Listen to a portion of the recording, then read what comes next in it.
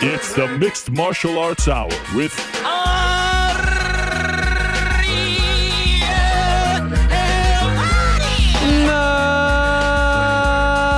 Mixed Martial Arts Hour is back in your life on this Monday, January 24th, 2022. Hello again, everyone. Hope you're doing well. Welcome back to the show. Hope you had a lovely weekend. Holy smokes, do we have a lot to discuss. We have a lot to discuss. A very eventful weekend, not only in the world of MMA, but for myself. Crazy weekend. Of course, we know about 270. You can put that off to the side for just a brief moment. 270 is going to give us a lot to discuss today. I can't wait to get into it. I am chomping at the bit, as they say. I am really, really excited, especially, you know, when it pertains to the top two fights, the main event, the co-main event. Friday, we're putting dishes away. My wife puts a plate in the dishwasher, and I guess she just sort of like hit it the wrong way, and I guess there was a crack. Plate cracks, slices her hand, and now it's like a movie. It's like sprinkler blood coming out of her hand, like to the ceiling. Sprinkler, like in the movies. This actually happens. Have to go to the hospital, stay there for 3 hours, stitch her up, has a whole thing on her hand. So that was quite eventful on Friday. And this was like late night, 11 p.m. So yeah, that was something. And of course, you know about 270, that was something. And of course, today I come on the program with a broken heart. I know you don't want to hear me go on and on about my beloved Buffalo Bills, but it was a tough Sunday night. So close. Those 13 seconds, I can't stop thinking about them. Yes, I know it's an MMA show, and I'm actually very thankful, believe it or not, that I get to do this show, 12 hours later, because it's going to allow me to think about something else and just not replay those 13 seconds over and over and over and over again and scroll through Twitter. So I'm very thankful to be here. I'm not dreading it. I'm actually looking forward to it because we got a lot to discuss. I will say, though, to all the Bills fans out there, our time is coming. As long as number 17 is our guy, our time is coming, and we will look back on this moment, I have no doubt, as one of those Chicago Bulls, Detroit Pistons moments when we had to, suffer a little bit to get to what we ultimately want. One day we will have our one. That's all I want. I want my one. That's it. One. I'm not asking for much. I just want my one. So thank you to this show for giving me that escape. I am eternally grateful as I attempt to heal my broken heart. As always, we are presented by our good friends over at DraftKings Sportsbook, the official sports betting partner of not only the UFC, not only the NFL, but also the MMA Hour. Download the DraftKings Sportsbook app today and use code the MMA Hour for a special offer when you sign up. Again, that's code the MMA Hour only at DraftKings. Please support them because they support us. Okay. My word. Later in the show, we'll check in with NewYorkRic. We'll check in with GC. That's to come. Big bets, of course. A lot of stories to discuss. 3 o'clock, my friends. The reigning, the defending UFC heavyweight champion, Le Prédateur, Francis Ngannou will join us. 3 o'clock, 3 Eastern. Spread the word. Francis Ngannou is going to join us. A lot more on him in a second. 2:30, we're going to be joined by Tom Aspinall. It was officially announced today, actually, and reported last week that Tom Aspinall is going to be the one to headline the UFC's highly anticipated return to London. Everyone has been wondering, asking me, speculating, debating, all that stuff. Who is going to be the one and what is going to be the fight to headline the UFC's much anticipated return to the UK? And it's going to be Tom Aspinall against Alexander Volkov. So we'll talk to Tom, the undefeated UFC heavyweight, 2 losses on his career, on his record, but only in the UFC he's undefeated. He has looked fantastic. He is a big-time star and a fighter who I suspect could be this year's Ciryl Gane. Someone who's not in the title picture to start the year, but could end the year in the title picture. We'll see. Of course, much more in the heavyweight division to come as well. That's at 2:30. 2 o'clock, my old UFC Tonight friend, Kenny Florian, is going to stop by. One of the brightest minds in the sport. Been a while since I spoke to him. And in fact, last week, he popped up in the mentions when I brought up the fact that half of Francis Ngannou's purse is going to go or be converted into Bitcoin. Again, I know nothing about this stuff. And he suggested, hey, we need to talk because I admitted that I know nothing about this stuff. And so I said, you know what? It might be nice to have old Ken Flo on the program. I haven't talked to him in a while. He's doing big things. He's with BattleBots. He's with the PFL. He's got the Anna and Florian podcast. Let's have him on.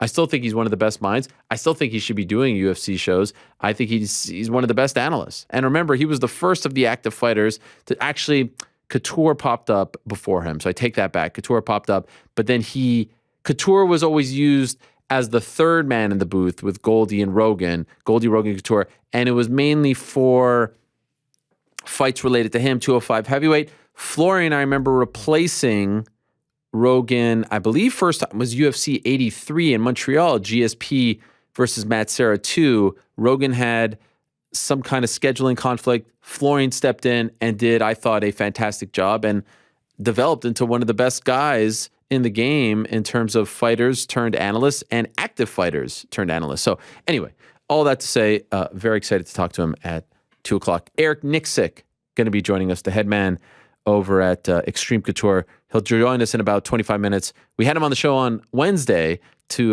preview the Francis Ngannou versus Ciryl Gane fight, and now we'll have him on to talk about what happened on Saturday. And so let's talk a bit about what happened on Saturday night. Look, it was a great pay-per-view. It was an entertaining pay-per-view. I'm really curious to see what the buy rate is. Of course, they were going up against the Green Bay Packers, San Francisco 49ers game, which was a tremendous game, but ended right about when the main card was going to start. So if you had a scenario where you had people over or something like that, if you're doing that sort of thing, I could see you buying the pay-per-view, and there weren't a lot of big names, but I'm curious if it got overshadowed and whatnot.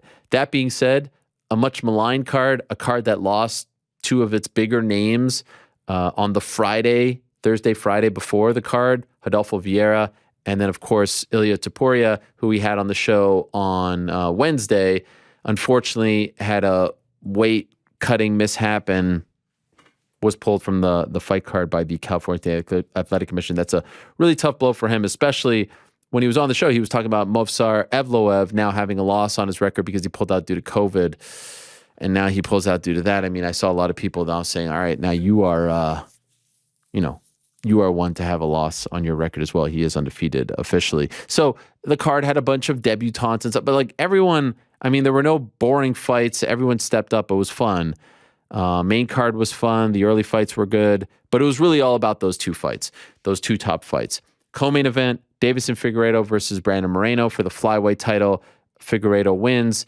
He regains the title, and then main event. And I'll talk about Figgy and Moreno in a second. But let's just talk about this main event here for a second, my friends, because, I mean, as we talked about ad nauseum going into the card and the weekend, this was not only a tremendous matchup, this was not only the kind of fight that every promoter wants because it's involving two dynamic personalities, two incredibly talented fighters for the heavyweight championship of the world, the ultimate prize in combat sports, right? It's the most decorated division. Everyone loves talking about the heavyweights. Francis is the knockout king. Ciryl is the up-and-coming stud. But it also had all those other storylines, right? It had the former teammates. It had former coach and pupil. It had the contract stuff.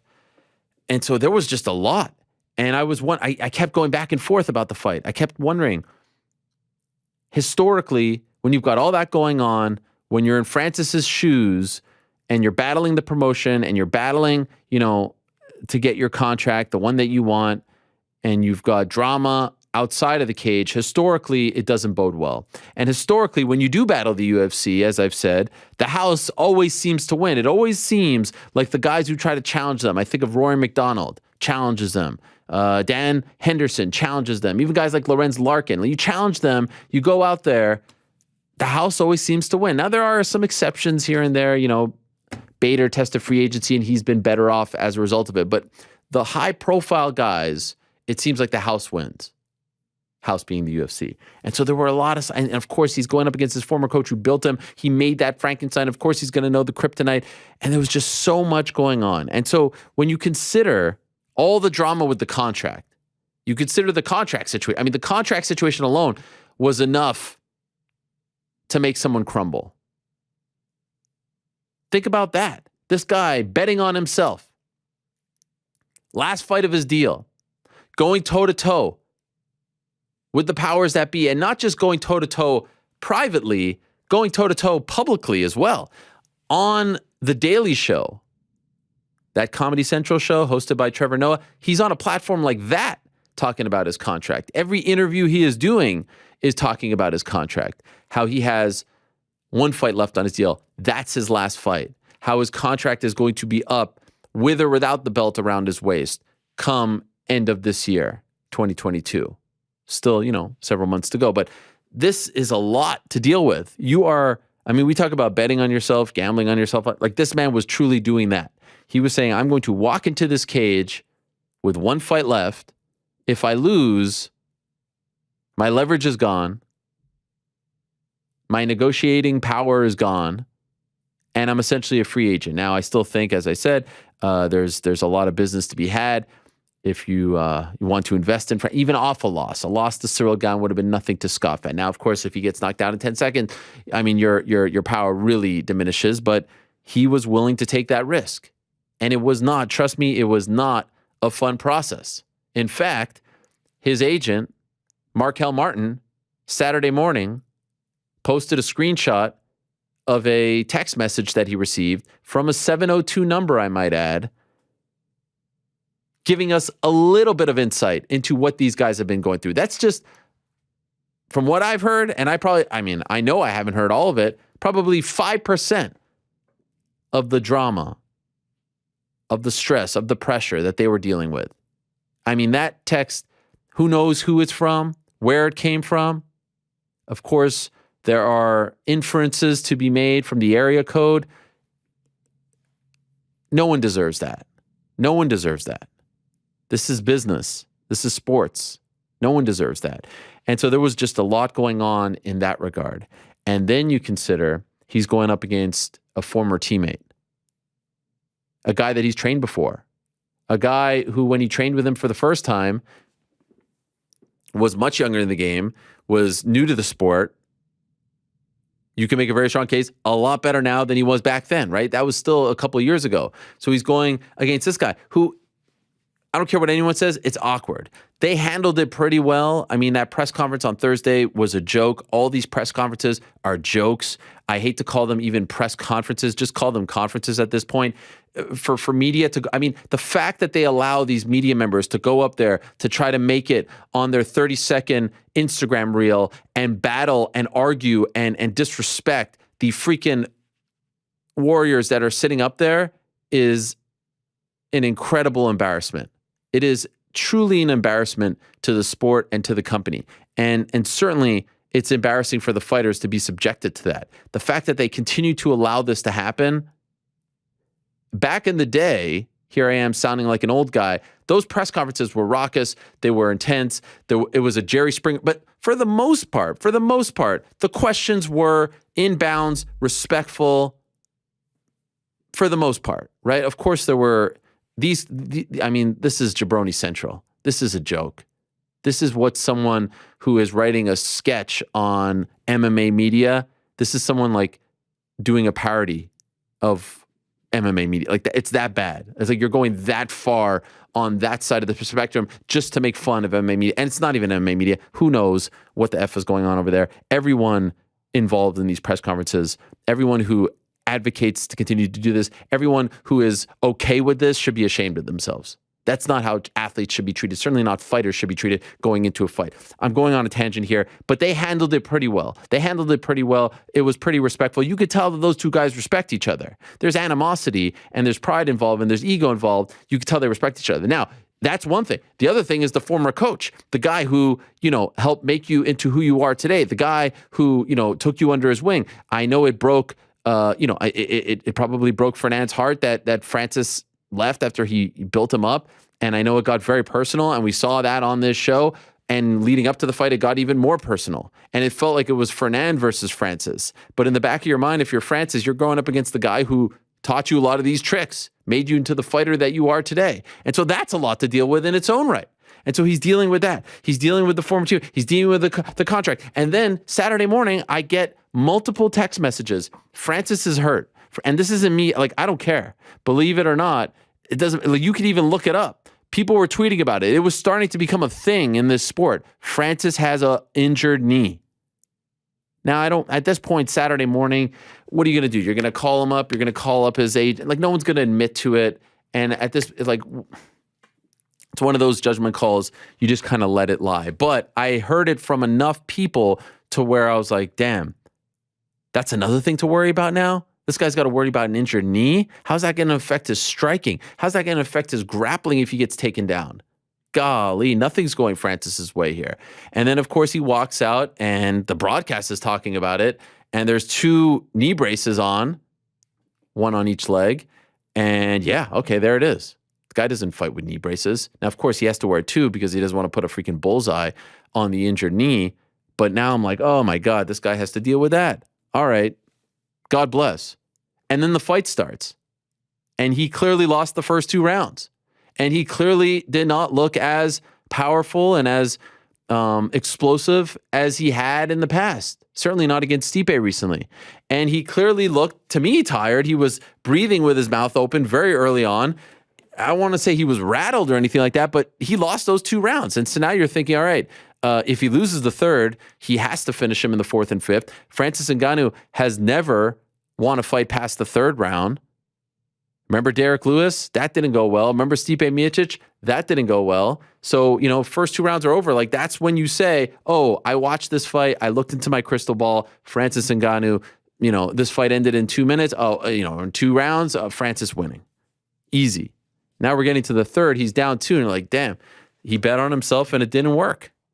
That's what I'm thinking.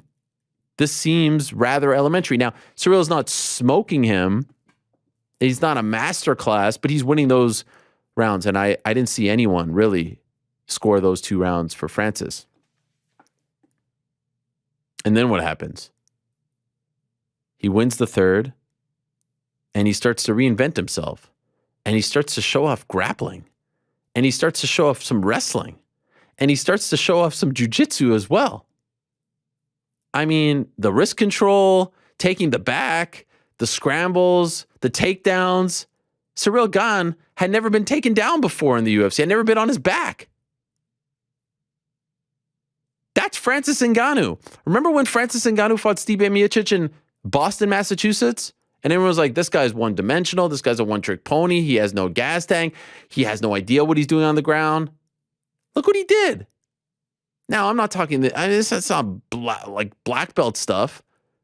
But he freaking won this fight with his wrestling, with his grappling. Francis Ngannou, Le Prédateur, won that fight with his wrestling. And so he wins the 3rd, he wins the 4th, and it's going down to the 5th round. It's 2-2 now. He's gone, all the way back. He looks exhausted. His knee is probably killing him. His coach, Eric Nicksick, is giving him, one of those classic, buddy, I love you. I believe in you. 5 more minutes and everything is right. We win it all back. All the drama, all the pressure, all all the crap that these guys had to deal with dating back to the moment he won that fight in March. And they tried to pressure him to sign a new contract. And then the interim title debacle. And then thinking he was going to fight in September. And then having to wait till January, 10 months later to fight again. All that crap gets erased in 5 minutes. It was just chills going down my spine watching that. And what does he do? He pulls it out. He wins fair and square. And now Francis Ngannou is still the champion. And now, buckle up. We're about to get an incredible 11-month stretch. And it may not last that long. Who knows what's going to happen? Now, the one big X factor is the knee, right? If he needs surgery, and we're obviously going to ask him that question, now, okay, what happens? They may institute another interim belt. And that takes a little bit of his leverage away. Of course, I'm not naive. I saw people saying, like, what do you think? You think Francis is going to change? You think, he's going to change the system? You think he's going to get the fighters to unionize them? Like, no, I'm not dumb enough to think that they can't literally decide. There is nothing stopping the UFC right now from saying, hey, Francis, we want you to turn around in March. Oh, I can't fight in March. Okay, we're going to strip you. There's nothing from there's no checks and balances here. It's the Wild West. Remember, they booked an interim title fight less than 3 months after his win over Stipe Miocic. Less than 3 months. There's nothing stopping them from saying, we want you to fight in May in Brazil. Can you do that for us? No. Okay, we're going to put an interim title. Or better yet, how about we just strip you? So don't think for a second that just because he won that fight, all of a sudden, like, he could just waltz into that office in Las Vegas and say, give me everything. Give me a $10 million contract. That's not how this works. But he is the champion right now, and there are a lot of people who are waiting to see how this plays out, who want to see if they'll make it right. Francis Ngannou, I don't care if he made, officially it says 600, I don't care if it's, he is not getting what he deserves. When you look at what some of the boxing heavyweight contenders, let alone the champions, are making, he is not getting what he deserves. And he should be getting it all because he is a promoter's dream. He is straight out of a Marvel comic. Everything, the story, the backstory, the way he looks, the way he fights, the way he conducts himself. Think about that guy winning that fight after everything that happened, and Dana White doesn't put the belt around his waist. Forget about not showing up to the press conference, because we have seen that in the past. He doesn't show up to all of them. Can't even put the belt around his waist? Really? And we've seen this before, by the way. Remember Tyron Woodley in Dallas? Same situation played out. This one different, though, because of the contract situation. Didn't put the belt around his waist. Didn't show up to the press conference. Now, you want to give the benefit of the doubt. Maybe something happened. But, I mean, what are the chances? Sitting there the whole time. Leaves before. Not in sight. Mick Maynard has to do it. I am reminded of the late, great Dennis Green when I see situations like this. I mentioned it before when talking about these people. I mention it again. They are who we thought they were. They are who we thought they were. I mean, someone shows you who they are enough times, you shouldn't be surprised about situations like this.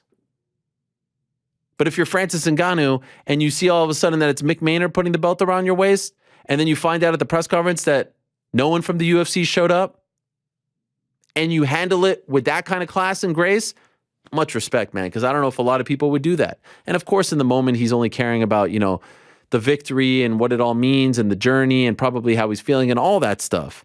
But golly, this guy, when you consider everything that he had to overcome on Saturday, every single crap sandwich that this guy had to eat leading up to this fight, and the way he handled it all and coming out on top, it's one of the most impressive performances that I've ever seen in the UFC. And then you start seeing people be like, "Oh, but the grappling wasn't that impressive." Shut the F up. Think about all that went into that. That wasn't Sunday morning at Gracie Barra. That wasn't Thursday night at freaking AKA. That was the eyes of the world watching this man. Many people hoping that he fails. The promotion certainly hoping. And they could say whatever they want, but it's a lot less headaches if he ain't the champion. That's the truth. Witness the fact, what happened afterwards, and he went in there and he won. Now, I hope for their sake, they figured this out. The best place for Francis Ngannou is to be fighting in the UFC. The best place for him to make the most amount of money possible, even if it probably isn't what he deserves, is in the UFC. No one thinks otherwise. No one wants him to leave the UFC. I'm not advocating for him to leave the UFC. The best fights for him are in the UFC. The best platform for him is in the UFC. The biggest spotlight on him is in the UFC. It's all that. But you want the guy to get what he deserves and what he has earned, most importantly. And so we have never seen a situation like this before. We have seen champions, butt heads. We have seen people in the early days. My guy, Guilherme Cruz, wrote a great story on Murilo Bustamante, but never in this stage of the sport's history with these kinds of eyeballs, with ESPN involved and these kinds of pay-per-view numbers and these kinds of gates. We've never seen this. We've never seen this. So this is going to be fascinating. I can't wait to see how it all plays out. And you hope he doesn't need the surgery. And if he does, he's not out for too long. And because that clock is going to start ticking. Remember, end of the year, with or without the belt, he can walk away. And now we're talking about a real freaking dicey moment.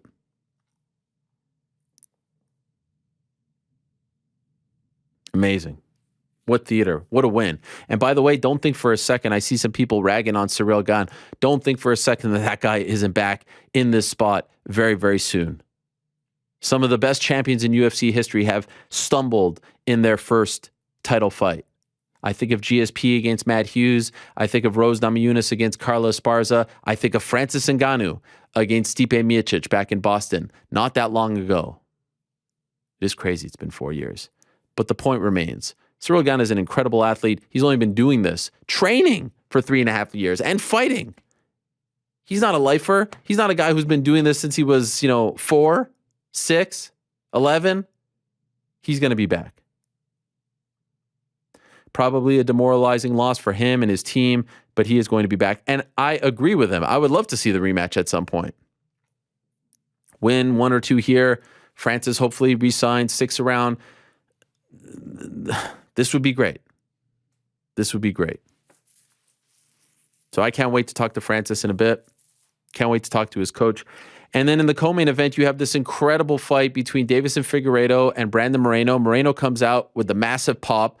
All you idiots out there who love to say that the flyweight should go away, just listen to that. It's not about 125 or 170 or 185 or 205. It's about personalities and stars and rivalries and fighters that you care about, that you are emotionally invested in. And people, certainly in that part of the country, are emotionally invested in Brandon Moreno. Listen to that pop. That is equal to any other champion in the UFC right now that they are getting. I mean, pick a fighter, pick the best location for them. They're getting a pop like that.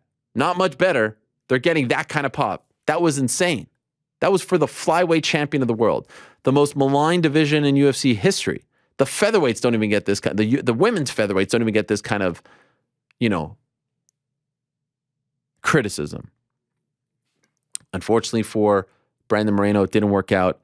Great game plan by Team Cringe, Captain Eric, Henry Cejudo, my guys, Valid Ismail.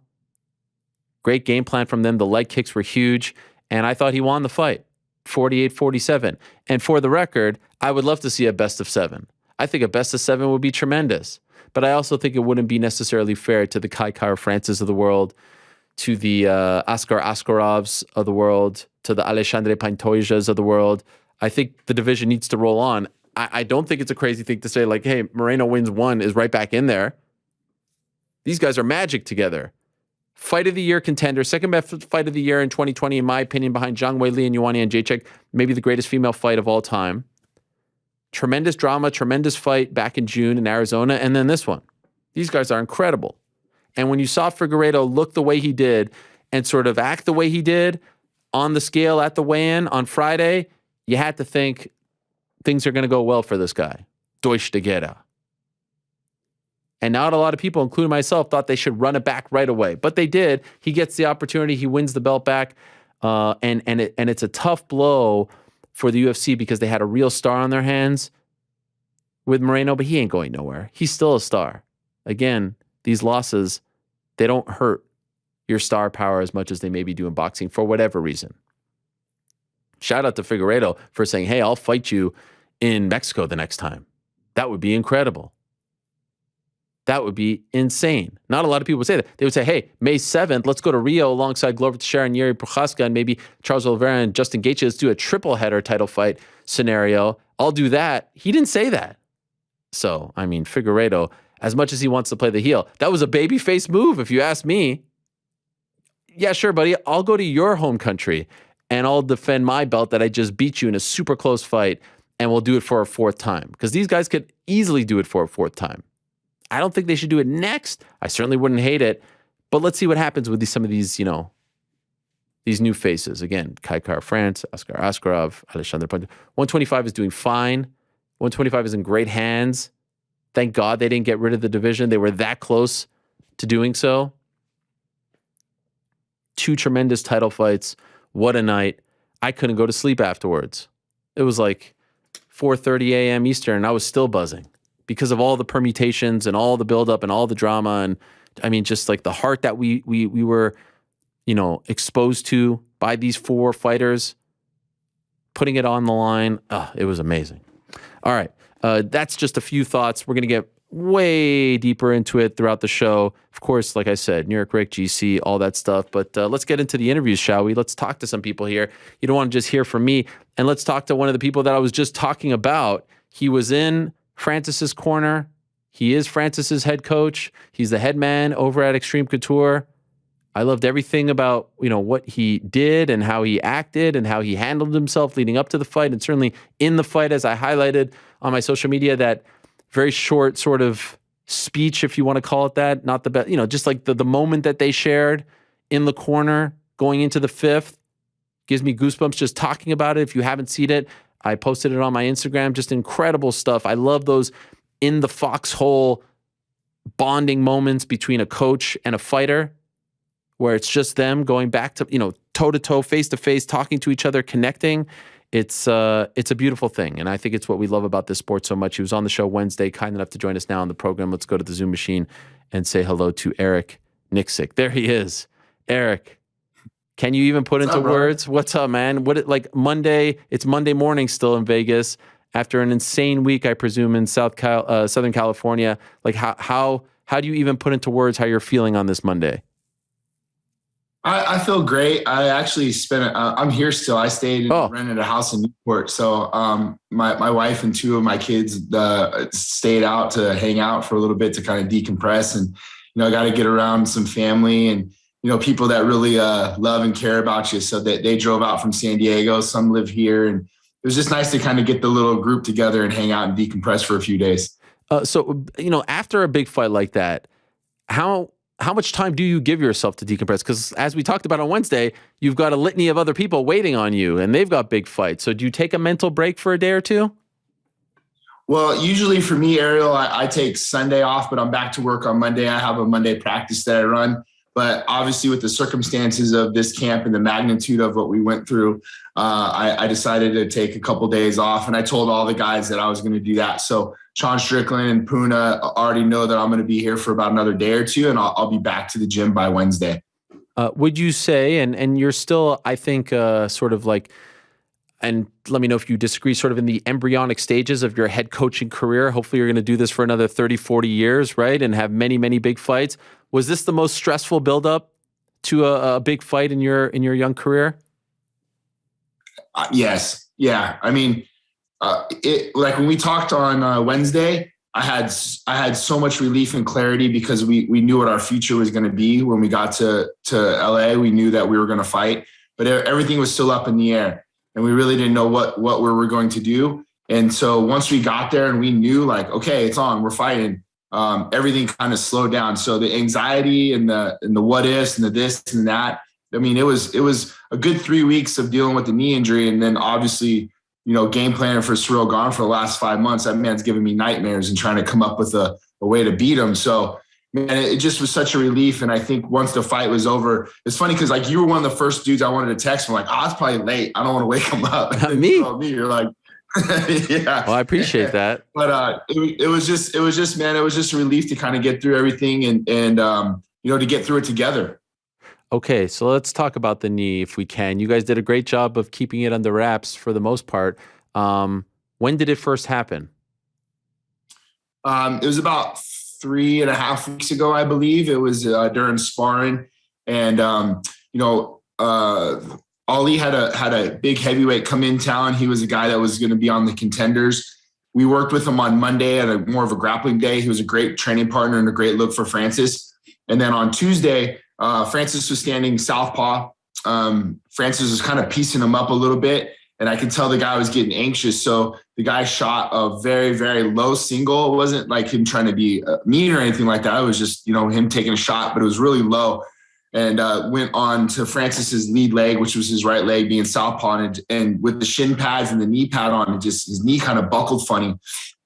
And he cringed and grabbed it, and then got up and kind of moved it around a little bit, and then actually finished up the rounds. And then we went to the PI and got looked at the next day. He had an MRI, and it was a full MCL tear. And then he had damage to the ACL as well. So once we heard that, in my mind, I was like, well, I don't know how you're going to be able to move around. So we just kind of took it one day at a time. He ended up getting some treatment done on the knee. And really it was just a one day at a time process for us, kind of waiting for our fate and figuring out how the hell we're going to do things. But all during that time, Ariel, he never really lost sight of what he wanted to do, and that was the fight. How close was he to pulling out? I don't really think he was very close. And I, myself, Dewey, Markel, we all suggested that he should. Wow. That we didn't think it was the right move to take this fight. But, we had that like come to Jesus moment Friday before he left. And I was emotional, man. Like, I wanted him to understand, like, dude, this isn't about us. This isn't about a paycheck. This isn't about anything other than the safety for your health and the rest of your career. And as your coach, I have to vocalize that. I can't just sit here and not say something. But if you tell me, because you know your body, if you tell me that you can fight and you can make this happen, then I'm not going to mention this shit again. And we're going full steam ahead. And you're going to have my support no matter what. But if something goes wrong, I wouldn't feel right about myself for not saying how I felt. It just wouldn't have been, I wouldn't have been able to sleep at night, Ariel, if I didn't. So we had that kind of moment. I know, I wouldn't say he was mad by any means. I can just tell it was just kind of a downing moment where it was right before we were supposed to start training. And we get done and he was like, well, training kind of sucks now. He was just like, I don't really want to be here. But we actually got through the training. I had asked him because he had been wearing like this NFL style, like an offensive lineman knee brace. And I was like, bro, you can't wear that. And I know why we wore it. We needed to keep the stability and get the workouts in and stuff. But I was like, listen, I want to see you move around without that knee brace on, because I think that thing's giving you a false sense of security. So let's do this practice without the knee brace. Let's see how you move around. You're on the canvas at the PI. I know it's a little slippery, but let's try to get some movement in. And bro, I swear he looked great. He looked great. So it was just it was a little bit more and more to be promising, and the outlook was starting to look a little bit better. But we agreed that when we got to LA, we would go to the doctor the moment we landed. We didn't even get on the UFC on the shuttle or the car service. We got our own ride and we went to the doctor, and he came out of the office and I could just tell when he walked out, I was like, oh, we're fighting. So it was that. And I never brought it up again. I never asked how it was doing. I didn't, look at it. I didn't make it any other way. I didn't want to put it on his mind. I just wanted to focus on the fight. That is wild to land. You guys landed on Tuesday? Yep. So up until that point, like, you're taking off, you're landing, and you're still kind of holding out hope that you guys are okay. What happens if that doctor comes out and is like, hey, I don't think you guys should fight? I think he actually did say that. Oh, really? I think so, because he went into the doctors alone. And afterwards I said, what did he say? And he's like, well, and so I said, all right, bro, I know we're here and I know why we're here. And I believe in your heart and I believe in your story. And this is going to make for a better story, to be honest with you. And I feel like we can pull this out. So let's go. Let's do it. Did you have to dramatically change the game plan as a result of the knee injury? Not necessarily the game plan, Ariel, as much, but it was more of the training. So, we are a grappling heavy gym by pedigree alone. And and with that grappling also, it improves your cardio. You have insane amount of cardio for the practices that we run. And that changed a lot. So that did worry me, because he was, looking unbelievable in the room at what he was doing. And really it was his recovery that was impressive to me. So, credit to the guys with the PI and then the training that he was getting over at Extreme Couture. But then when you change that about 3.5 weeks out, he couldn't really jump rope. He couldn't do a lot of things that we were doing to get the cardio. That was a little bit worrisome. But, I know that we worked so hard on the skill set that you got to see on Saturday. So I was hoping just kind of the autopilot thing would kick in. And it was always part of the game plan. But when it presented itself, then I wanted to stick to it. When we got the first takedown, I was like, I walked in the cage. I think it was right after the third round. And I could see Ciryl walking back and peeling himself off the canvas and walking back to the corner. And I was looking at his body language. And Francis is walking back to the corner. And I was literally standing in the middle of the octagon. And I yelled at Francis and pointed at Gane. And I go, look at this motherfucker. He's broke. Look at him. And I wanted to say it loud enough that Ciryl heard me And I wanted to say it loud enough to Francis hear me. And Francis looks back and I see this grin on his face. And I sit him down on the stool and I go, hey, we got ourselves something here, don't we? He goes, we sure do. And I go, let's get right back to it then. Wow, that is amazing, man. By the way, UFC tried to reschedule the fight. I mean, they knew about it, right? You're at the PI. Did they weigh in or no? Or did they not know about it?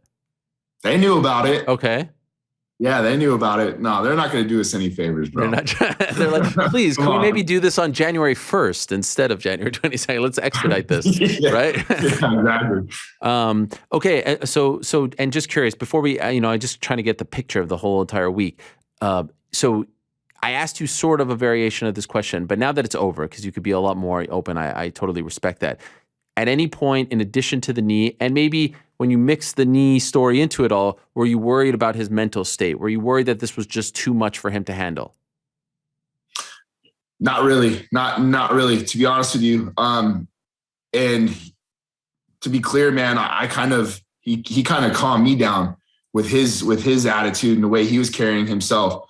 And I talked to Jay Heron about it. And Jay Heron elaborated on some stories that, him and throughout his career. And then I talked to Randy, and Randy told me some of the stories that he went through while he was having his title run and some of the adversities that hit him.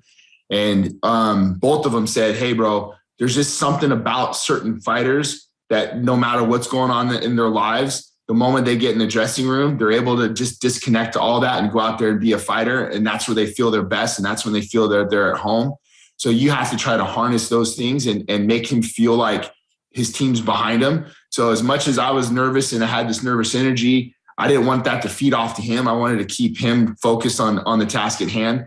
So, I mean, from what I saw out of him, he was just ice water the whole time. Were you aware that come Saturday, people were talking about this on Twitter and that it was starting to become a thing? I knew, being a Vegas boy, I knew when I started to see the line move. Interesting. Because, yeah, I knew. I got to tell you, like, a ton of people hit me up, several people saying this is the word around town of Vegas. Now, at that point, I'm not bothering. I didn't look at it as like, if it is, it is. God bless. But it feels like there was someone kind of ratting him out, or I don't know how someone finds out about this. Yeah, I mean, I think it's going to happen inherently, especially when, to me, the UFC PI is kind of flawed by design. I mean, they're a great facility, don't get me wrong, but, it's a very, the training room itself is glass, so you can be working out, but you can also see Francis getting his knee taped or getting treatment done, any athlete that's in there. So if there's 7 or 8 athletes that happen to be in there and they're seeing this man get taped up or getting treatment done or something worked on his knee, it's bound to happen. It's just flawed by design. It's not them trying to be mean or anything like that, but there's enough eyes in there and enough people in there that eventually some stuff like that's going to happen. So we were aware of that, and he's walking around with a knee brace on, and so sees it. They're going to tell 3 people, and we had enough time in between where I think it was about 3 weeks where I figured it was going to get out enough. But I told my wife that I was like, I'm going to keep an eye on this betting line. Because once you see this line move, you're going to know it's out. Yeah, that is a Vegas mind. And so, okay, so we're starting to get to the fight, and I would imagine, do you have to tell the commission this, because you guys have to get the knee pads cleared, right?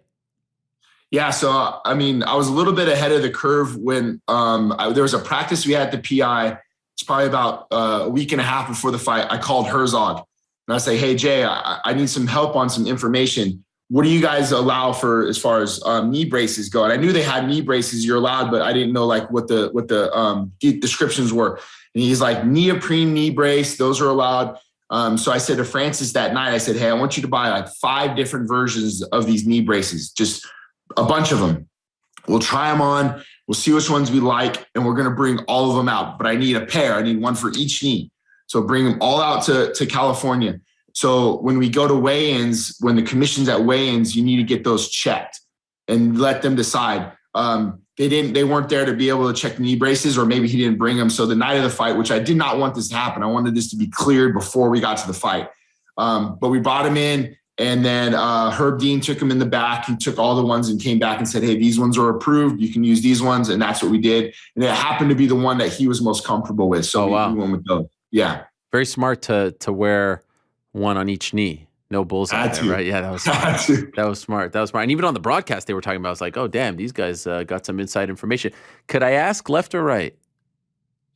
I was right. It was right. Okay. I was trying to see if one was like more swollen or something like that, but impossible. I was surprised they were talking about it so openly on the broadcast because the rest of the world had no idea what was going on. But if you had been following the story that day, you kind of were prepared for it. So what are you thinking in the first and second round? What's going through your mind? I kind of had an idea. So I'll always go and break ourselves down first. And before I start a game plan, I'll try to sit in the opposite corner and try to figure out what they're going to do to beat us. And that was pretty much what I had expected from them, was to sag heavy on Francis's arms, to make him pummel, to try to get lactic acid build up into his arms, to try to take some of the punching power away, and try to wear on his cardio. But the way we run our practices, we implement pummeling and cardio all throughout the grappling classes. So when you grapple, we have to get up, you have to pummel, you have to shadow box, you have to do all these things. So we were trying to stay ahead of the curve already just by our standard of what we do in our practices. So when I saw that, I was like, okay. And when we sat down on the stool, I was like, hey, we already knew what was coming. So let's make the adjustments to what we've seen. And then a lot of our game plan was obviously cage control. I wanted him to kind of aim for the center mass because Ciryl does such a good job of slipping punches and keeping his head offline, but that means his chest will always still kind of be in the same place. So if you can find his chest, we can always come back with the reload off the same side, or to come back with the left hook, depending on which way he slips his head. So Ciryl did such a great job in never really staying in one place. So we couldn't really find him where we wanted him. And that led us to kind of mixing a little bit of the game plan up as we went. But I didn't like the way, I think round one, I thought was very close. In my head, I would have gave it to Ciryl because that's kind of the way I would corner. Round two was definitely Ciryl. And then round three was where we wanted, my dad would always say in football, get the band playing. We need something to get everybody excited again. And that was the moment when he threw the kick and we caught it. And then that changed the whole trajectory of the fight, in my opinion. Yeah. Oh my God. It was incredible because I felt he was down 2-0 and everything's on the line here at this point. And then slowly but surely we started to see wrestler, grappler Francis Ngannou that we've never really seen before. This is incredible. How long have you been holding on to this? I mean, seeing Francis even do like little things like wrist control and stuff like that, I was like, wow, this is great. I mean, going back to this first Stipe fight, the improvement there. How long have you been working, with him on this stuff? It's been for ages. We've been doing this in the gym since he's been coming to Extreme Couture. Obviously during the pandemic, I had Randy in there quite a bit. So, we were picking Randy Couture's brain on a lot of the wrist control stuff, the Greco stuff. Obviously Dennis Davis and Nate Pettit run a great wrestling practice. And then my Monday practice is just hell. I put guys in the worst positions possible. We'll start half guard backside wrist ride with ground and pound going. So guys are starting into these shit spots and having to work their way out of them, or you're in a dominant position, you have to maintain it. So he's been going at this for a long, long time. I think he's always had a kind of I wouldn't say a great jiu-jitsu game, but, for a big guy and what he's able to do when he gets a hold of things, he's actually very, very good at stalling the positions out and keeping guys kind of underneath them, which makes you get kind of almost suffocating. And then that's when other things start to present themselves. So he's been working on these things for a long, long time. But fortunately for us, Ciryl, he hasn't really had to show it. He's been just going and knocking dudes out. So, we were able to grow this ground game, I think, for the last few years. Were you ever worried about his cardio? I did notice early on he was breathing heavily out of his mouth. Were you worried about that? No, I think that I wouldn't say no, I wasn't worried about it, but I knew that if we can get him in, we'll always say schedule your breaks. When are you scheduling your breaks? So you have a big moment or you have something where then you have to take a second or two. I want you to make sure you're controlling your breathing. Or we'll talk about positional training where if you get them on the ground or you have them on the cage, those are your places of rest where you can breathe in those places, but you can remain active. Like Usman will do those foot stomps or he'll do shoulder pumps when he has an underhook or head position against the cage. So those are our areas where we say hey, when you get to this spot, I want you to take a second, take a deep breath. The onus is on the person that's underneath you to move. And I want you to settle your weight and just breathe. So those are kind of the things that we set up in the game plan where your pit stops and schedule your breaks to breathe. I knew he was fine in those positions. What were you thinking when it appeared as though Ciryl was going for that heel hook? I was giggling. I was like, man. So when we started camp or writing out the game plan or writing out some things, he says to me, hey, Bubba, they're going to go for heel hooks on me. And I said, why? Why do you say that? And he goes, because the jiu-jitsu coach or one of the coaches over there used to always make comments about my feet, how big my feet were, that those are perfect for heel hooks and leg locks. Wow. So he goes, I guarantee you they're going to go for my legs. And this is pre-injury. This is us laying out the game plan for camp.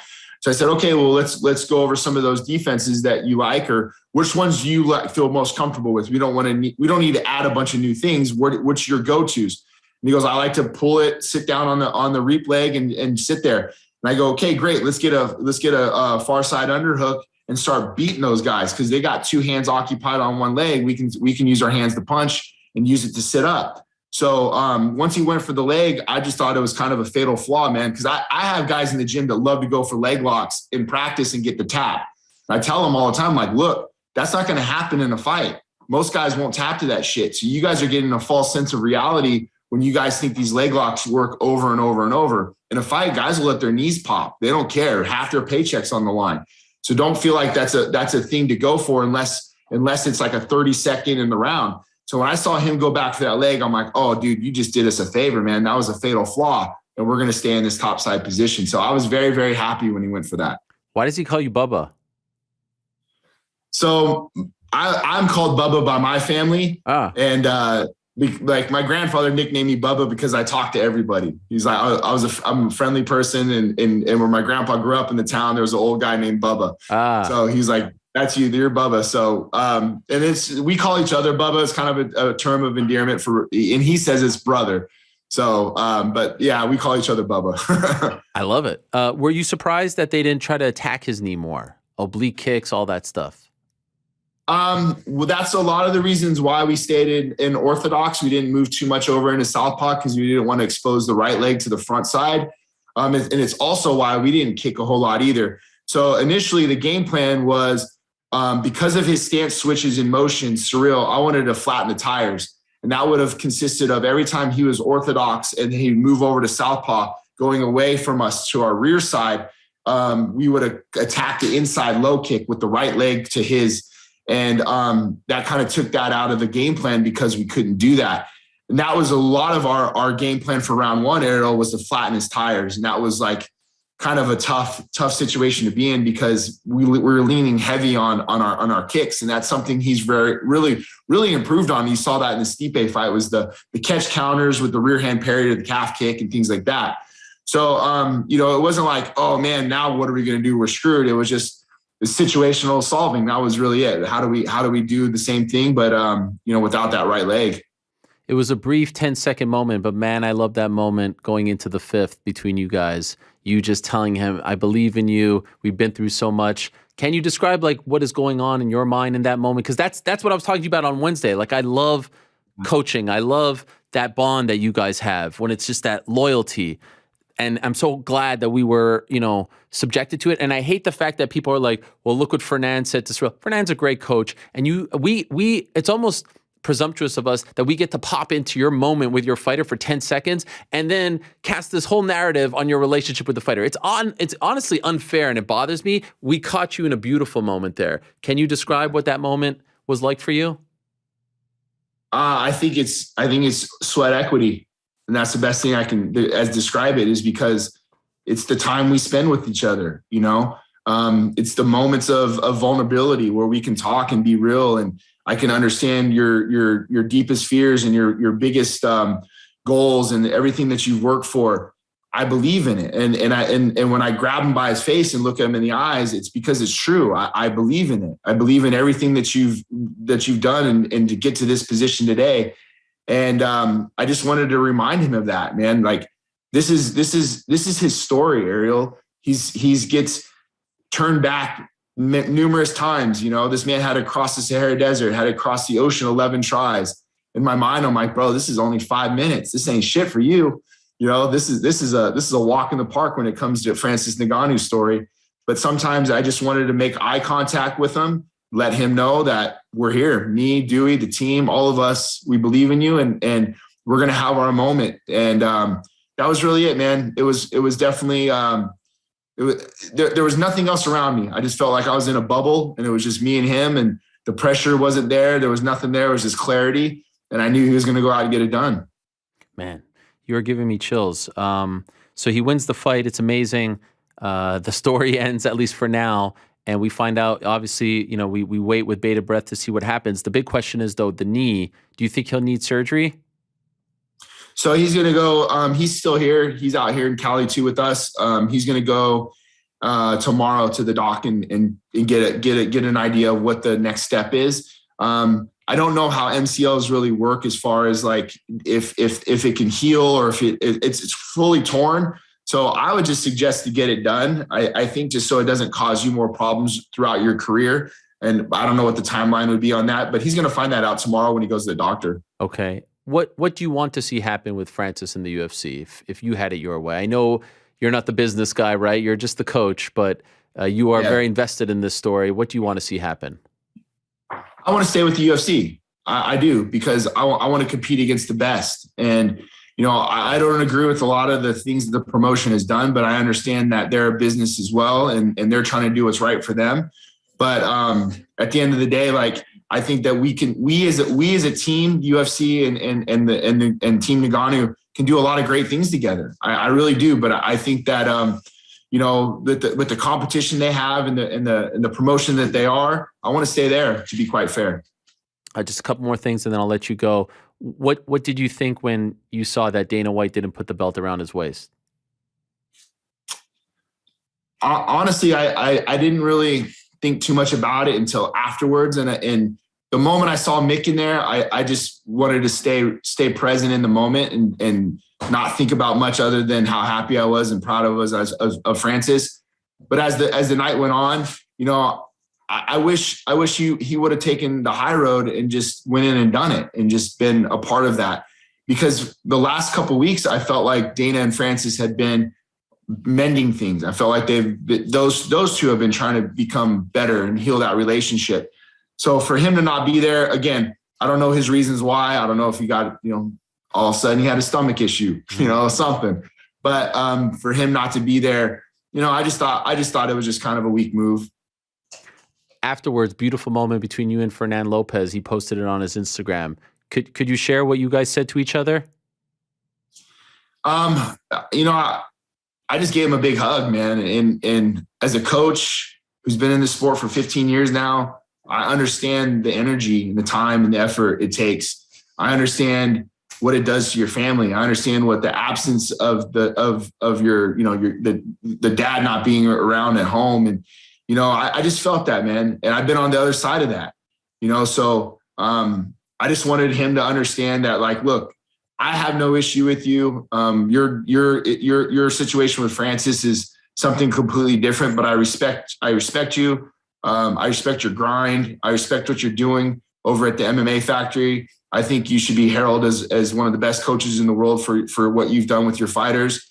I wish him safe travels home, and just gave him a big hug. And I wanted him to know that, like, I care, I guess. I do care. I care about your time, and I care about your energy that you spent on this fight. And I also just know that I've been in that position before, so I definitely empathize with him.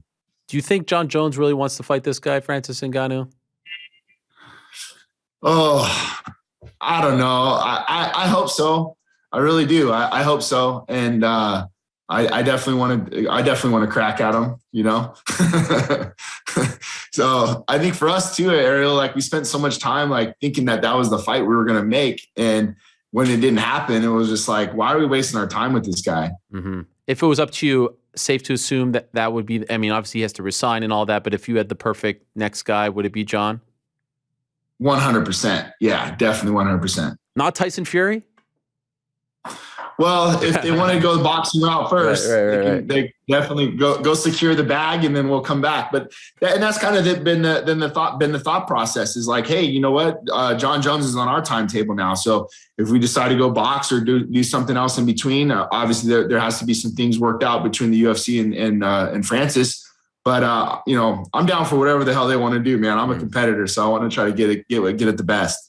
Well, like I said, you really represented yourself really well. I mean, unbelievably well. Even, you guys doing that, the media day on Wednesday, which I know is rare, and that whole drama with him and Fernand. And the two moments that really stood out to me, number one, the moment between you and Francis going into the fifth, and shout out to Dewey and the rest of the team as well, who all did a great job. And also the hug that you gave Fernand, like you can't fake that. And that was real. And you can tell how much you cared, I think says a lot about you. So congrats, Eric. Congrats to you and the entire team. A beautiful fight, a beautiful moment. What a story, coming back down, 0-2, and to deal with everything that he dealt with and to win like that. I'm actually in awe of the man right now. It's one of the gutsiest performances that I've ever seen watching this sport. So I hope you get to enjoy it for a little bit. And I believe you're right back at it with Sean Strickland in a couple of weeks. So good luck with that fight and everything else going on.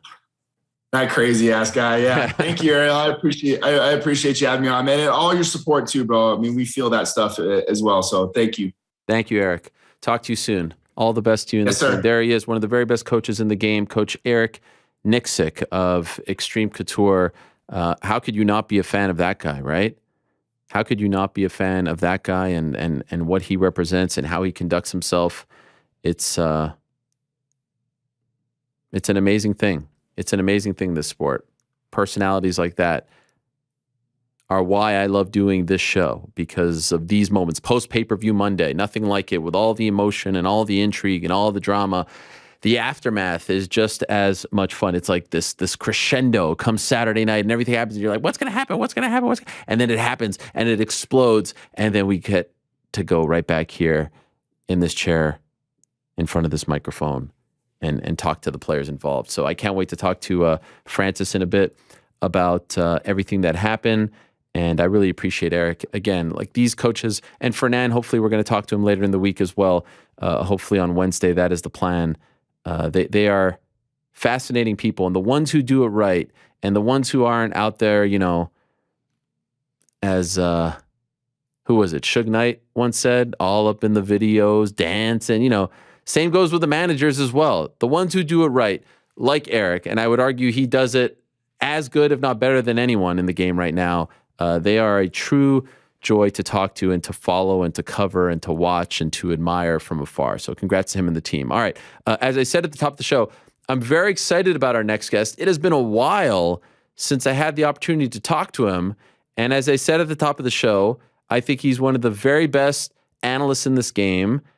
I don't know why, but I think it's a travesty he's not a part of the UFC roster, but their loss is the PFL's gain because he's in their broadcast booth, and I'm hoping that we get to see him in this upcoming season, which is starting later this year. He's one half of the Anik and Florian podcast. He's the analyst for BattleBots as well. Like I said, a brilliant mind when it comes to MMA, and my former UFC Tonight teammate in a different lifetime. 10 years ago, that show launched. He is, of course, the one and only Ken Flo on the program. Kenny Florian, where have you been? There he is. Kenny, long time. What's up, dude? It's been way too long. How you been? You just talking to me like that is like putting me back in a different time, like 2012. You sitting next to. I should be asking you for some kind of report. I know, right. Let's go inside the octagon with Ariel. Oh my God, where's Todd Harris when you need him? Gosh, Kenny, that is crazy. Everything good? Long time. I don't even know the last time I spoke to you. I can't even remember. I know it's been a while, dude. Everything is great, thankfully. Everything is awesome. And it's great to hear your voice. Good to see you. And yeah, I guess what? It's probably been, I don't know, 4 or 5 years since we last talked on your show. So yeah, man. Well, I'm so happy that you're back, and I'm happy that everything is going well. Could I ask, by the way, and I'm going to get into why you're here, because you sent me a tweet last week, and I was like, you know what? I, A, would like to take you up on that, but B, I'd love to have you back on the show. Why don't we see you on those UFC broadcasts, Kenny? This is a travesty. I was going to get right into it. What is going on here? You're one of the very best. I don't get it. Thank you. Thank you, man. I appreciate that. I guess my understanding, I don't know, this is what's been told to me from people, I guess inside the company, but I guess I said no to being a coach on one of the Ultimate. I was asked to be a coach. I think it was Ultimate Fighter Latin America, one of the early ones from back in the day. I never knew that. And yeah, and I wasn't able to do it. I mean, it was like travel and all that stuff. And I was doing UFC Tonight. I was doing, commentary work and, just had a lot of stuff going on at home. So I just wasn't able to really do it. And it just kind of didn't make sense. And apparently because I said no, I started kind of slowly being removed from stuff. That's my understanding. That's what's been told to me. Not directly, but people within the company, I guess, who are close to the source. So I guess that's how it went down. So I stopped doing that. And I guess last year started doing stuff for the PFL, which has been awesome. Been great to call fights again and be in that energy and right up close to the cage again. So that's been a lot of fun. But of course, I watch everything. I watch all the fights. I'm excited to see, all the big fights that they have and all the different organizations. And I try to stay as close to the action as possible. And still doing my thing with John Anik, of course, on the Anik and Florian podcast. And yeah. Do you regret that decision? Like, do you wish you could do it over? I think if someone called me directly and was like, "Hey, please, can you just do this?" and I probably would have done it. I've always done my best to, keep the people who are employing me as happy as possible. I don't have any regrets. I try not to look back on things and say, I wish. Things happen for the best, and I'm pretty happy where I am right now. So things are good. Why did it take so long for another organization to sign you, or was that your call? I don't know. I guess I kind of was laying low for a little bit. Luckily, I was at the standpoint where I would have preferred to be working, but I guess I was at a point where I had my other business. I had a jiu-jitsu business in Los Angeles for a time, and was doing that and kind of just getting into other things. So luckily I wasn't in a spot where I had to work. I would have preferred to, but I kind of just waited and was seeing what was going to happen with the transition and everything. And when that seemed like that wasn't coming to fruition, I decided to, let's go into other things. And, the PFL contacted me, I guess in 2019. And we ended up, making it happen. Obviously, things were kind of delayed a little bit with COVID, right. But then we had a chance to make it happen last year. Safe to assume you'll be back this season with PFL? Yes, yeah, I will. Okay. I will. We get things started in February, middle of February. With the Challenger Series, which should be pretty cool, and then the regular season starts in April. So yeah, we're getting ready to get ramped up here. Okay, great. I want to ask you a few things, and you have your podcast with John Anik, which you guys have been doing now for, almost a decade as well. How long have you been doing that show together? Yeah, so, I guess 6 years now. Wow. Okay. 6, 7 years. Yeah. And I would presume that comes out today as well, too, right? It does. Yeah. Yeah. Okay. Obviously, a lot to talk about this weekend. I see. You're always very active on Fight Night, and I appreciate that about you because I think some people actually might be a little, jaded. Things kind of go sour. You maybe not. I don't know. Maybe there was a point where you were not watching the sport or taking a break from the sport. I wouldn't blame you, honestly. Was there a point where you took a break, or you're still? Not really. No, not really. I'm not. Maybe there was a time where I wasn't as vocal on social media about it. Yeah. But certainly was watching and paying attention. I am. I still try to practice martial arts as much as possible. I still try to learn as much as possible and enjoy watching, obviously, high-level fighting. So I try to watch as much as I can consume and learn as much as I can. So probably more for selfish reasons than anything else, but still watching. Yeah, never really stopped. The great thing about this sport is I think MMA, as much as I love it, of all the major sports out there, including combat sports, does probably the worst job of honoring its legends, its forefathers, of reminding people who was who in this sport, right? And I even see you on Twitter, like there's people, Joe Blow in his basement, questioning your thoughts on this guy. Like, and I'm wondering, does this guy even know who Kenny Florian is? Like, does he even remember who the F this guy was, right? That's got to drive you nuts. I saw you going back and forth with something like, yeah, dude, okay, you're probably right. Like, I think it was about the grappling in the heavyweight. Like, yeah. Does that not drive you insane? It's funny. Well, we live in insane times. Yes, that is true. So everything's backwards. But it's funny. I honestly I laugh a lot more about it than I probably did when I was younger. I think I would take it more seriously now. I think people don't know what they don't know, and I think it seems like the people that don't really know much are kind of the most vocal on social media and talking about this and criticizing this and that. So having seen that, I kind of just laugh about it now. There's a lot of them out there, man. It's hard. My friend has been the block button over the years. I just after a while, it's like, just enough. It's just like easier. Yeah. So I do want to pick your professional brain, if I can, for a second, about the heavyweight title fight, Francis Ngannou, Ciryl Gane. Yeah. You tweeted this. If we could put this tweet up here about this fight, which I wanted to get your take as to why. You said 2 dangerous heavyweights in the main event, but this grappling and decision-making on the ground is cringy. So what was cringy about it? So I would say this. So there was a lot of mistakes back and forth. I think the cringiest, if I could use that word, I guess, was Ciryl Gane going for that leg lock, which was really unwarranted. It's funny. And listen, I've certainly been there, right? Where it's like you do one stupid thing and you're like, man, that may have shifted the fight completely. And it came down to that 5th and final round, on 2 out of the 3 judges' scorecards anyway, where it was even. Gane was on top.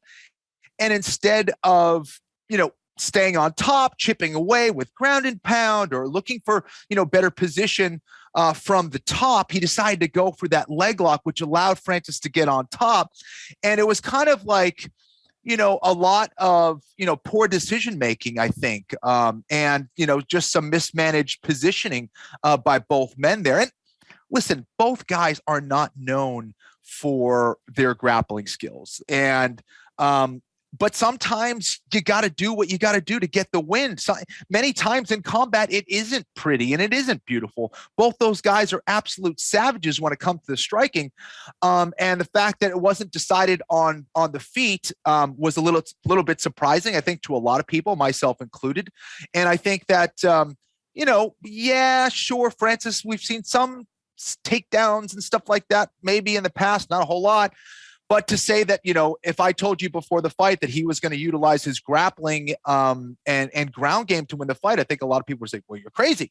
But I think it almost makes that impressive as well. So while I was a little critical of some of the techniques or maybe some of the execution, it's still impressive that Francis, who is known for his power and his striking, was able to get it done. And I think once he saw that he could expose the lack of grappling skills from Gane and get that top position, he just kept hammering that home, which is really what he should have done. So while I was critical of that, I'm still praising the fact that he brought a skill that we haven't really seen from him to win the fight. And that was really cool. And when you compound that with the pressure, the contract dispute, the badly injured knee, all that stuff, it's like, man, he's a savage. So props to Ngannou for getting it done. I know he's not a black belt or anything like that, far from it, but technically on the ground, was there anything that Francis did that you were actually like, all right, good job, big man? Yeah, obviously there was the takedowns that I was impressed with, but I think, the fact that he was staying composed down there and he was keeping his head in the right spot, keeping Gane as pinned as he could from that back position, almost got the back a couple times. I like that transition, how fast he was trying to get to the back, wasn't able to complete it. But, physically, that's never been a problem. He still moves extremely well. He's like a cat out there. But he'll get better, and he's working on it. That was clear.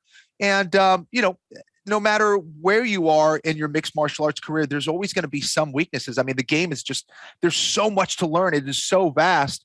But I think once, those weaknesses are filled in over time, Francis is just going to be that much better.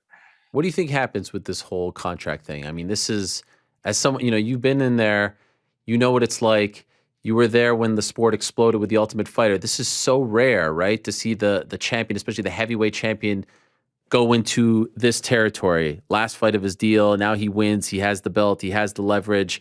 Of course, we know they could just take the belt away from him, right? I mean, it's theirs. They could just be like, boop, we're going to do a vacant title fight. How do you think this plays out?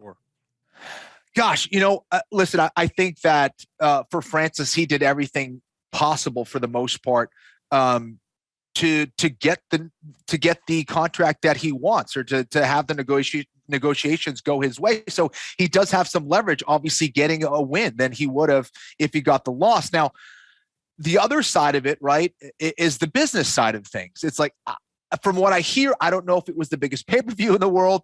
So, there's going to be the two conflicting things. It's like, how many pay-per-view buys did he bring in versus, his performance in there defending the belt. What I think you need to take into consideration again is the fact that, how many champions would have continued with that fight, who would have followed through and actually fought with, potential, what I'm hearing, maybe an injured ACL or a torn ACL, MCL, whatever it is, and still fought. There was a lot on the line. He continued to do it and fought, the best that he could. So I think that bodes well for him. And I think a lot of people still want to see him fight. And I hope the pay-per-view buys, are as good as possible for Francis' sake. I think as far as getting a guy who's humble, who is exciting, who has had a lot of great knockouts, who will probably continue to get a lot of great knockouts and improve as a fighter, I think he's a guy that should be re-signed and should be paid what he deserves. And Ciryl Gane certainly has that potential as well. So I hope they re-sign him. I hope it works out for Francis. And if not, maybe he comes over to the PFL. Yes, let's go. Can Francis Ngannou at 100% healthy, no knee issues, can he hang with Tyson Fury in a boxing match, in your opinion? As far as boxing skill, Tyson Fury is one of the best heavyweight boxers I've seen fight and compete. He moves so well. He's so light on his feet. He's so experienced. He's got a chin from hell. That would be a really tough fight for Francis Ngannou, obviously, and not to mention Tyson's size. There's big people out there, and Ngannou is extremely powerful and is capable of probably knocking out any human on the planet. But Tyson has shown the ability to withstand punishment and evade strikes really well. For such a large guy, he moves so well. I think it would be a really tough fight for him. Now, as far as a payday, like that could be a one and done payday where Francis goes in there, he fights once, and maybe we don't see him again. So I don't know. I guess it really depends on what his motivation is. Is he trying to make the most amount of money? He's 35 years old. How many more years does he have left? Or is he trying to build, the best MMA legacy that he can? I don't know. Maybe it's mutually exclusive. Maybe it isn't. I don't know. But I guess that's for him and his team to figure out. Going out as champion also, not a bad way to go out if he chooses to do so. It was a short career. I would love to see him fight more, but I think as fighters, as businessmen as well, we're trying to optimize the amount of energy that we're putting into things to get the most amount of value, right? And as we talk about Bitcoin later, hopefully we could talk a little bit more about that. But it's like, if I'm going to compete for a set amount of time and I am sacrificing my mind and body to do so, I want to make sure that I'm making the most amount of money that I can. I need to preserve that for my future, for my family, for my kids, et cetera, et cetera. So I think, it's for Francis to decide on what's going to be the best approach here as he moves forward. I think it's a great situation that Tyson Fury is actually out there calling for that fight. So I think it's going to help him in whatever negotiation, he decides, whatever direction he decides to head in as far as negotiation, whether it's boxing or MMA. Last thing before the Bitcoin conversation. Our old friend DC texted me after the fight, and he said, and you know how hard it is for him to admit this, he said, John Jones beats Francis. I couldn't disagree more. I don't think, I mean, you have to remember the knee, he wasn't at 100%. What do you think? John Jones at heavyweight, we've never seen him at heavyweight against Big Francis. Who wins? Well, listen, I think that was I would agree with DC, Ariel, to be honest. I think that, given the skill set, given the experience that John Jones has, all the different ways that he has won in the past. Now, we haven't seen him at heavyweight. And, the power of Francis Ngannou is a real thing. That is something to be feared and something to be respected. But I just think John Jones is the more skillful guy. And I think that him being in all of those big fights and him also being motivated by great challenges, I always think that's when we see the best John Jones. I fully agree with DC. I do think that John Jones could go in there and become the heavyweight champion in his very next fight, if that's the direction that they head. So, yeah, John Jones is a problem, man. And he's especially a problem when he feels like he's got a big challenge in front of him. I think that's when he rises to the occasion. And while we haven't seen him in a long time, and he's had his issues outside the octagon, until proven otherwise, John Jones is still the greatest, or if not one of the greatest to do it out there. And he's had some lackadaisical, performances, but they're wins nonetheless. I just think he really wasn't motivated fighting at 205 pounds anymore. But I think at heavyweight, he does feel that sense of, I guess, that challenge again. So early last week, I report that Francis is going to convert half his purse into Bitcoin. When you say Bitcoin to me, I have no idea. Like, I see it everywhere. I see you tweeting. I see Ben Askren tweeting. And I don't even, it's too much for my feeble brain to understand. And yet it seems like the Bitcoin believers are just so passionate about this and they love talking. And I give you guys respect. Why is this a smart thing for Francis to do? Because, by the way, amazingly, last night, I want to mention this to you. I saw this on the ticker, if you will. Odell Beckham Jr. announced he would receive $750,000 of his Rams salary when he signed with the LA Rams in Bitcoin back in November. According to this source, this is from Darren Ravel. He tweeted, if Odell cashed out his Bitcoin position today, he would net $35,703 after taxes due to the Bitcoin dip. How is this a good idea? Right. Well, here's the thing. There's a lot to this, Ariel, and you do not have a feeble mind. I know you're a smart guy, and it does take time to wrap your head around Bitcoin. It really does, and it's taken me a long time. I've been in the space, I guess, since like 2016, 2017, but I learn more every single day. It's kind of like mixed martial arts. There's so much to it. But all right, so I think it comes down to value. Like, what is your perceived value and what is the long-term, potential of that value? When you look at Bitcoin basically is this decentralized network of value. And people have been putting their money into this network because, it's the decentralization that gives it value.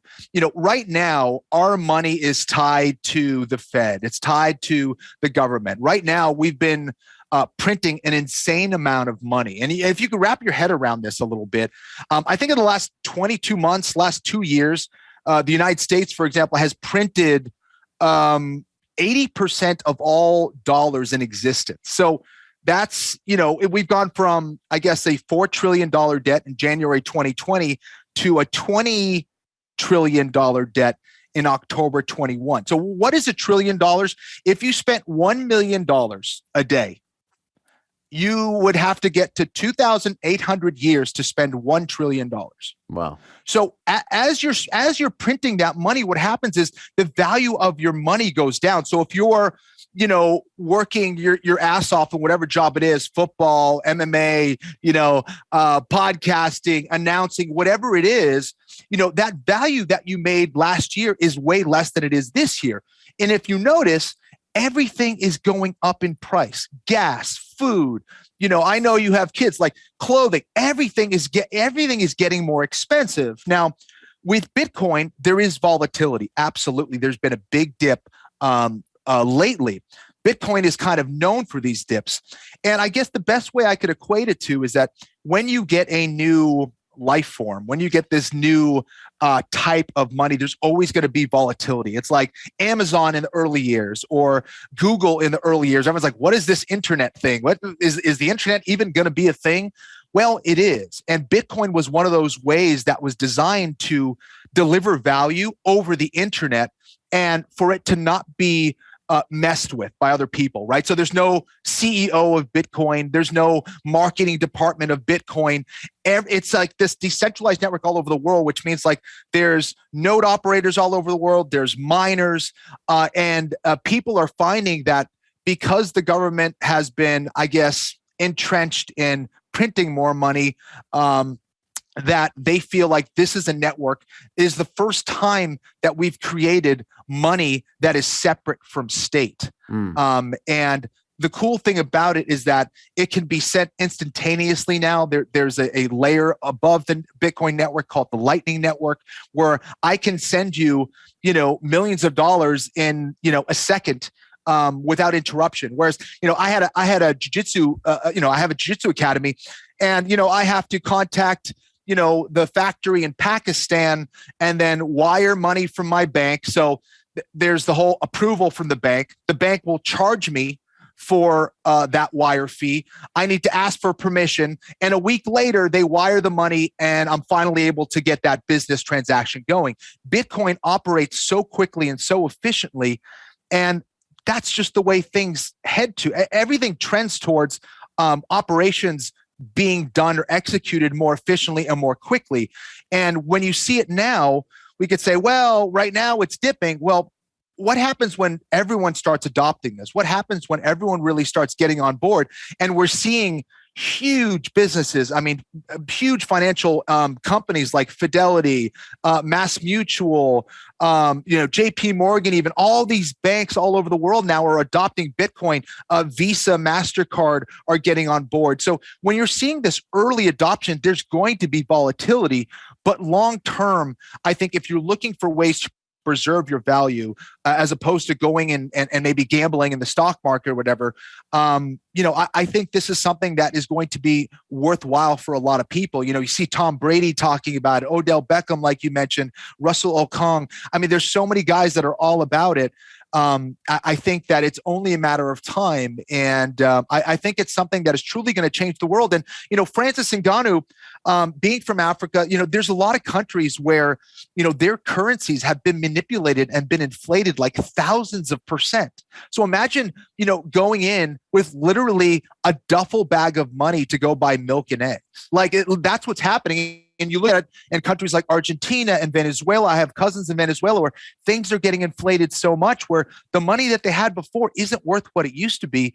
And, I guess the recent inflation rate that was just reported in the United States was 7% this month. I believe it's probably double that. But anyways, it was, reported that the inflation rate, it keeps going up and up and up. And we're in a tough situation right now. Obviously the pandemic was kind of this perfect storm where the government had to step in, but the government stepping in has only kind of made things worse. So Bitcoin for me is kind of that thing that is going to change a lot about how businesses are run, how people perceive value. And I think there's going to be a lot of long-term benefits for individuals, businesses, and countries. Wow. Okay. I love the passion. Would you advocate for more fighters? And we talk about fighter pay. They don't get what they deserve, blah, blah, blah. Would you advocate for more fighters to do what Francis did? I think so, especially now, you buy when there's a lot of fear and when people are all about it, like when they see the price going up and it's at their highest, that's when people are like, all right, I got to buy in. That's almost the wrong time to do it. When it's really low is the time to buy. Right. And we've seen these, huge dips in Bitcoin before, only to rise 100x from there. So yeah, I do. I think here's the way I always tell people about Bitcoin. View it as your savings account. Don't view it as oh, this is my time to cash out in a year or 6 months or 3 months. That you don't want to be a day trader. That's too difficult and too, hard to do. See it as long-term savings. And if you are, I know so many fighters, Ariel, that they don't have retirement plans. They don't have anything to fall back on. They're only thinking about the now. They're fighting and spending all their money and just doing it again and again and again, in search of, nice cars or homes, and that stuff's fine.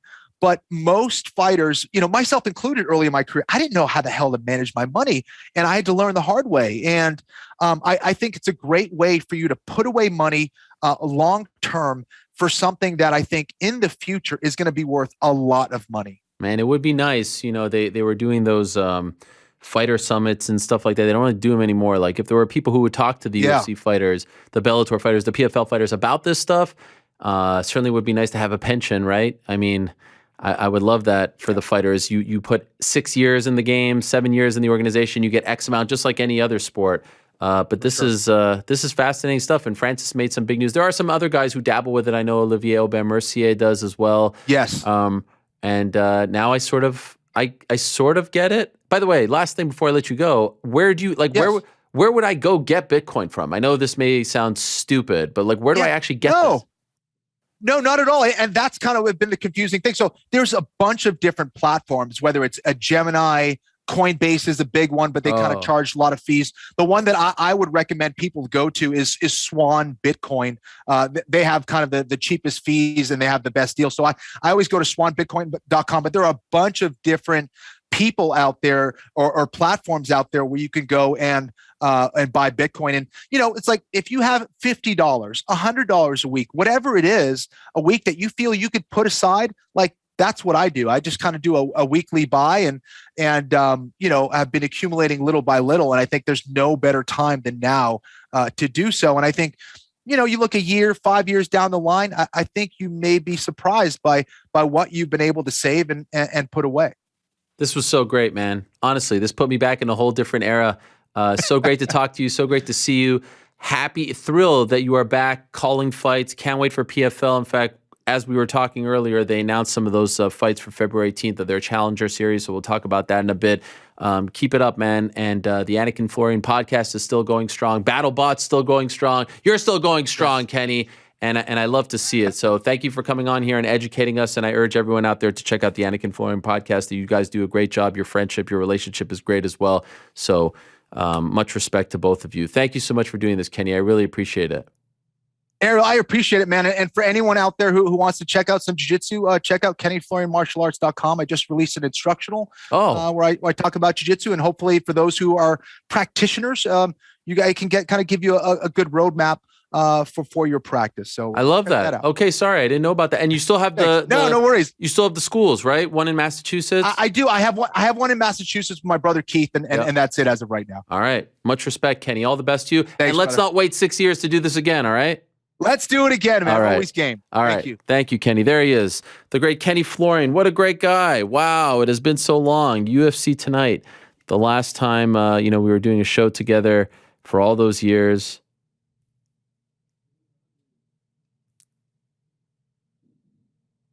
One of the good guys in this game. Truly one of the good guys. One of my favorite people over the years who I got to talk to and cover and interact with and be on the road with. The legend Kenny Florian. And yes, I was going through his Twitter yesterday, as I like to do before someone comes on the program, and I'm looking at him interact with people, and I'm like, do these people not know who Kenny Florian is? Like, you are questioning the knowledge, and in one case the credentials of one of the all-time great fighters in UFC history. Kenny Florian, by the way, I know he never won a UFC title, but that man is a UFC Hall of Famer. I don't care what any of you say. First season of The Ultimate Fighter, fighting for a belt in multiple weight classes, 55, 45. Unfortunately, never got over, the hump, so to speak, but ran into the likes of, BJ Penn, ran into the likes of Jose Aldo. In some respects, reminds me a little bit of my Buffalo Bills, where, they made it to the 4 straight Super Bowls, but unfortunately couldn't get over the hump. That's a legendary team. That's a legendary fighter. That's a Hall of Fame fighter. And so good on the PFL for including him on their broadcast. I'm happy to hear that he's going to be doing the season this year that starts next month. And he's doing great stuff. And thank you to him for educating me. enlightening us about all this. Of course, we know about crypto.com, right? On the jerseys, which I'm sure the fighters are making a lot of money off of that. But alas, let us move on. And some official news came through earlier today. It is going down March 19th, O2, UK, London. The return, the highly anticipated, the much anticipated return of the UFC to the UK. It was, by the time this event happens, almost 2 years exactly to the day. That event, Woodley, Edwards, shut down, pandemic, crazy times. And so it feels somewhat symbolic that they're coming back almost exactly 2 years later. And everyone was wondering who's going to headline, who's going to headline, who's going to headline. Well, we found out officially this morning. It is going to be Tom Aspinall against Alexander Volkov. Big time fight in the heavyweight division. And as I said at the top of the show, Tom Aspinall could very well be the Ciryl Gane of 2022, a guy who's maybe not in the title picture right now. End of the year, though, is in the title picture. Without further ado, let us say hello to Big Tom Aspinall, who I'm still not quite sure if he likes me or doesn't like me. We kind of go back and forth. I'm not sure. Maybe he can clear it up. Do you like me, Tom, or do you not like me? What, you? Yes. I'm still not sure. I love you. Yeah, don't. Of course I like you. Of course I do. What makes you think otherwise? Well, I mean, it's a lot of banter. You know, it's a lot of taking the piss, as you guys like to say. And I think that, my old friend Pete told me to make a joke with you about something, and I think you may have taken it the wrong way, and it kind of got us on the wrong foot. And I don't know. Of course not. Do you know if somebody takes the piss out of me, that's my kind of that's my like way of affection. Oh, okay. No, I absolutely love you, Ariel. Okay. Look at this. Yes. Zoom in on that. Yes. What is that? I'm not familiar. I've never seen that before. That's the UK flag. We're coming to the UK, man. That's right. I do believe it's called the Union Jack, Tom. Is it not? It is. All right. Well, this is big. Congratulations. You're the headliner. Everyone was wondering. Everyone was debating. Everyone was trying to figure it out. Who's going to headline this big return? And the answer is you. What was your reaction when you found out that you are going to headline the UFC's big return to the UK? Well, supposed to be on the card. I was supposed to fight Shamil Abdurakhimov. Well, obviously, I still am on the card. Yes. But they decided to switch over the opponent and make me fight Alexander Volkov. And, man, those opportunities, they don't come round every day. So I always wanted to, kind of take this thing slow because I see a lot of people rise up quickly. But do you know what? These opportunities don't come round all the time. And I just feel like I'm ready, man. I just feel like this is my time, and I just want to go in there and just show everybody just what I can really do, because everybody thinks they know what I'm good at and what I'm not good at, but nobody really knows. The only person who knows are the people who are around me, and mate, I'm going to be up there and I'm going to be flying the flag, and I'm going to take over the shit. Man, I actually thought of that when I found out that you were going to headline, because I remember you telling me not that long ago, you're in no rush. You want to take this slow. And now you're not fighting for a belt per se, but you're going to be the main attraction. You're the headliner. And so was there some reservation on your part? Like, hey, I'd rather be in the shadows for this one. Did you think about that? Yeah, I did think about it, because like on every interview that I've ever done, basically, I say that I want to take it slow and I want to take my time and all that. And then I'm just like doing a 180 on everybody. And I understand like people, they might find that a little bit confusing, but there's a lot of stuff going on in my personal life and stuff. And a few close people recently have passed away. Not so much close people, but people that I've like grown up with and stuff. And I just kind of realized, you know what? You get to live this life one time, and I've been a fan of Alexander Volkov since he was in Bellator, since he was Bellator champ. And, mate, you don't get these opportunities every day. So I was supposed to fight. I've never fought in front of a UFC crowd before. I was supposed to fight in London 2 years ago when the first show got cancelled. And I just feel like it's meant to be. It's come full circle. They offered it me and I just jumped at it, man. I just want it. And they offered me a new contract as well, which obviously is very, very nice. So good shit moving forward. I'm ready to show everyone what I'm all about. I've never been as motivated and as happy for a fight in my life. I'm sorry to hear about the recent losses that you experienced. It certainly obviously makes sense that you would want to take this opportunity, and even with that explanation, it makes even more sense. Curious, why did they make the switch from Shamil to Volkov? Was it because now that you're in the main event, they wanted a bigger name? Yeah, I think they wanted a bigger name. They didn't say that, but I think I would imagine that's what happened. And when I say that people close to me have passed away, I don't mean anybody like, these are like people that I've grown up with. Yeah. Not like, they're not like really close friends. They're just like kind of people from my area, my age. Yeah. And, they've passed away recently. And, a lot of people with this whole pandemic thing, a lot of people are struggling with like depression and mental health issues. And I'm over here with this massive opportunity. And I just don't want to let that shit pass me by. I feel like and I've got what it takes to be heavyweight champion. I know it. Like I know it. And the people around me know it. I'm a special fighter. I'm a special person. And I'm ready to show everyone like what I'm all about now. I get it. It gives you perspective, and you want to appreciate the big opportunities that come your way and not, kick them down the road because tomorrow is not guaranteed for any of us. So it totally makes sense. And I can't even imagine I don't think tickets are on sale yet. I think tickets are probably going to sell out in like 14 seconds for this event because the fans are just jonesing to have you back. But the attention that's going to be placed on you is going to be incredible because you're the headliner. There's big names on the card, but you're the headliner. Are you looking forward to that attention? Because I feel like, the interviews and all this stuff, like this is one part of the game that may be as great as you are and as personable as you are, you can maybe do without. Mate, do you know what? I'm a low-key kind of guy. I'm a humble kind of guy, but I was born for this stuff, I was born for it. Like this is my dream. This is what I've always wanted to do.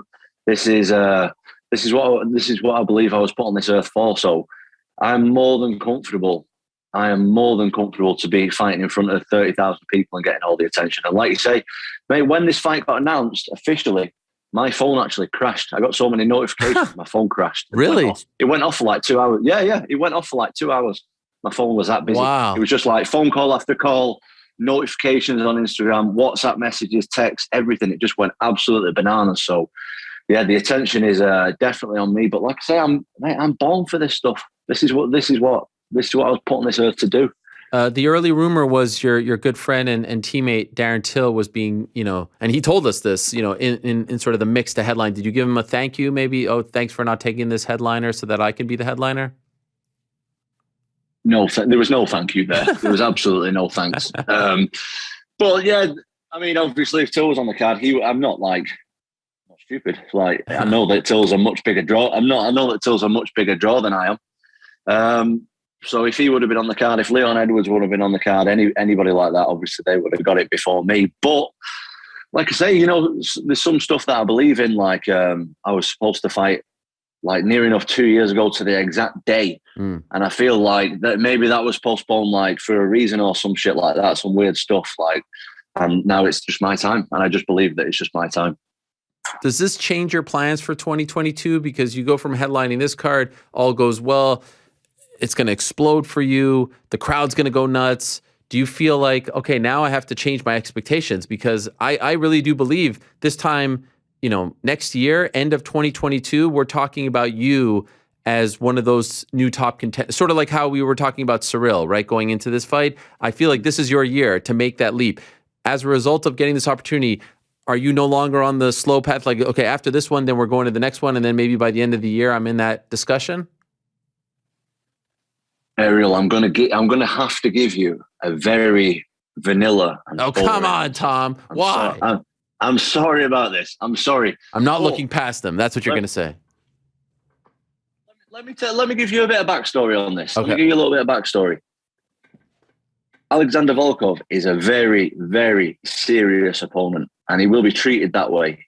I've never trained, like, in the last week and a half since I got the news that I am fighting Alexander Volkov, I haven't stopped thinking about fighting this man. Like, it keeps me awake at night. I just want to go and train constantly. I can't stop thinking about different things that I can do, ways that I can improve my diet, my recovery, everything. This fight is everything for me. Like, I need to school this guy in front of 30,000 people. And I know the seriousness of that. I'm completely aware of the seriousness of that. And I can't look past that. Like there's not a chance that I can look past that. This is my, like I say, this is my dream. Fighting at home in front of a London crowd, sold out at the O2 Arena. This is my fucking dream, man. And I ain't going to let it pass me by thinking about what I'm going to do next. Like my focus is on this guy, and I'm going to go in there and take him out. Okay, that's actually a really good answer. I don't think that's vanilla. If you would have just said like, oh, you gave us a little color there. So I appreciate the answer. I appreciate the preface, but I appreciate the answer as well. How hard is it to find people to emulate him? Super tall guy, super long guy. Do you have sparring partners that are able to give you the same kind of looks that he's going to give you? Very tough. He has a very niche style for a guy of his size. He kicks a lot. He's quite mobile, actually, for a guy that size as well. So I've got a guy I'm going to spar tomorrow. He's like 6'6", though, so he's not quite as big. But he's like a Thai boxing world champion. I might have to go abroad a little bit even to do a little bit of training with a few different guys. I'm looking about going over to Holland to do a little bit of kickboxing sparring and stuff like that. So I've got good connections over there, Ariel. I'm not going to name anybody, but I do. And, my gym, they're going to bring a couple of big guys in as well. And that's going to start this week. So, yeah, I'm going to get a good mix up of big, solid bodies, hopefully. Have you ever gone? If they can't come to the UK, I'm going to go, and find it myself because, like I say, I understand the experience of this fight. Yeah. And the answer is no, I've been to Holland before. I've never been to Holland to train before. Oh. So, this will be, I don't know if that's definitely going to happen yet. I don't know. But if I can't get it in the UK, like I say, I understand the seriousness of this fight. Like, everything for me, this is the breakout fight for me. This is what makes me, like, at the moment, I feel like own. Oh, and we don't want to own that anymore. I want to break through my.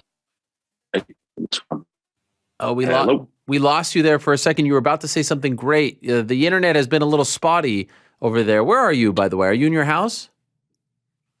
Yeah, I'm in my house, but I'm actually I'm in between house moves at the moment. Oh, so I've bought a house. I bought another house. So this is a rental. I've rented this house for like 6 years, and I just bought a new place. So we're like in between houses at the moment. So it's kind of difficult. But yeah, what I was saying was, I can't remember what I was saying. Well, you were saying this is your breakout. This is your breakout fight, and then we lost you. Yeah, this is my, like, I feel like at the moment I'm only really known by like hardcore fans kind of thing, and this is the fight between being known by fans, like more household names. Like a must-win, must-perform fight for me. And like I said, my respect for Volkov is like off the charts. I respect him so much. He's a kind of like when I fought Arlovsky. Like, I've been watching the guy forever. I really enjoy his style, and I'm a big fan. But as soon as that cage door closes, mate, there's no respect anymore. Can I ask? Did you watch the main event on Saturday? Because of course that's your division. I'm assuming you were very interested in it. Did you watch it? No, I was asleep. Oh, what about what about Sunday? You don't get... No, shall I be like one of them guys who says that they don't watch MMA and everybody blatantly watches? Everyone blatantly watches MMA. Come on. Yeah. Yeah, cool. Yeah, I watched it the next day. What'd you think? Amazing fight. Great fight from both guys. Amazing fight. Surprised by how it went?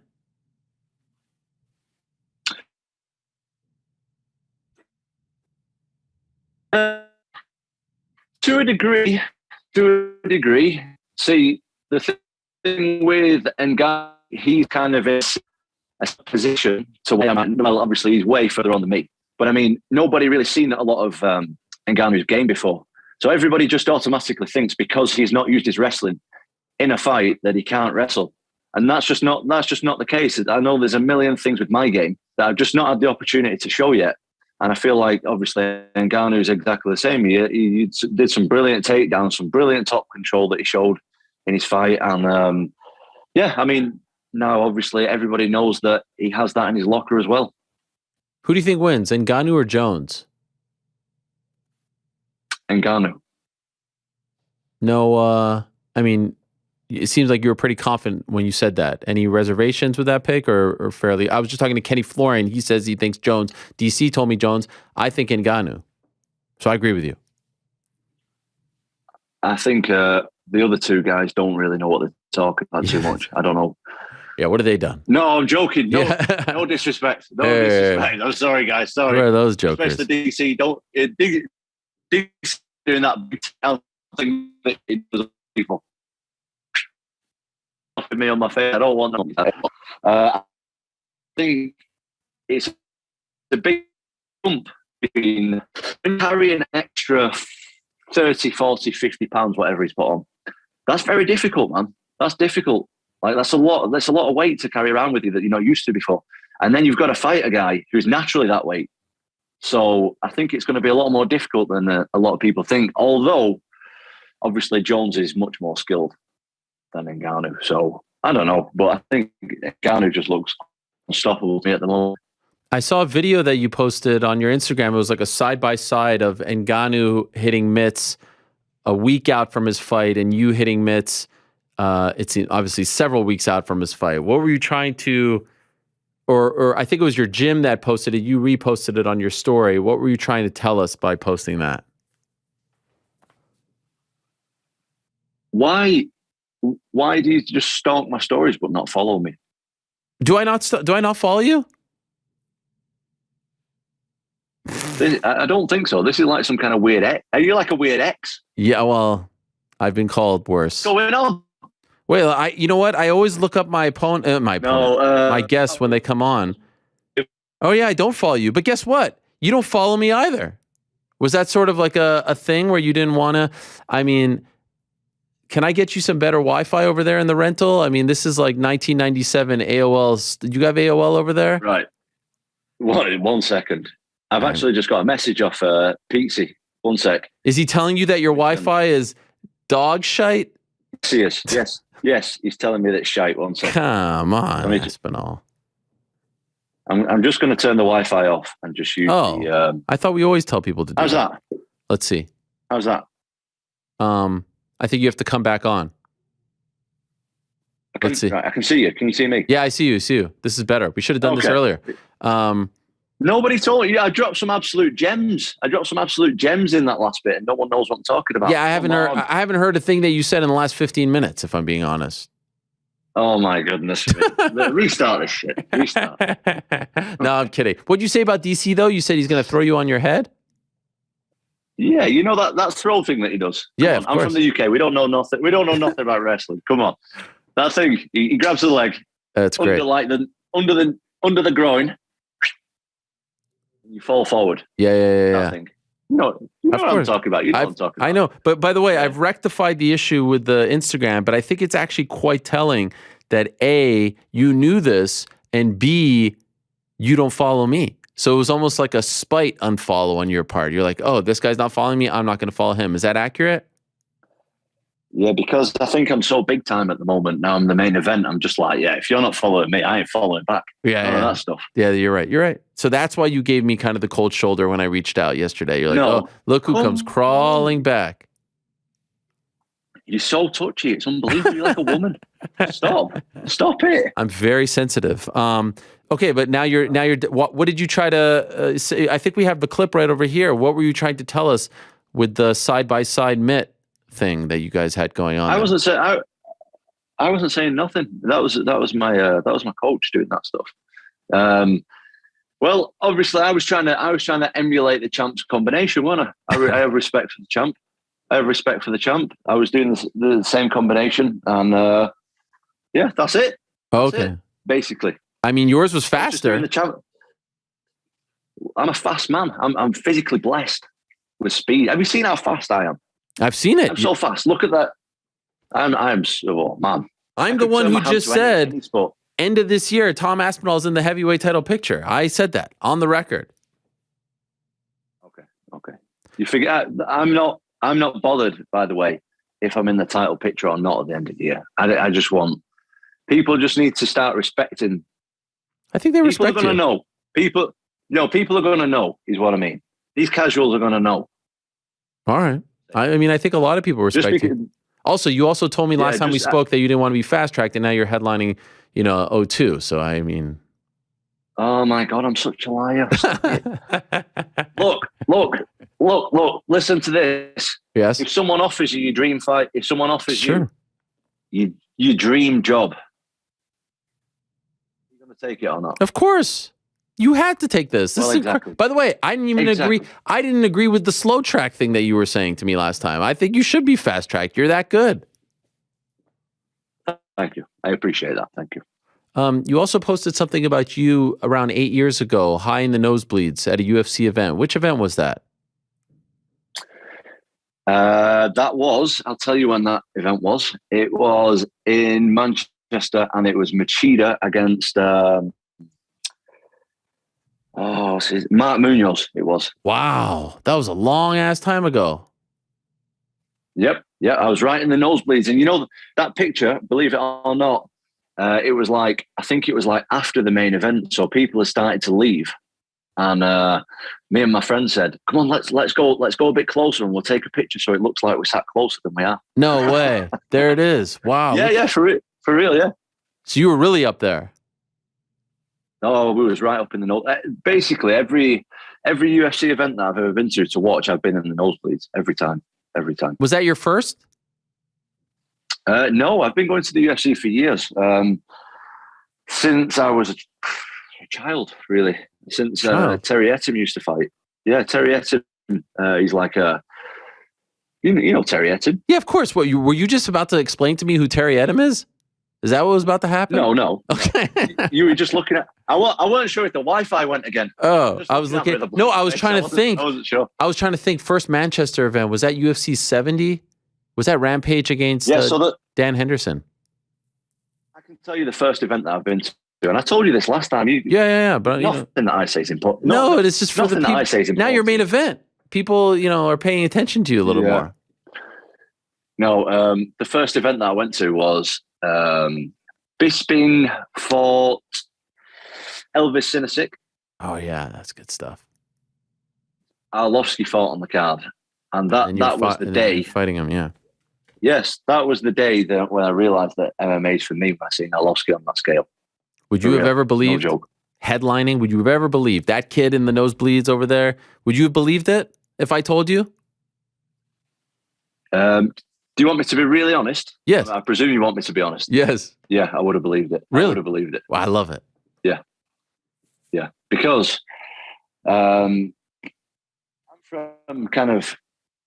See, I keep getting in trouble for saying this. I keep getting in trouble from local people and stuff. But yeah, thanks. Don't get me in trouble. But I'm from a place where basically...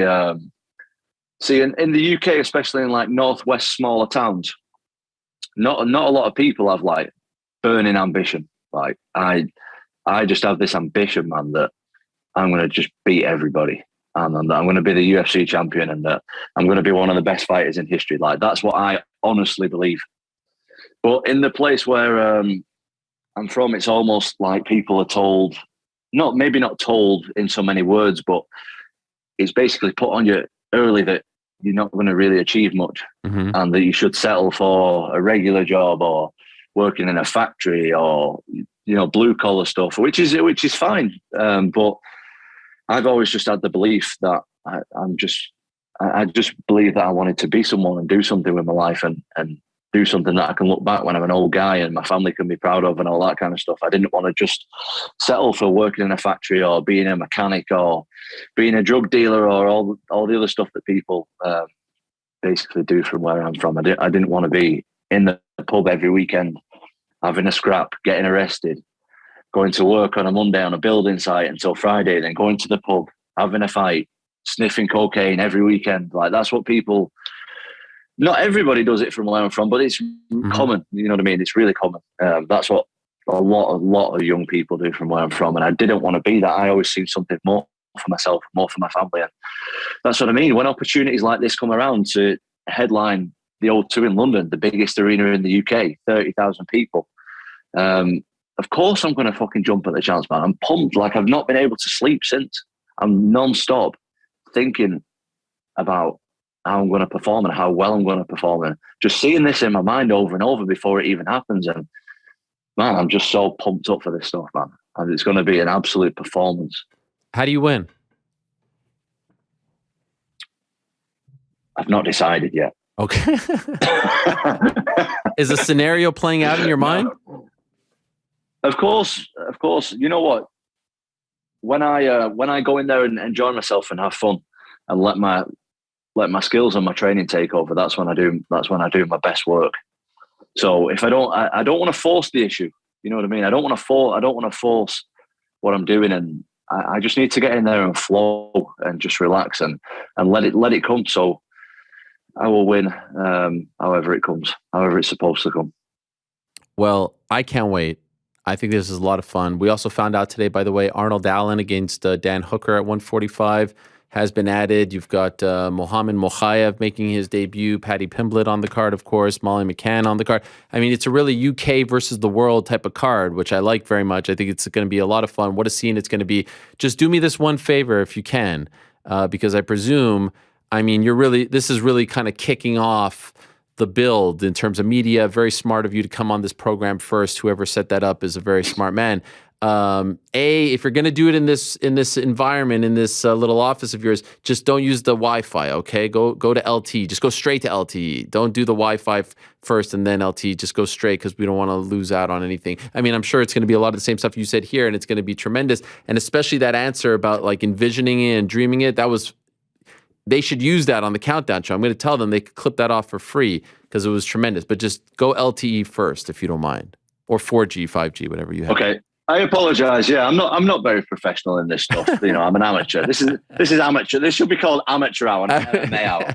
But yeah, when I move over there, when I move to the new gaff, to the new place, I'm going to get a proper. I've got 4 bedrooms. Oh wow. 5 of us. There's 5 of us. Oh. So I've got me and the wife. So that's one room. An older son. So that's another room. And then I've got twins. That's another room. So that's only 3 rooms that are used. The other room, set it up, and it's going to be next time I'm going to be all bougie, mate. I'm going to be bougie. Wait. I'm going to have the Gucci headphones in. I love it. I'm gonna have the gold teeth probably by then. I love it. What else? Yeah, that's probably it. Yeah, that's gold fine. Teeth and headphones. It would look great on you. I can't wait. I can't wait for that. I can't wait for the fight. March 19th, O2 Arena. Tickets are going to go on sale soon and sell out in 14 seconds. Tom, congrats on the opportunity. Good luck in training. Good luck in the fight. Thank you for doing this. I appreciate it very much. Thank you very much. Thank you for having me. All right, there he is, the one and only Tom Aspinall. Get excited. That's going to be fun. March 19th. What do they have officially for that card they've got? Dan Hooker just announced against Arnold Allen. Big Tom on the card against Alexander Volkov. Mike Grundy against Makwan Amirkhani. Jack Shore against Timur Valiev. That's great. Jack Shore, 15-0. Paddy Pimblett against Rodrigo Vargas. Not Jared Gordon, like Dana White announced last week. Arnold Allen against Dan Hooker. Gunnar Nelson on the card against Claudio Silva. Molly McCann against Luana Carolina. Mohamed Mokaev against Cody Durden. Golly. Corey McKenna on the card. Jake Hadley. Dang. That's fun. All right. Buckle up, my friends. Matter of seconds. This is very exciting. What a great privilege this is. What a great honor this is. He was the talk of the sport. He was the talk of the weekend. He was the star of UFC 270. It's always an honor. It's always a privilege. It's always a great experience anytime we get to talk to the reigning, defending heavyweight champion of the world, the baddest man on the planet, the baddest man in combat sports. And as I laid out for 30 minutes at the top of this program, he had so much going into that fight, on his mind, on his shoulders, on his plate, more than we even knew. Because we find out come Saturday, in addition to all the drama, the contract stuff, former coach, former training partner, the belt, last fight on the deal. In addition to all of that, serious knee injury. And what happens? Down 0-2, digs down deep in one of the gutsiest performances that you'll ever witness in MMA history, in UFC history. He ends up winning the next 3 rounds, retains the title, and now he's sitting pretty. Of course, we're talking about Le Prédateur himself, the reigning defending UFC heavyweight champion. There he is, Francis Ngannou. Let me just stand up right here for Francis. My guy, Francis. My guy. What a win, Francis. What a freaking win. Félicitations, mon ami. Merci beaucoup. Merci. Wow. Can you even put into words? What does it feel like to go through all of that and be here on Monday as still the champion? Oh man, it feels so great. Basically after what's happened in the past 3 weeks, I just feel like a different person. I discover a other side of me, and going into this fight, I was just about to prove myself that, man, I'm a warrior. I'm gonna do this. I get this regardless. And very, very, very tough past 3 weeks, So, but after that, the feeling of it is pretty different. You feel very courageous and proud, happy of taking that decision, even though it was very risky. Not very smart, but it adds to the story. So, could we go back to the night that you injured your knee? What happened? Tell us the story. He was at a sparring. He was Tuesday, the 25th. No, the 28th. Yes, I believe so. Exactly 25 days before the fight. So we were sparring. Then the guy grabbed my leg, and then my toes get stuck on the canvas. Then I was turning, so my knee twisted, and I heard the crack. And the next day, I did the MRI, and the report came out really, really bad, really bad. Like they told me I had a grade 3 MCL, I had a MPFL damage, and I have a ACL damage as well. So they were just waiting for me to call out the fight. Then obviously I didn't know that I would fight, but I didn't want to call out the fight and then find myself 2 weeks after feeling better. So I'm like, I'm only done into this until like the last minute. So yeah. How much pain were you in? Very painful. Like I need braces in the first 2 weeks. I was wearing braces until 1 week before the fight. And then, I was it was very painful. Like the MCL that was torn was very painful. Even like moving my leg tonight, I couldn't really train at all. But we managed, like, even when I taped it to hit a mid, like just moving my leg was so bad.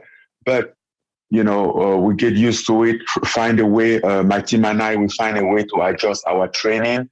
Didn't do anything that can re-injure it anymore. So just take on like a little bit or like striking. The good thing is that by that time, I was really in a good shape. I was already at 265, cutting down to 265 at that time. So I was really in a good shape. So I knew that as far as conditioning and everything, I had everything ready at that point. So I just need to be good and go, How close were you to actually saying, I can't, there's too much on the line, I can't risk this, my health, the contract, all that stuff, let's delay the fight? How close was that to happening? Well, I think the only reason why I didn't cancel this fight was because there was just too much into it, and I was coming here to make a statement. And by that time, your ego, your pride speaks a little bit. I'm like, I'm not giving any chance to anybody to say anything. And that's the same fire that carries me into a fight, because I didn't want to. I was thinking about it, and that was kind of like my strain. Like, man, I make it this far, and anybody want to take anything from me, I can prove it. Listen, at the end of the day, it's not the first time that I have to deal with. I have to face odds. I have to challenge all those stuff. So I knew that I have the ability to go out there and do something. It wasn't going to be easy at all, but he was possible. I feel like this is a stupid question to ask someone who has overcome so much in his life, but I'm going to ask you anyway. At any point in this process, did you feel like, man, this is just a lot? Like this, there was a lot of pressure on your shoulders. No one has really bet on themselves like this in recent UFC history. And then you add the injury, and you add Fernand, and you add Ciryl, and all the stuff with the UFC. At any point, did it feel just like a lot going into the fight, pressure-wise? Honestly, he was a lot. Like, I felt a lot of pressure, but as I said, a lot of people go through a lot of things and they overcome, and that's why me being a fighter means not only in the octagon, in a life, people go through a lot of drama in their own life. So, I mean, but that's still not a good excuse enough to give up. I think the only moment that you lose is the moment that you give up. But if you keep fighting, that's not losing, regardless the outcome. So I was going to do everything possible, and I really I knew that losing was an option. But at the end of the day, listen, I was in peace with myself, with what I have done, with the work that I'm putting. I'm like, I'm gonna give my best, and if at the end of the day, my best doesn't provide me the result, but I'm check and make sure that I give everything, I'm okay with that. I don't care, and I know that I will overcome and come back from anything that could possibly happen at this time. I'm not afraid of challenges anymore at this point. Did the UFC try to fix the situation to give you a better deal before the fight so that you didn't go in on the last fight? Did any talks happen in the weeks leading up to it? Yeah. Yeah. But by that time, he was. I didn't want to get that as additional pressure or something. I didn't even want to hear about it. I was so like, I have too much in my plate. Like, I can't control. My plate is even small to carry everything that I have going on right now. So I don't want to deal with that. I just want to get past this and rethink about my life. Was it a good deal, or did it not even get to that point? It's good deal is very relative. Good point. Good deal for you? Good deal? No good deal for me.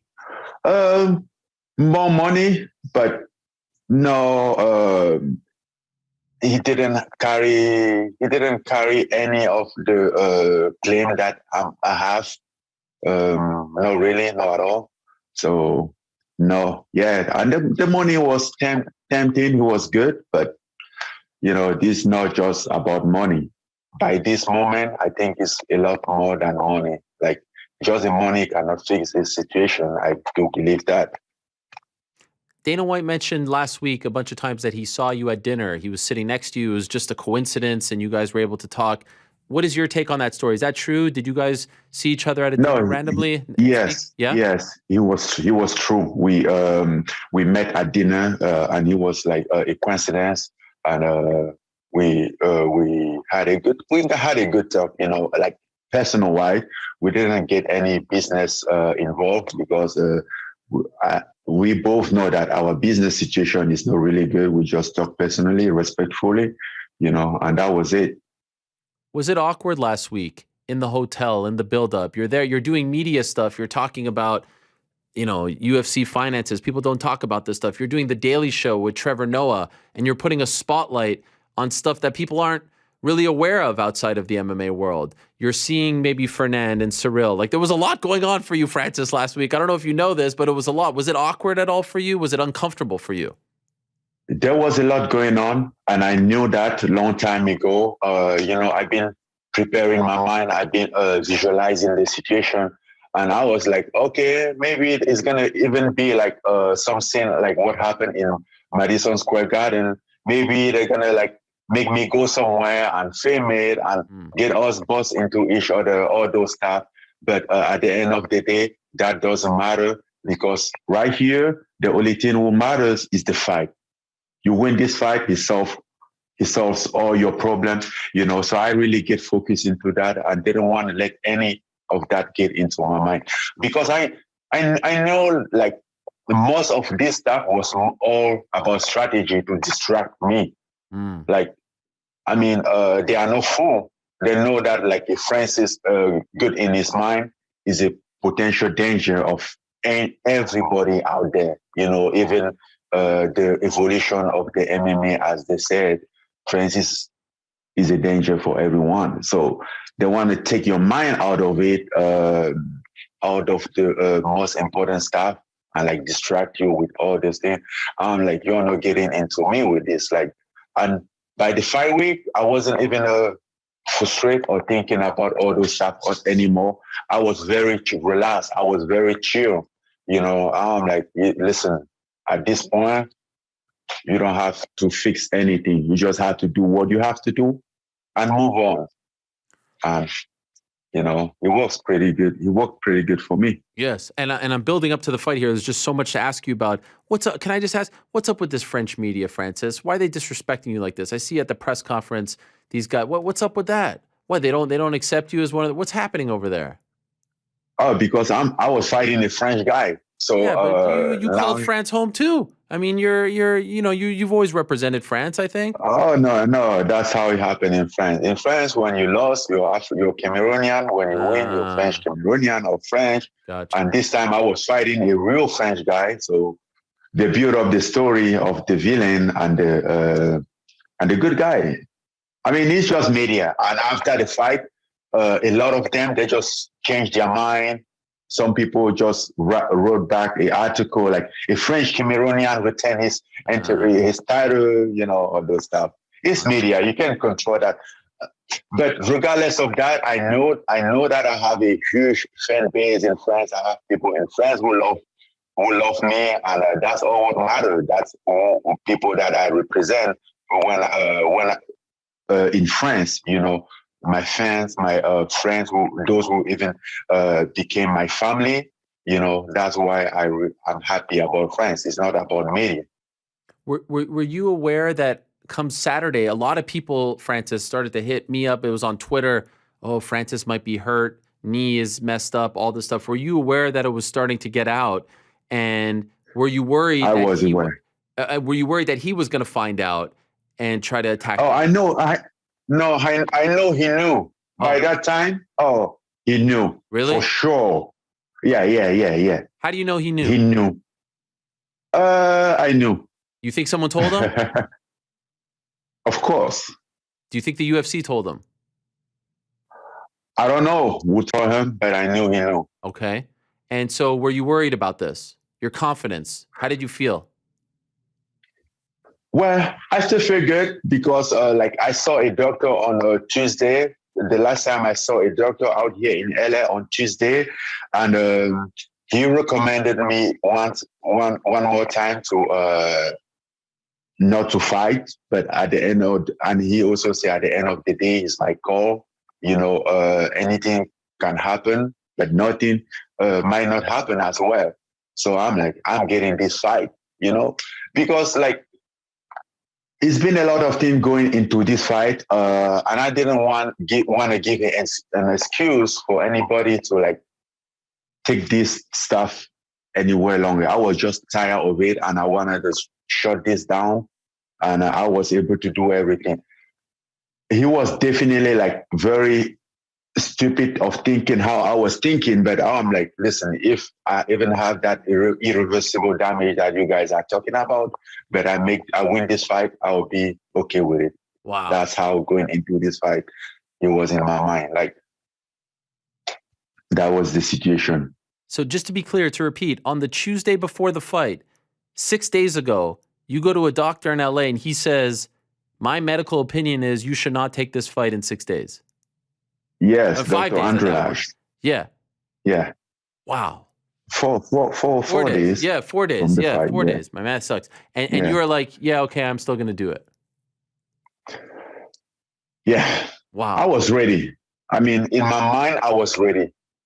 My body wasn't really good. I was ready. I was in shape. You know, I trust my conditioning. By the way, I have to shout out to Kyle Larimé at the UFC PI. He's been working on my conditioning in the past 2 years, and if it's not 3 years. And I knew that I'm going to get into 5 rounds if I have to get there. Regardless, I know that I can. So I was confident about that, the work that is being putting in to get my conditioning and all the stuff. And I know that they are counting me out on that one. So I'm like, I get through. I had a lot of trick in my pocket. So, and I have all this stuff based on my little experience. I know he won't be easy, but he will be possible. What's going on in the first 2 rounds? In my opinion, you won 3 rounds to 2. You won 3, 4, and 5. No question about it. First 2 rounds, it was looking a little bit dicey. What did you think? What's going on in your mind in those first 2 rounds? Oh, the first 2 rounds, I was thinking about my knee all the time. Like moving forward, like want to switch guard, want to do this. So I'm like, oh, the canvas is slippery, or this, couldn't really move. And he was moving a lot. And I couldn't really move laterally without thinking about my knee. I'm like, man, that wasn't very stable. And, but the part of the strategy as well, and that was what Usman was there for. He was like, just put this guy pressure. We know that I didn't have all the ability to stand there and knock him out. So put him in pressure. We know that this fight can go to the 5th round. But if he go to the 5th, if I put him the pressure in the 2 rounds, obviously I'm definitely gonna take some damage, basically on my front leg. But I'm gonna get him to the point that he's tired as well and stop moving a lot and stop doing all those stuff. So by the 2nd round, I'm like, man, I'm losing this fight.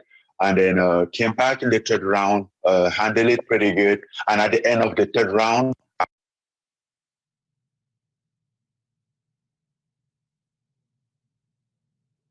Oh, wait a second. We lost your audio, Francis. Can you hear me? Francis, all of a sudden your audio went out and we don't hear you anymore. I don't know, maybe it's the headphones?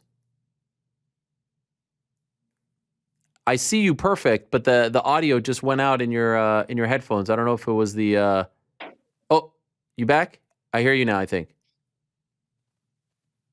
Can you say something? Can you hear me? Yeah, now I can hear you. The audio went out for just a quick second there. But I can hear you. You cannot hear me? No. You lost me. Let's see.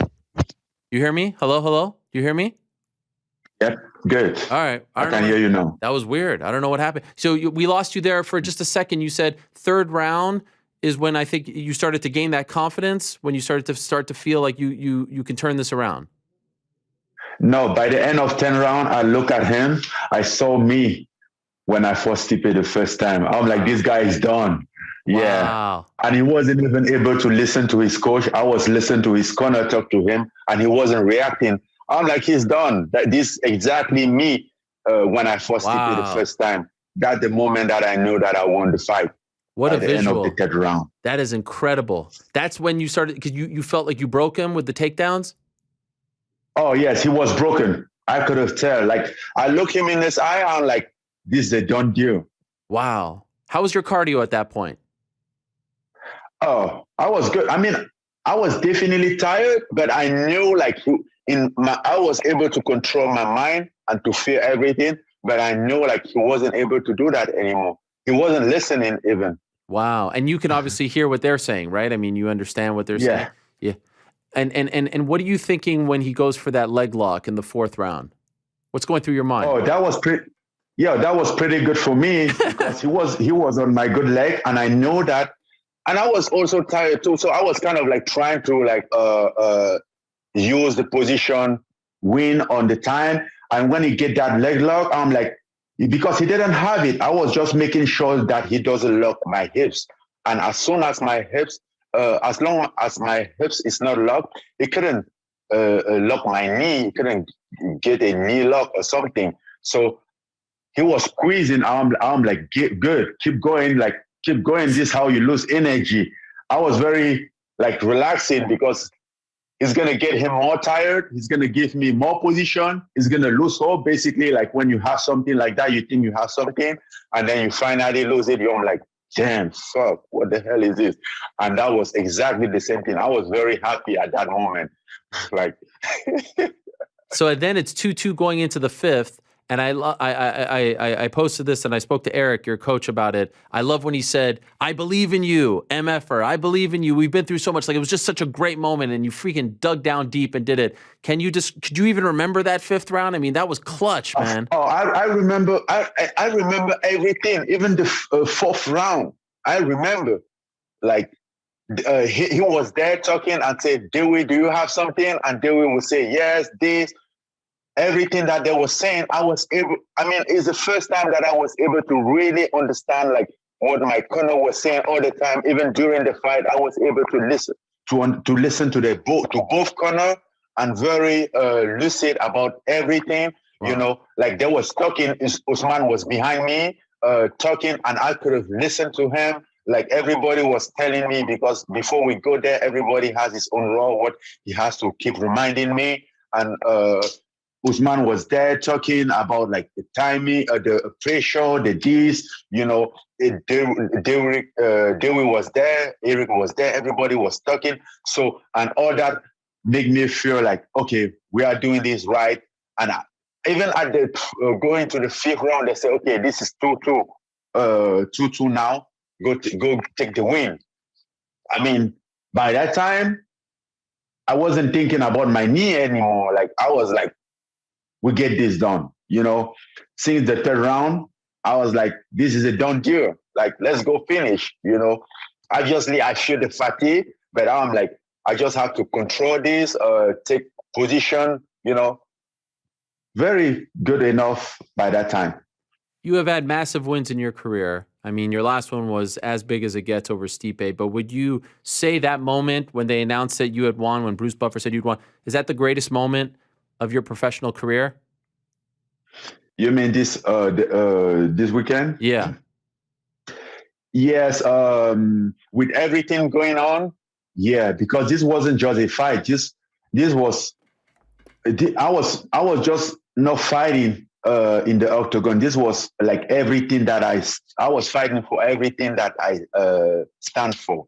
You know, he was way more beyond the fight. He was for my principle. It was for things that I believe into, you know. So that was the reason why I was fighting. I mean, like, even when they're trying to reach out for a deal, they came out with a good amount of money. I'm like, at this point, that doesn't matter. I let all that down on the table. Like, I don't even care. I'm taking my 600,000. I'm going there. I'm doing this, and I'm winning everything. Is that number accurate? The number that came out, you made 600 for that fight? Yeah. Wow. I did. Could you tell us what they offered you? Dare I ask? I let a lot more on the table. Yeah. How much? Overall? Yeah. I've been letting a lot of money on the table, Ariel, even since the Stipe fight. By now, I might be down at least 7 million that I let on the table. So you said, but I'm still happy with my 600 because I still fight for what I go for. And this is the thing, like, there's 2 things. Freedom doesn't work with money. You give up one for one. Whether you want a freedom, whether you want money, you give up one to gain one. Right. So does that mean when you say freedom, does that mean you want to be free, that you don't want to fight for the UFC anymore? You can be free and fight for the UFC. How? I just want to be free. How can you be free and fight for the UFC, in your opinion? I mean, so we are supposedly an independent contractor. Mm-hmm. Independent contractor technically is a free person. Sure. But you know how it is, So right? The contracts are very restrictive, right? You can't go box. You can't do this. And that's the reason why they need some adjustment in that contract. That's what I've been fighting for. So when you say it's not just about the money, you said that, right? It's not just about. Could you say to the world, what do you want? What is it about then? Freedom is, but like, what are you looking for? Is there anything specific that you can share? I know you don't have to go through your whole entire life goal here, but what is it that's really bugging you about what they're offering and what maybe they're not offering? The term of the contract, everything that they put into, they hold you like in captivity. Like you can't do anything. You have no right. The contract is one-sided.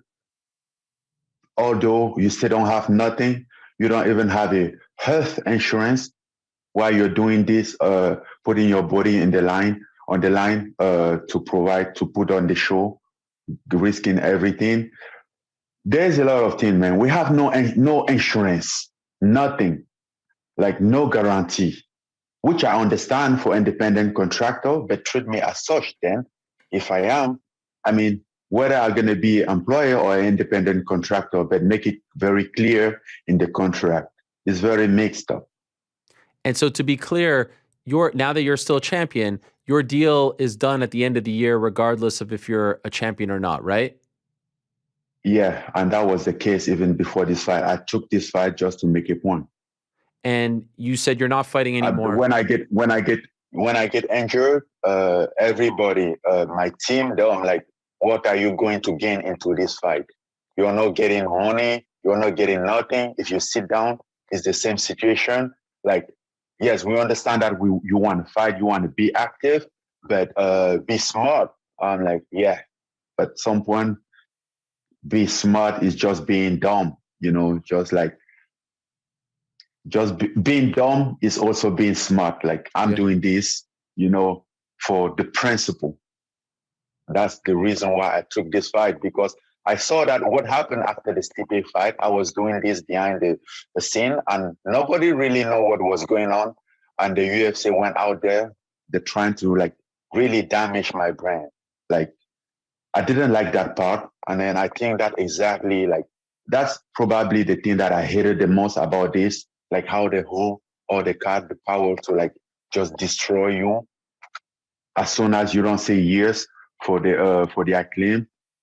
They just take you down.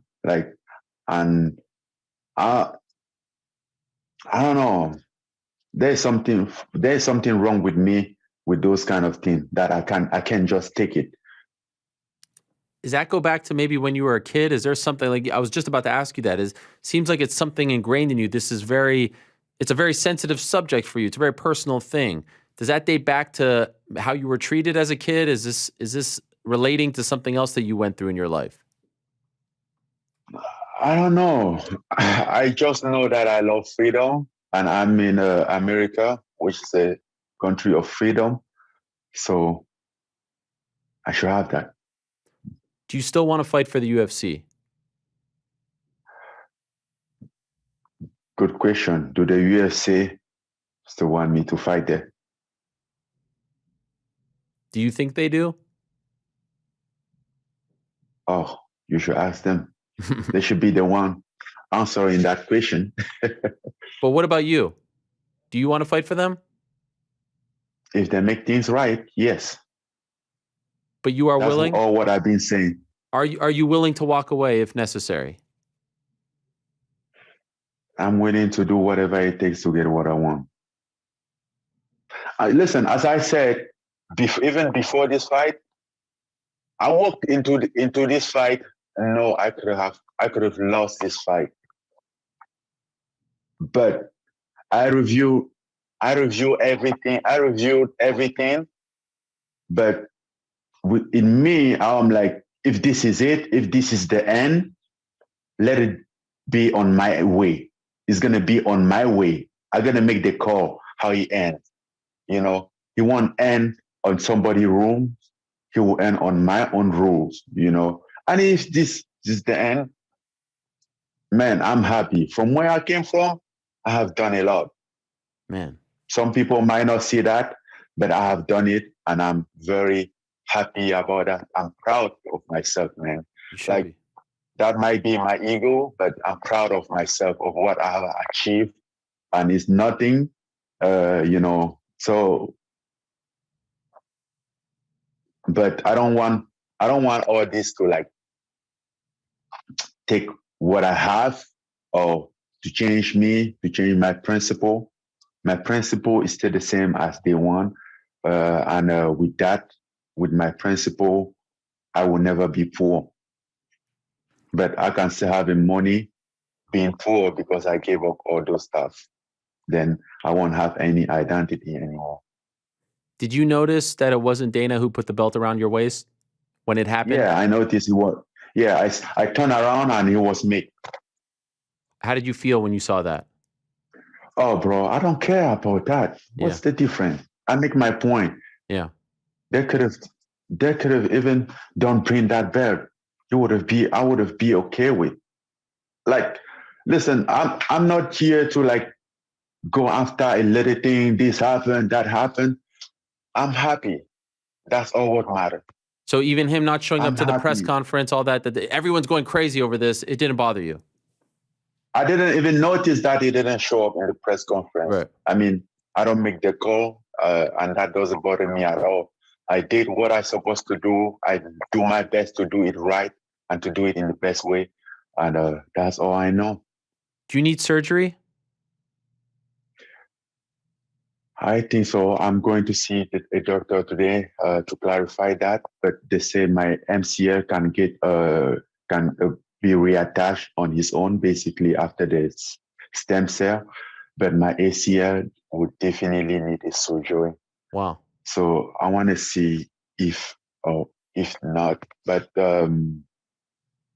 yeah, I do need a surgery. That's for sure. But do I want to do it now? I will see. Why wouldn't you want to do it? I don't know. It's a lot, man. It's gonna be a lot of months for recovery. Maybe I'm gonna take. I don't know. I want to do it, but right now, that's the question. Maybe after 1 month or something. Mm-hmm. How does it feel? But I definitely need a surgery. How does it feel like after the fight? Because it said irreversible damage you can do. So like, how did it end up? Does it feel worse? No. A little bit, but not too bad. It feels like maybe he was 1 week and a half ago, but not even as it was in the beginning. So I didn't take any damage on it. Not a big deal, you know. So yeah. But they said that the ACL doesn't hurt. Like the ACL won't cause pain. But the only thing that causes pain will be the MCL. So after the MCL, I'm gonna be fine. I mean, if I have to hold on to a surgery. I know how sometimes these things go. Someone gets a big win, they try to make a deal that night. Anything come up after the fight? Locker room, anyone come up to you? We're going to figure this out. We're going to make it right. What do you think? Anything happen after the fight? You mean after leaving the arena without putting the band on my waist and don't show up in the press conference? Yeah.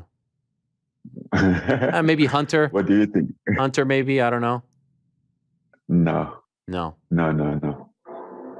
I think nothing happened after the fight. Couple things happened before the fight, but nothing happened after the fight. On the Saturday morning, my manager received an anonymous message who was very weird. Like, we didn't know from who was that, but that message was very weird, very racist, insulting. Yeah,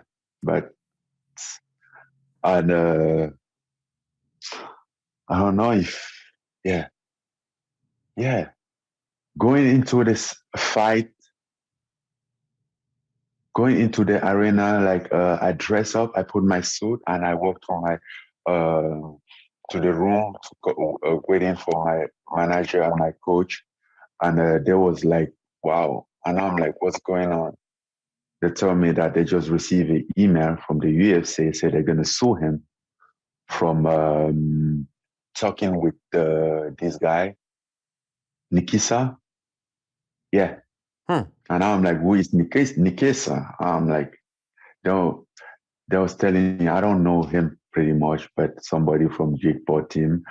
And I'm like, is it a promoter or something? Then I'm like, no. But once again, I don't know. So it doesn't look like they want to talk to me anymore. What? Wait. First of all, the text message that you just, Francis, this is crazy stuff here. I'm gonna let you go, I promise. But he's been a crazy stuff since. Markel Martin is your manager / agent. He posted the screen grab of this disgusting text message. This absolutely racist. You saw it? Oh, he posted it on his Instagram. I don't know if you saw that. Yeah. But just That's what I'm talking about. Disgusting, racist, horrible, and it seemed like they knew who he was, right? Because they referenced something maybe about like a previous job that he had or whatever, and it was from a 702 number, which of course is Las Vegas. Yeah, 702 Las Vegas. Yeah. What do you think about that? I don't know. I think somebody is very pissed off. Which means we have been doing right thing. Do you have any guesses as to who it may be? No, okay. I don't have any guess since I have any proof. And then as you're leaving to the arena, you guys get a letter that you're going to get sued? Email that you're going to get sued because you were talking to Nikisa Bedarian, who's Jake Paul's business partner. Nikisa, you said, right? Yeah. The former about CFO. Boxing. About boxing? Yeah. Is that true? That's what this. What? Have you been talking to him about boxing? I don't know what the hell is this guy. First of all, you never met him. Secondly, he's not a. And second, I don't know him. I can't recognize him if you put him in front of me. And secondly, like, he's not a promoter. I mean, and it's not like I can have a dialogue with people about boxing. I talk about boxing all the time, but I mean, yeah. So given all this, does this change your stance even more? Does this make you feel like you can't be in business with these people? You know, you never know what's happening in business. As I said, if they came up right, I mean, okay, but they have to really do some effort. You understand the power you have now, right? You understand the leverage that you have. I mean, this is unlike any situation that we've ever seen. The heavyweight champion of the world, Francis, has all this going for him right now. You have all of this. How do you think this all plays out? What do you think? What does your feeling say right now? Man, I don't know. I just know what I want. And I know at some point or one way or another, I always have what I want. Because I fight for. Do you think you fight again this year? If I fight again this year? Probably. It's possible. I can't tell. You know, in the past 3 years, I've been fighting once a year, even though I wanted to fight more. So I can't really tell about that. I have no control on that. You can't talk to anyone because you still have that 1 year champions clause, right? Like, it's not like you can talk to other promotions, organizations till the end of the year, correct? Yeah, but I still have until December. Right. And are you and you are going to stick with that because you said recently you're not fighting again for this money, so you're going to wait it out. Yeah. I think my due is paid, fully paid, yes, or overpaid. I've paid my due. Whatever was in this contract, I pay it. I pay him a lot, by miles away. Are you worried they will take the belt away from you?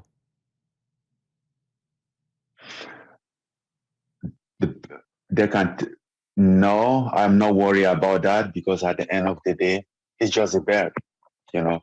And as soon as they take the belt away, I'm a free agent. Oh, that's true. That's a good point. Francis, I mean, you're a smart guy, Francis. I don't care. I mean, this is amazing. This is an unbelievable situation. But I earned the belt though. It's not that belt will make me be a champion. With it or without it, I'm still a champion. So Of course. let's be clear about that. Nothing will change my status of being a champion. And before I let you go, I think the Tyson Fury thing, I've said, because let's say you stay with the UFC, he's with Top Rank, ESPN. I feel like ESPN can make this fight very easily. Do you feel like you saw his tweet right to you? Do you feel like there's a real possibility that this can happen? Oh yeah.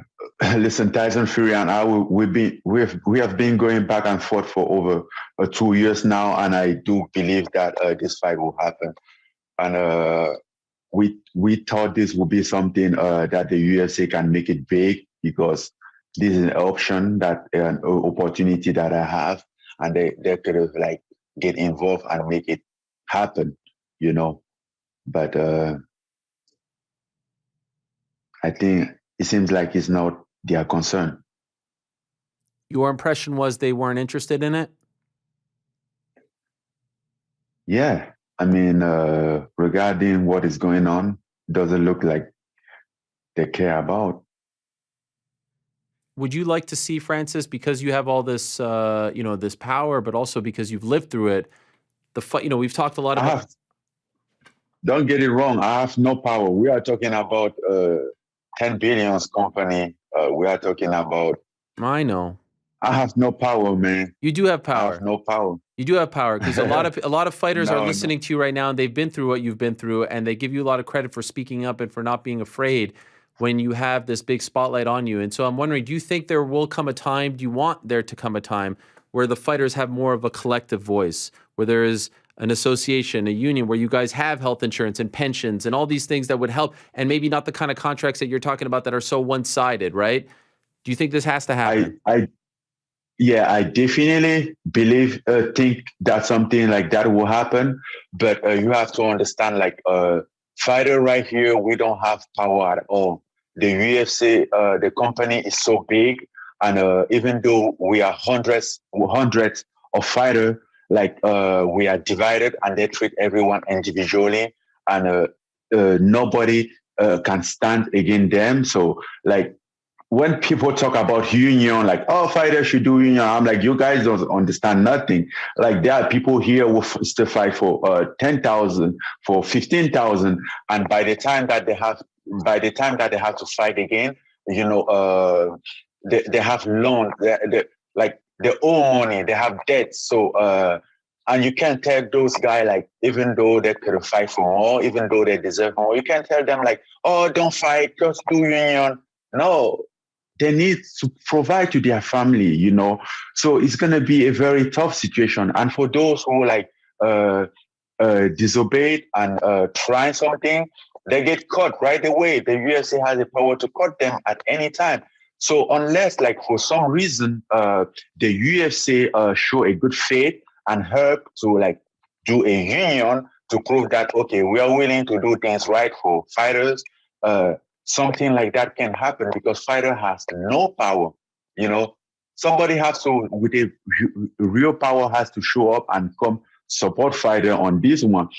Many hundreds of fighters out there, they are just waiting for their next fight to get a check to be able to pay their bills, because even though they might be there for years, they give themselves up for this every day, but they can't even sustain their daily basis life. Some people still have to get a side job. So how do you gonna ask this guy to sit down for a union or for this, and you can't blame him, because the city is forced to do that. He doesn't have any choice. He doesn't have any power. He doesn't have any option, and pay his contract.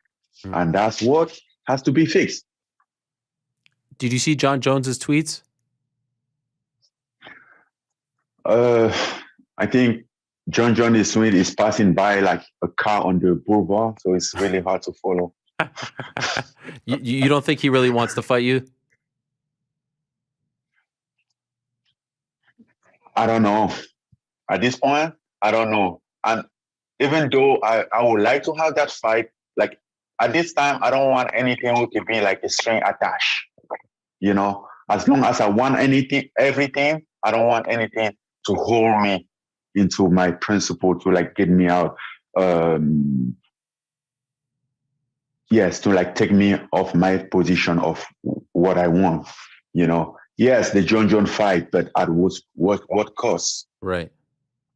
What is the price that I have to pay for that fight? That's the problem. And you're not even like I saw someone ask you at the press conference, oh, the money is like, even if it's 10 million, it doesn't matter for you if it's 10, 20 million. There's the other things that are bothering you, right? It's not just about that anymore. Yeah. Right. No, it's not about that. He hasn't been about that right anymore. Like I've been in this, they put me in this position, and I felt powerless for so long, and I realized that this shouldn't happen. This is not right, and it shouldn't be happening. You know, even before the JDU, after the GTS fight, they wanted me to sign a contract, and I didn't want to sign a contract by that time, and they just started to freeze me, like put you down for 10 months, 11 months, get you go out of money. They know you're going to go out of money because they know exactly how much you're making, and they know that you can go so very far with that money. And they will just like, oh, a new deal, you know, kind of like a way of forcing you to sign a new deal, the way that they operate, which is something that I can't comply to. Is that when you started to realize that this was... Oh, yeah. I know. Okay, that was the turning point. This been going on for over 2 years. Wow. Last question for you, Francis. Thank you so much for the time. Really, you've given us too much time here, and I really appreciate it. Ultimately, could you tell the world, can you tell anyone who's listening, what does Francis want to happen in the next year? What if you could paint the perfect picture, what would it be? The perfect picture, I think, is you mean for me, or yeah, for you? What do you mean? For you. I think it's the better contract structure. Structure. That's the key word. Yeah. You going to get a parade back home in Cameroon again? That's unavoidable. They have been calling me already. That's right. When are you going back? Yeah. I don't know yet. It's depend on what the doctor will say on my knee. Okay, so you'll find out today. It depends on that. Yes. Otherwise, I would have been in the airport by now. Oh, okay. Amazing. Francis, I'm in awe of you, my friend, honestly. And I hope it doesn't come across like I'm just fawning over you here. I am in awe of you because I don't think people understand just how difficult it is what you pulled off this past week. It's a concoction that we've never seen, with the stuff with Fernand, with the stuff with the UFC, with the knee, all that stuff coming together. I'm really in awe of you and how you conduct yourself and the class and grace that you exemplify.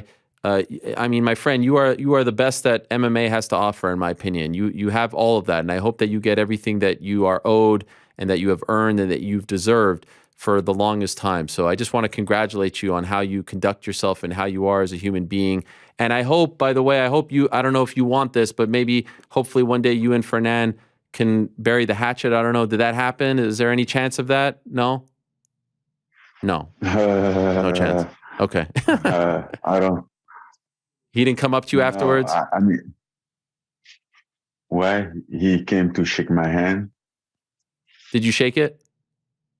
Yeah, we shake hands. He was inside the octagon. He was like sporty. I shake his hand for Ciryl as Ciryl coach, the guy that I just fought, the guy that will just give me opportunity.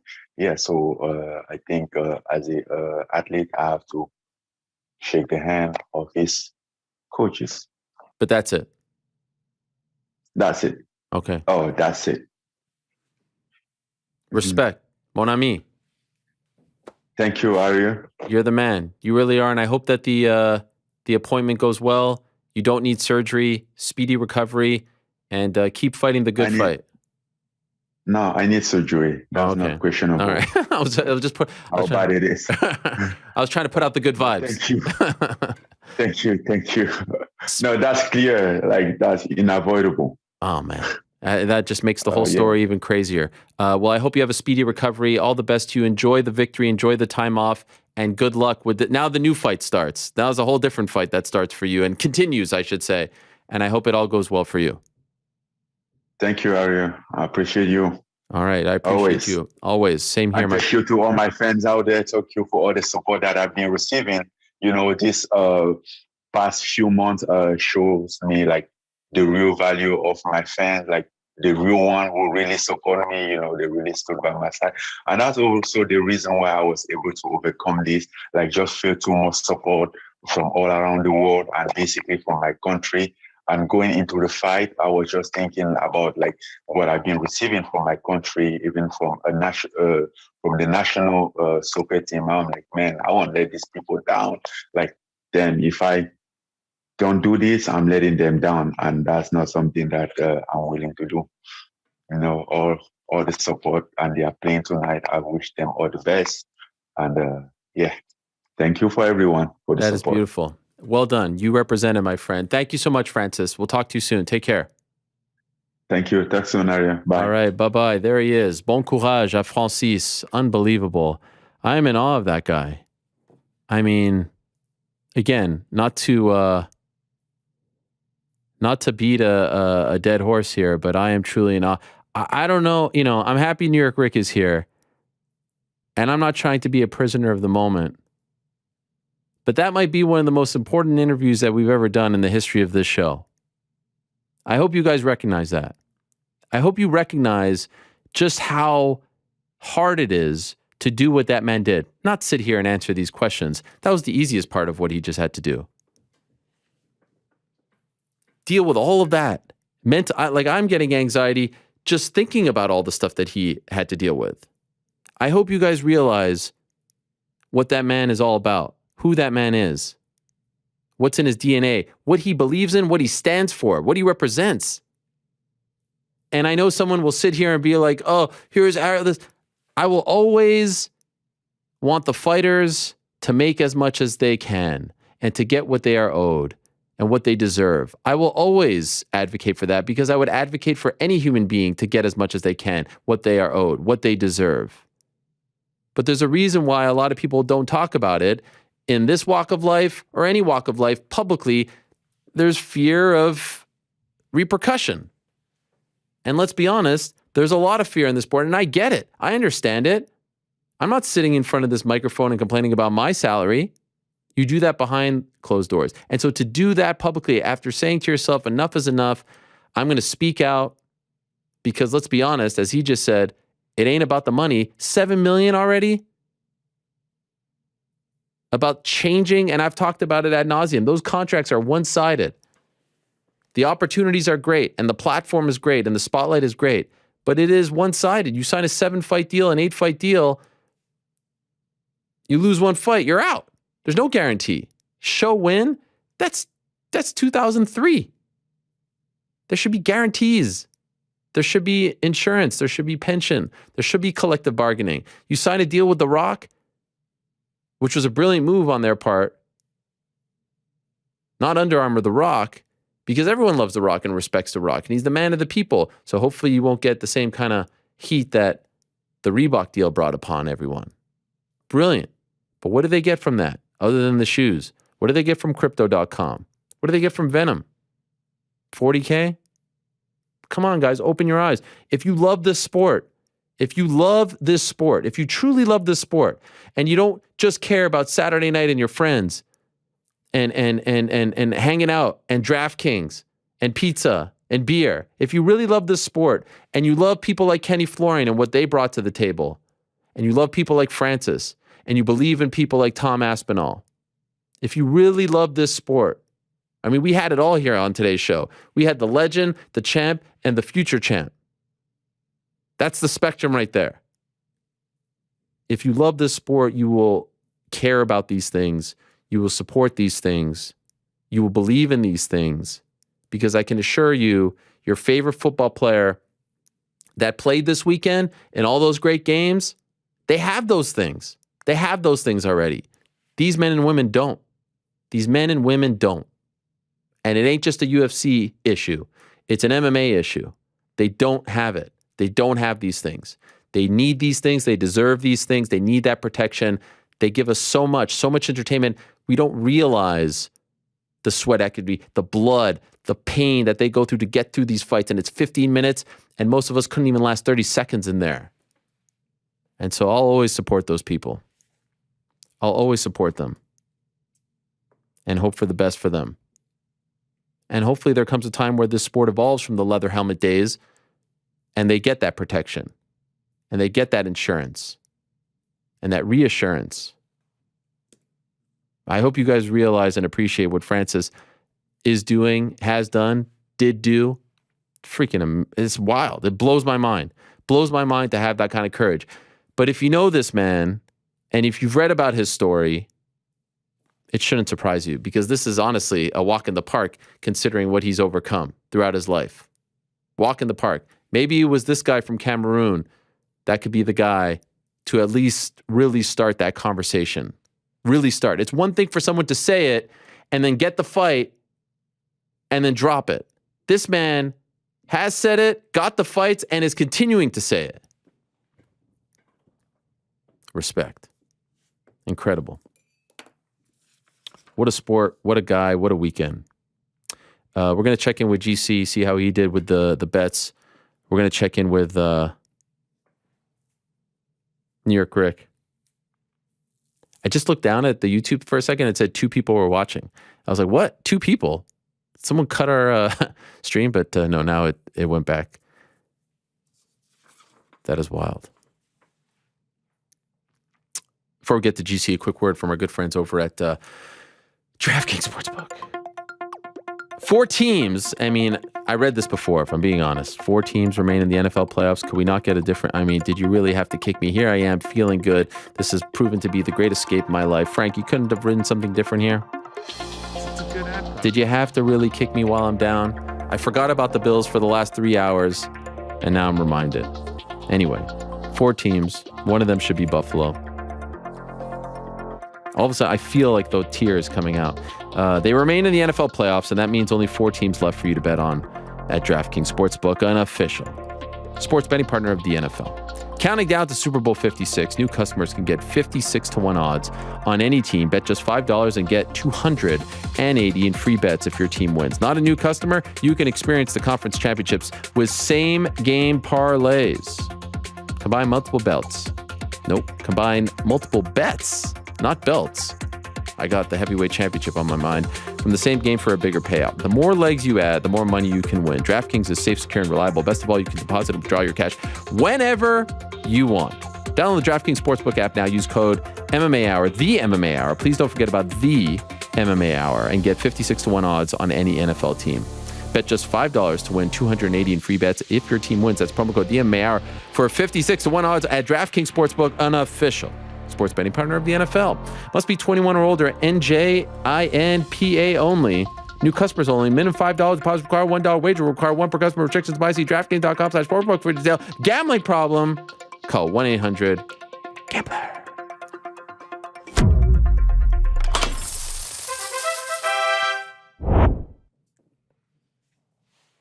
Oh, look at that. Look at that support for the champ from G City. Wow. Look at that support. And still, baby. Wow. How come you're so tall today? Oh, there you go. I had to move up. So for the shirt. Okay. Wow. You got that shirt, huh? I've had this shirt for a while, man. Oh, wow. From the game night days? Back from the game night days, man. Yeah, I told you. You've been a fan? He's been one of my favorite fighters since the Overeem knockout. Wow. Okay. Yeah, look at you. Look at you going. Yeah, I told you that one time. You couldn't believe it. Yeah, I know. I mean, listen. Yeah, I didn't want to show my biases pre-fight. Wanted to, let people know what I thought beforehand. But yeah, I was definitely cheering for Francis on Saturday. What about that interview? Unbelievable. Yeah, how mad are people right now? They just get an hour with Francis Ngannou. Now they get a guy in a Francis Ngannou shirt. Like, guys, this is really the main event of the show. We really made a jump down here. But I mean, unbelievable stuff from him. Wow. Like, unbelievable. I'm in awe. I mean, he delivered. I told you he was going to get you hyped up. He did. Oh my God, he did a lot more than that. Yes. Yeah. Well, the best thing he gave me was just a bit of a mental break from the pain of last night. But yes, I mean, what a story. This is the story of the year, to see how now the injury throws a bit of a wrinkle and everything, and a bit of a wrench, and things could delay things, but could be a blessing in disguise as well for him, to buy him some time. Wow, I can't wait to see how it all plays out. Now, how did you do? So I've never felt like such a winner while losing. I lost a unit. Okay. But the way it finished with Figueiredo and Francis Ngannou, I called both the underdog upsets. You did. It felt like I was winning. So yeah, we can start here. Go over it. We'll start with the singles. We go 3-1. We do well in the singles this week. Trevin Giles is the only one that we got wrong. He just didn't really show up. But we do get Figueiredo. We do get Ngannou. Unbelievable co-main and main event. So we did well in the singles. Where we messed up was the parlays. We kind of got a little bit greedy. We've been hitting parlays recently. We go 0 for 3 this week. Miss I feel one like the leg. parlays have been a bit of a thorn in your side. But I mean, they're the hardest ones to hit, right? Yeah, it's like a smart bettor knows that it's like the thorn in their side, but they're always just tempting to put together. Yeah, Hony Barcelos. I mean, Victor Henry showed up. Like that was an impressive showing from Victor Henry. Cody Stamen. I loved the over 1.5 in this one. He did me no favors this weekend, getting choked out in 47 seconds. And then I did the DraftKings League, and I had Cody Stamen on my team, and he got me 0.7 points. No love for Nurmagomedov, huh? So I liked Nurmagomedov. I just thought it was going to go over 1.5. Yeah. I mean, Saeed showed up in a big way. What was it, like, 40 seconds, I think? 47 seconds, yeah. 47 seconds. Choked him right up. And then the final recap here, we can see it. Finished down 1.14 units. So we're still waiting for that make or break week, like a big week of loss or a big week of win. We're kind of just treading water right now. So did good on the singles, did bad on the parlays. Yeah. Is what it is. It's not bad. By the way, were you I actually saw more people than I expected tweeting about the knee. Yes. So I actually was just talking with Frank about this. So I saw it on Saturday and I was like, all right, I'm just not even going to buy into this. I'm just going to ignore this. There's no like confirmed reports of it. Right. And then when he gets in the octagon and he's got the knee braces on, I got super nervous. I was like, oh God. And so I started talking to Frank about it. Like if we could go back to Friday and I could talk to you, and I was just like, hey, we know everything that's going on around it. We know all the storylines and everything. But I could tell you, Francis Ngannou has a torn MCL, a hurt ACL, and the fight is going to go to a decision. Oh, yeah. Like, how much are you putting on Ciryl Gane at minus 140? Like, I'm breaking the bank on that. If I didn't know the outcome, but those are the facts that I knew about it. Francis by decision was plus 1,200. What I saw. Yes, plus 1,200. Plus 1,200. It just speaks to how incredible it was. Like that's the thing. Oh like my God. He did it with wrestling. I did like a watch party at my house, and like my mind was blown when he's doing these like transitions and like these sweeps and everything. And everyone I'm watching it with is like, oh, I thought this was like the heavyweight title. Yeah. And I'm like, the fact that he's doing this is insanity. Like I'm like jumping up and down, going crazy. I'm like, especially as they're showing like the live odds, and you're starting to believe that like he's actually going to pull this off. Like it was just so crazy.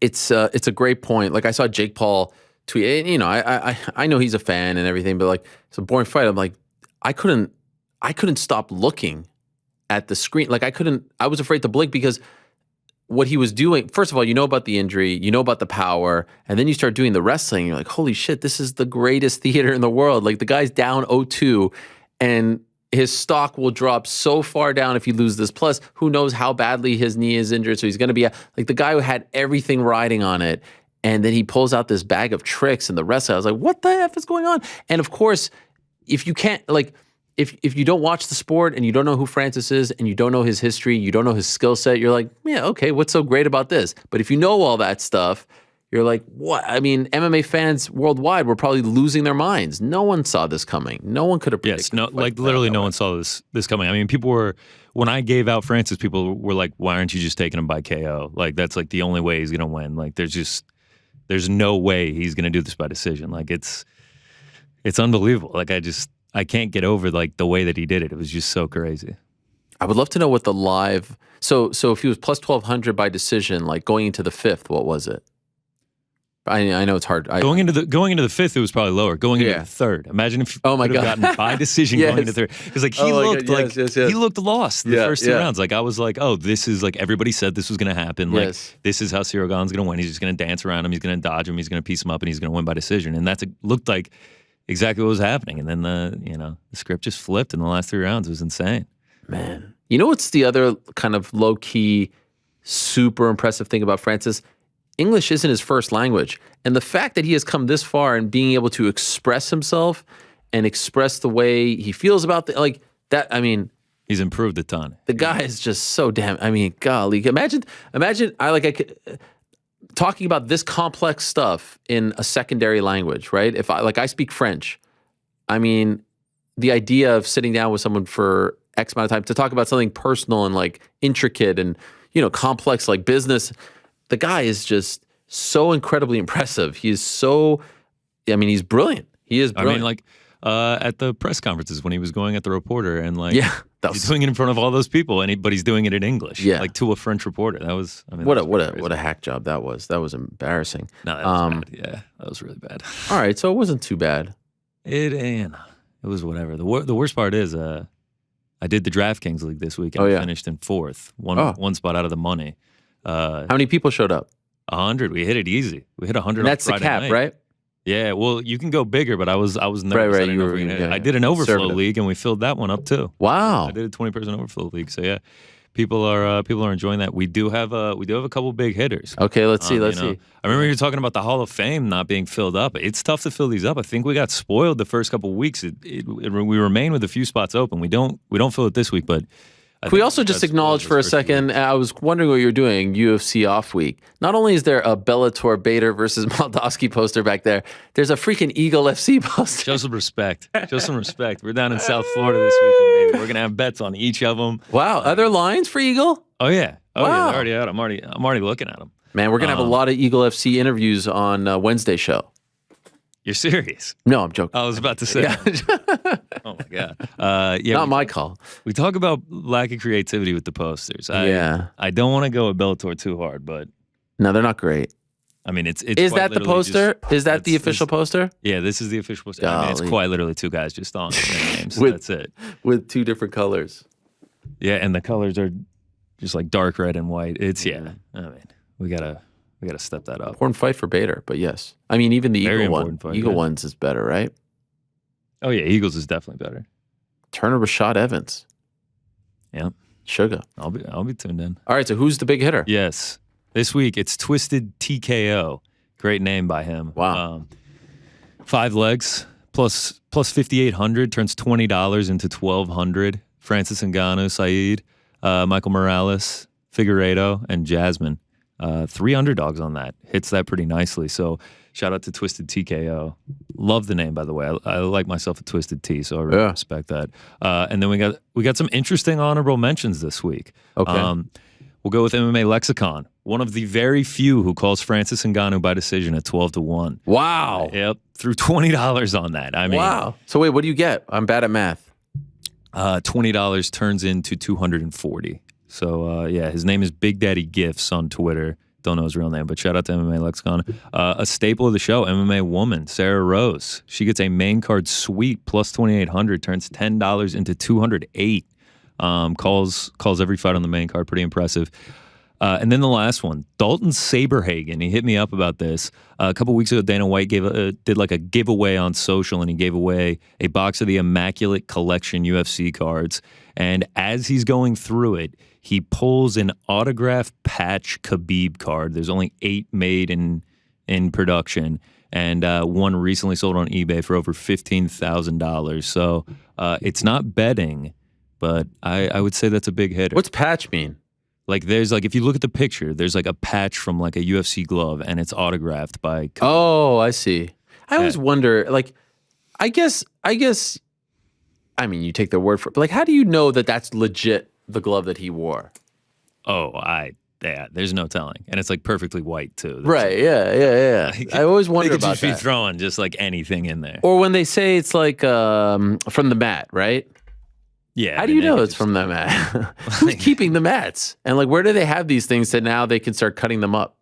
Yeah, and they can just like get so many different little squares for different little cards. Yeah, It's like my plot of land in Aberdeenshire, yeah. Scotland. Well, you're gonna go visit that one day, and there's gonna be like 17 other people Exactly. visiting the same plot. of land. It's like, wait, I thought I owned. Yeah. And you're all calling each other lords too. Right. DraftKings though, out of 100, Yes. our man, 5 a.m. Riot, I believe the name is. 5 a.m. Riot. Yeah, the DraftKings this week. Unfortunately, no picture for him. I believe we have the animation as well to signify him. Please. I'm waiting. We got a new jingle this week. Wow. Yeah, no picture for him though. We also got him a new crown. We're always evolving here. Okay, a little late there with the animation music there, Frank. I mean, really. Could we get that again? This is what happens when he doesn't consult me. Oh, well, you went rogue? Yeah, he did. Wait, I thought we did this last week. I didn't make the thing big enough either, so it doesn't look like it's coming down from the top of the screen. It's like coming down. Wait, halfway but down. can I just ask a question? Is that just like a generic avatar pic?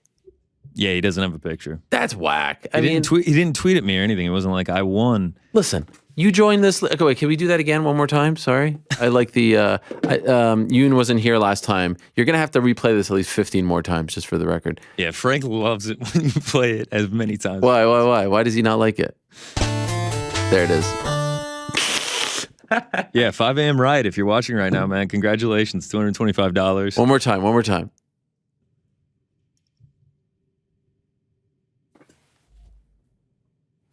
There it is. There it is. 5 a.m. Great name, but I actually do think that there should be, I don't know, there should be some rule that you have to have a picture so that if you win, we can have your picture up there, 5 a.m. Riot. Yeah, I was really hoping he'd have a picture. If you sign up, you have to have a picture, okay? Can you have a profile pic? Yeah, I have a profile picture. No, not you, but could that be a requirement? No, I know. I'm saying yes. Oh, okay, well, no, yeah. that cannot be a requirement. Like, Why I can't not? set that rule? Why not? No, Hey. there's no way I can set that rule. All right. Well, that was good. So who's the guy last week? He was mad at me. Let me get his name right. Yurkowitz. Yeah, that wasn't DraftKings though. That was just like a big hitter. Oh, Yeah, okay. Yurkowitz. He was All right, great guy, Yurkowitz. Yeah, never met him. All right, so this week we've got Bellator and we've got Eagle FC. You know, if you want to do a little sprinkle on the Royal Rumble on Saturday, you know that's always a fun one. Do they offer lines on that? Someone does. I've seen. I feel like that's betting on like a TV show. Yeah, but Royal Rumble is a fun one. You know what Royal Rumble is, right? No, you don't know what Royal Rumble is. I've heard it, but I like it. You don't know like what I'm assuming there's what it special means? rules. There's it's a 30-man match where it starts with two contestants at the same time, and it changes. I think it's 90 seconds, 2 minutes. A new contestant comes in, and in order to it's like a King of the Hill type thing, sort of. And then in order to eliminate someone, you have to throw them over the ropes, and their 2 feet have to hit the ground. So there have been instances where 1 foot swept the ground. Shawn Michaels back in the day. There have been instances where Kofi Kingston, for example, jumps onto the announce table, is on some pancakes, jumps back into the ring. Ultimately, 2 feet hit the ground, you're eliminated, and so it goes all the way until there's one man standing. And sometimes we've seen a guy go from number 1 to the end, an hour in the ring. So, all right. Well, are there? Oh yeah, I've located some lines. Wait, legit? Brock Lesnar is the favorite at plus 250 to win the men's Royal Rumble. Wow. There's a women's one as well. Okay, so that's interesting because Brock Lesnar is actually going up against Bobby Lashley in one of the most anticipated matches in recent. Yeah, he's minus 200 in that. Wait, you can actually bet on the matches too? Yeah, Roman Reigns is minus 275 against Seth Rollins. Wow. Wait, is this a legit book? My word, Becky Lynch is minus 1,000 against Doudrop. Yes. Wait, is this a legit book? Yeah. Is this DraftKings? It's not DraftKings. Oh, okay. Unfortunately. I wonder if DraftKings does it. I'm checking right now, yeah. Wow. This is, so they have Royal Rumble odds. Because I don't know if Lesnar is in it, because Lesnar's the champ. I don't think Lesnar is actually in the Rumble. Champs usually aren't in the Rumble. I'm intrigued at this giant competition. Like, you're going to get someone at plus odds. Oh, yeah. Yeah, I mean, I could maybe. When is it? Saturday night? Saturday night, St. Louis, Missouri. I'm going to go 2 TVs. I'm going to be there. Oh, really? Wow. Mm-hmm. I'll be there. the Show Me State. Yeah, nothing on. I haven't been to St. Louis since December of 2010. I was there for Strikeforce Heavy Artillery, one of the all-time I love the name. violent cards in MMA history. That was Mauro Ranallo saying, "Who wants a KO for Christmas?" It was Paul Daly and Scott Smith and Robbie Lawler, Matt Linland, Dan Henderson, Babalu, Bigfoot Silva. It was just wow. That's a great memory. Okay, Yeah, okay. thank So you. I've actually found on a real book that I can place bets on. Big E is the favorite, plus 350. Brock Lesnar's plus 375. Roman Reigns plus 800. interesting. Yeah. Big E. Okay, so Big E I get, but Brock Lesnar is the champ. Unless there's something going on that I haven't. I'm gonna have to do some research on this. All right. Did you bet on the Bills? No. You bet on the Chiefs? Yeah. Get out of here. Listen. What the hell? I was trying to do you a service. I bet on the Pats and the Bills Yeah. rolled, so I was actually trying to help you out. I can't even get a thank you. What you got? What'd you do? Money line or with the spread? Yeah, money line was minus 25, so I just took that. Yeah, I actually went 6-0 on NFL bets this weekend. That's impressive with all those underdogs winning. Yeah, did it. I got every spread right, and then I parlayed each day. I parlayed the 2 spreads. That's how I hit all those. Yeah, it was a successful NFL weekend. Old CA though, corporate Alex actually pointed something out at lunch. Oh yeah, I was eating my leftovers. I whipped up some bison steaks yesterday, so I'm really just pouring the salt in the wounds on the Bills losing. Yeah. I haven't felt this kind of pain about a game. I haven't felt this. Honestly, there's 2 games in my life that like hit me in the heart because of the sheer shock that I felt. Yeah. One is 1995 Knicks Pacers. My favorite athlete of all time, Patrick Ewing, misses a finger roll at the buzzer, Game 7. Back iron. Yep. My brother took a Kleenex box on there, forget, and whipped it at my head and said, "Go cry," and it really, really pissed me off. I was in the 8th grade at the time. And number 2, in terms of sheer shock, like I've had heartbreak, obviously. I mean, all my teams. Sheer shock, Music City Miracle, 1999. God. Yeah. Forward pass. It was not a lateral. It was a forward. I will always believe that. And yesterday. And honestly, yesterday hurts more than the Music City Miracle because I really believe in my heart, they would have won the Super Bowl if they beat the Chiefs. Especially looking in hindsight, Titans go down, Packers. It's not even hindsight. It's Bucks go down. It's the weekend played out perfectly. Right, that's what I'm saying. Yeah, we needed the Bengals to win so that we can host AFC. And respect to the Bengals, they're a great young team. I just think the Bills are better. And Brady's done, fantastic. That witch is dead. Packers are done. I was worried about them in the Super Bowl, and that's what hurts, man. That's what hurts. You have to think the Bills would be favored too, and I know I'm the richest man at the present moment when it comes to championships, but I know your pain. The 28-3 Super Bowl, 17-0 NFC Championship, Georgia losing in overtime in the national championship. You want to know pain? In a 365-day window, both the Falcons lost the Super Bowl and Georgia lost the national championship, and they trailed for a combined 0 seconds. Because they both lost on walk-off overtime plays. That is pain. Yeah. So you just have to believe one day. Yeah, I believe. Unlike you, I just want one. I'm with you, man. I just want, I'm good now. People are telling me about Georgia getting all these recruits and doing this. I'm like, nah. Just give me that. We got our one. We got our one. I'm cool for now. And honestly, I wasn't feeling great yesterday. And then the game started as it did, 2 4th down conversions. I was like, freaking Josh Allen. I would go to war for that guy. If anyone wants to disparage that guy's name, I will go to war for that guy. Yeah. And then I wasn't feeling great. And then halftime, they missed the field goal. I'm like, all right, fine. 3rd quarter, I did not feel great. Beginning of 4th, I started to feel really good.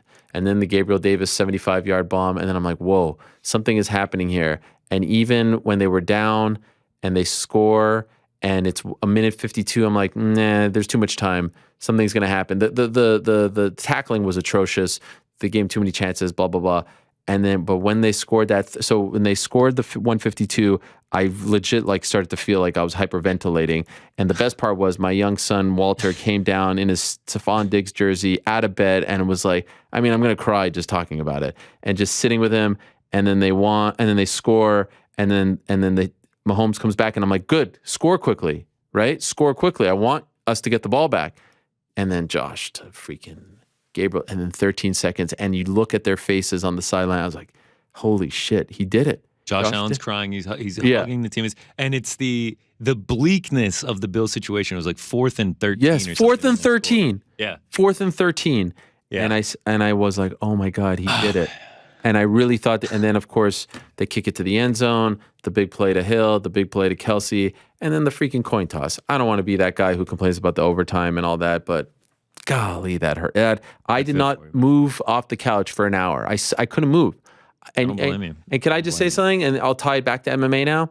Mark Henry is one of the is one of the best coaches in MMA. Mark Henry, he coaches the likes of Frankie Edgar and Caitlin Chukagian and Cody Garbrandt. The list goes on and on. Eddie Alvarez. I mean, it's just an amazing stable. Zabit. A couple of years ago, Mark Henry is the biggest Bills fan that I've ever met. He turns his house into a shrine. Like every game, he brings out all the artifacts. He's been a Bills fan his entire life. Like this man is a bigger Bills fan than I am, honestly. I have no problem saying that. And a couple of years ago, he included me with his son, Pino, who's a great, great kid who's now out of college and is just a lovely kid who's been around the fight game for a while. And we text 45 million times throughout Bills games, and especially this week and during the game. And so we were texting, and then he just disappeared at the end of the game. And I feel horrible for Mark Henry. He's older than me. I know how much he wants. So, it's just fun to have those relationships and those interactions. And I believe one day we will have our moment, unfortunately. Hopefully it's with Josh Allen. Yeah. There's Josh Allen, Gabriel Davis, and, obviously the fans of Buffalo. It's terrible. Like, I just feel so bad. What about me? You're a fan of Buffalo. Oh, okay, fine. You're included. All right, sorry. I was thinking of you when they were losing. I was like, I feel. Yeah, you're like, oh, I feel bad for Ariel. I mean, he saved me from Gane night, but I'm still going to bet against his team. It's fine. I was doing you a service. It almost worked out. It almost worked out for you. In any event. Talk to Rick about it. Yeah, we'll talk to you. Kenny Florian, great today. That smile is contagious. Yeah, it is a great smile. It was a great show. It's a great show. And we got one more thing to do. I think he's here. I mean, sometimes he's here, sometimes he's not. Thank you, GC. Appreciate you. Time now for everyone's favorite segment of the week. That sometimes happens and sometimes doesn't. Let's find out. You can hit the music, guys. I was riding high, and now I'm like, why did we do that? Why did we do that to ourselves? Why did we talk about this? Rick's Picks. I'm going to go cry myself. Rick's Picks are lots of fun, and his hair is in a bun, because you already know what it is. Rick's Picks. Ladies and gentlemen, boys and girls, it's the moment you've all been waiting for. It's the new craze taking the world by storm. Live from the Vox Studios in beautiful New York City, it's time for Rick's Picks. That's right. What's happening? Hello, Mr. NewYorkRic. how are you? I'm okay. I just want to let you know, I was going to start this with a different tone, but because I don't appreciate you knowing why I wasn't here and leaning into that, I'm just going to start by letting you know that I had money on the Kansas City Chiefs. Wow. On that tonight. So that's how we'll start this on this one. I don't believe you for 1 second. Listen, I can show you we can have Connor take a look at my DraftKings. But anyway, that's how we're going to start. So how are you? I'm okay. I just got a weird text message. What do we got? I mean, I don't want to say it just yet. It's the weekend of weird text messages. What realm of weird are we talking about? I feel like this is this needs to be explored. No. Okay, maybe not. Oh God. Well, I mean, we were just talking about weird text messages. So that kind of weird. Yeah. Okay. Interesting. How are you? Yeah, where do we go from here? I'm good. I'm doing good. And I'm happy to be here after not being here last week. What a Everything show, okay? Huh? Yeah. Everything is okay. Everything is wonderful now. Down. As Francis Ngannou said, I don't care about that, bro. I'm happy. That's my vibe. That was a great. Right here, I right mean, now. would you say, that was one of the more important, impactful? I don't know. We've done a lot.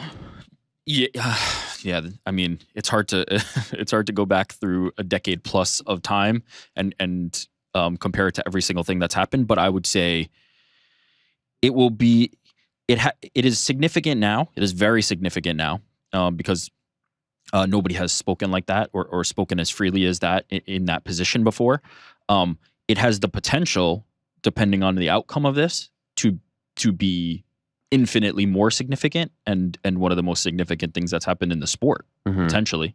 If Francis Ngannou leverages all the power that he has right now and makes something monumental happen, this will be a significant milestone, a significant marker along that journey. So very, very significant, very important, and speaks to some of my picks this week. Oh, what do we got? Great. Well, what a segue. Jeez. I mean, is there any other place? And it feels a little bit redundant to start with Francis Ngannou. Is Francis Ngannou being my first pick for this week? All the things you've already discussed, so I'm not going to rehash every single thing, but gambling on himself and winning. Oh, yeah. Continuing to be out in front. Frankly, I will admit, when I started hearing the rumblings of the knee injury, my assessment of that was the same as his assessment, which is this is stupid. But yet he persevered through that and got the job done. I was personally very confident in Francis's chances against Ciryl. I was backing Francis when this matchup was announced. I've always thought that breakdown wise, I thought that Ciryl didn't have the tools to keep Francis away from him, and that power would eventually just land. With the injured knee, I was a lot less confident in that. Like GC mentioned, when I started hearing that, I started leaning towards Ciryl. I started thinking that the mobility was going to be a problem, but Francis showed a new wrinkle to his game. So a lot of credit on all fronts. He 1080'd the French media and showed off the I want to get this right. Actually, I don't know who said it, whoever coined it, but I want to shout out whoever coined Ngannou Madoff. What a nickname. Oh my God. Yeah. Those, the pictures. The memes of Ngannou Madoff. I wasn't able to kind of like track down the originator because so many people were using it, but just shout out to Francis Ngannou. You did 15 minutes of it at the top and laid it out a lot better than I was going to. So Francis Ngannou. You have to be redundant. And I would say probably the best thing he accomplished this week, the greatest honor, was landing first on Rick's picks. And it wasn't a small bet on the Chiefs either. It was a nice one. Is that true? One. Yeah. Yeah. I mean, that's a no-brainer. What an asshole. Really? Oh yeah. You and GC, anyone? I mean, I guess that shows the difference between me and other people. I would never do that to my friends. If I knew that this was something that money.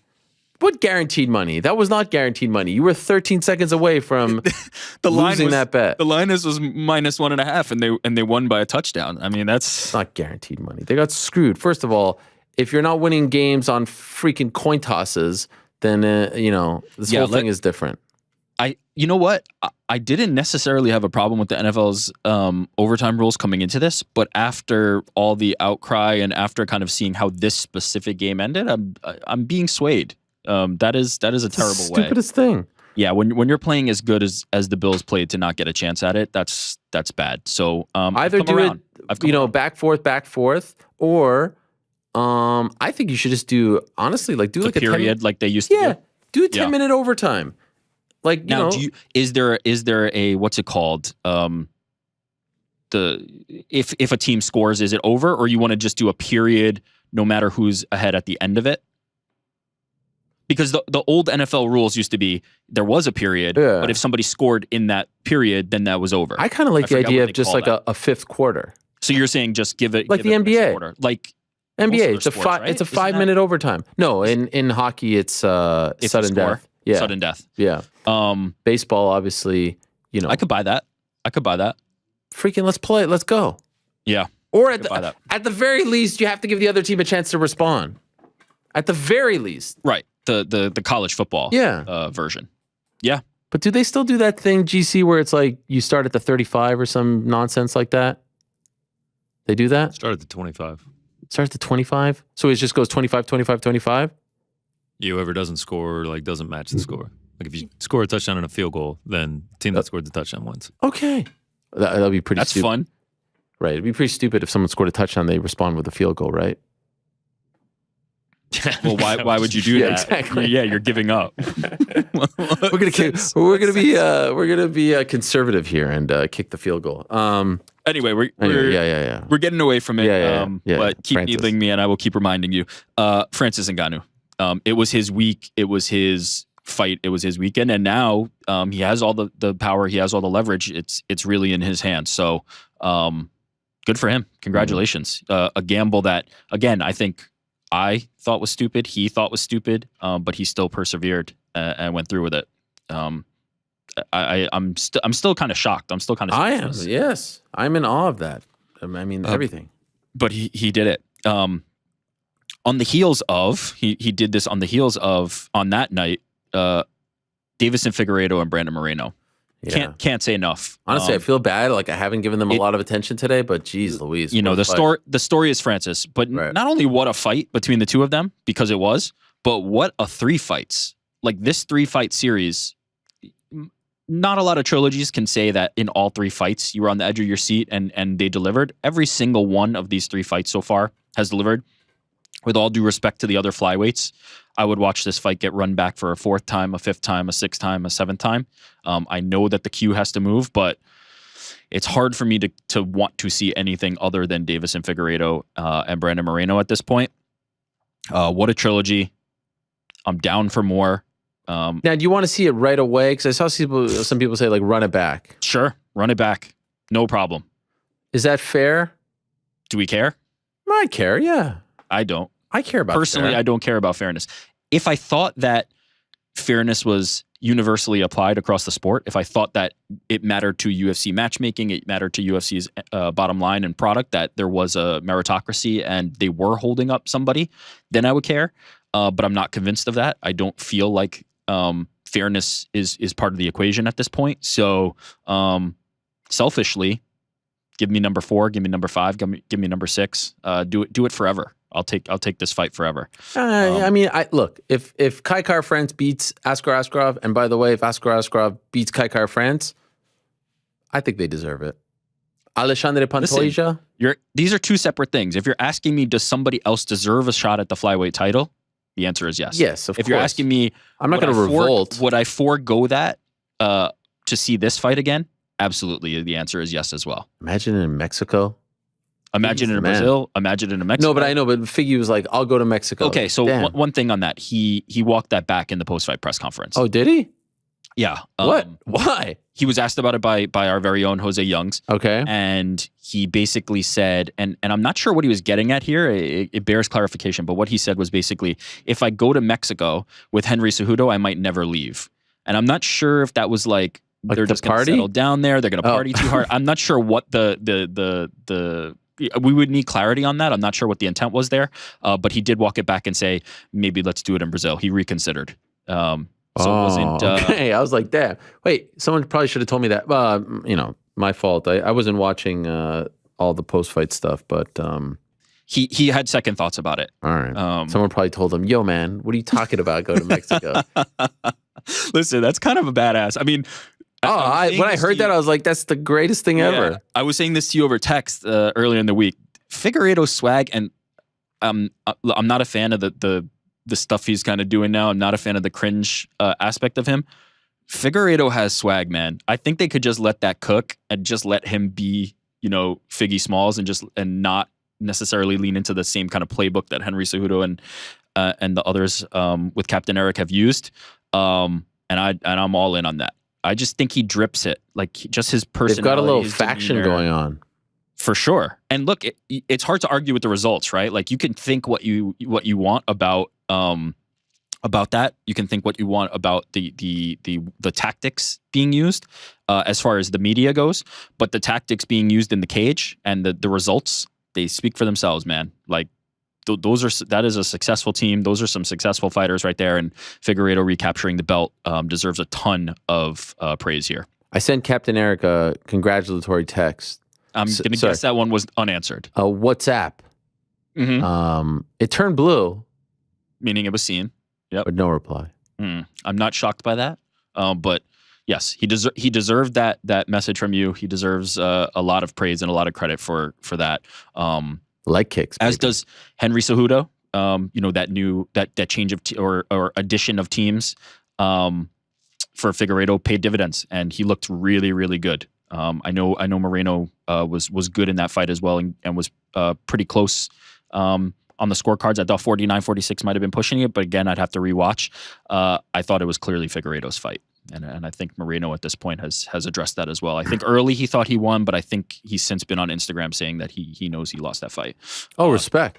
Yeah, great fight. What a pop, Absolutely. Huh? Dude, Moreno's a star, no? Crazy. Moreno is like... That pop actually surprised. I mean, like, I knew they loved him. The Arizona thing was cool. Yeah. Nate Diaz giving him the rub was great for him.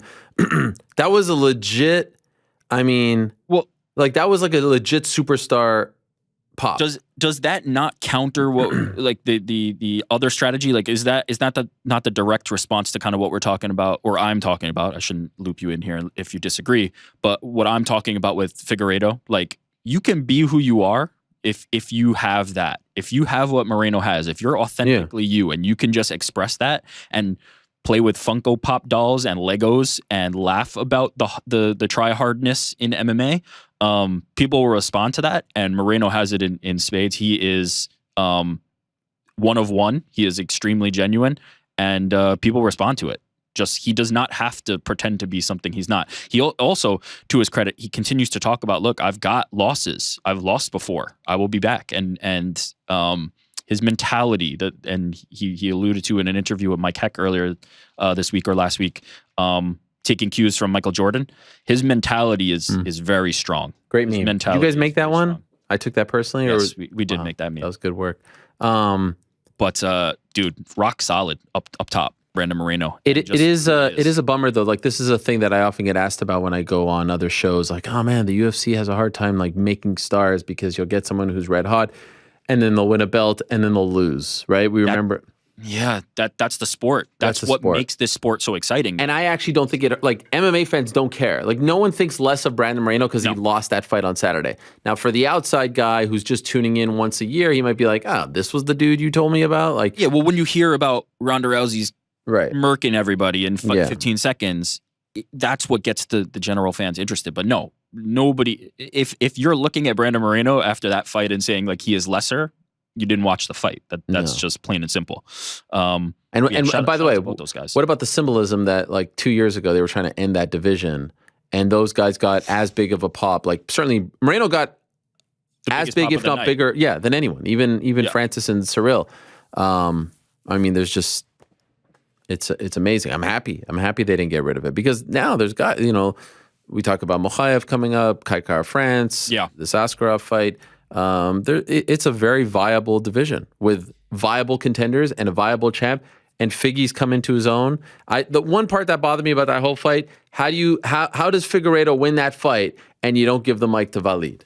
I mean, come on. He's there. You see him chomping at the bit. It was a very boxing post-fight scene with all of them. They were all like wanted the camera time. Did you see that? Henry's in there, Captain Eric's in there. All of them wanted the camera time. Nobody better than Walid needed the mic time.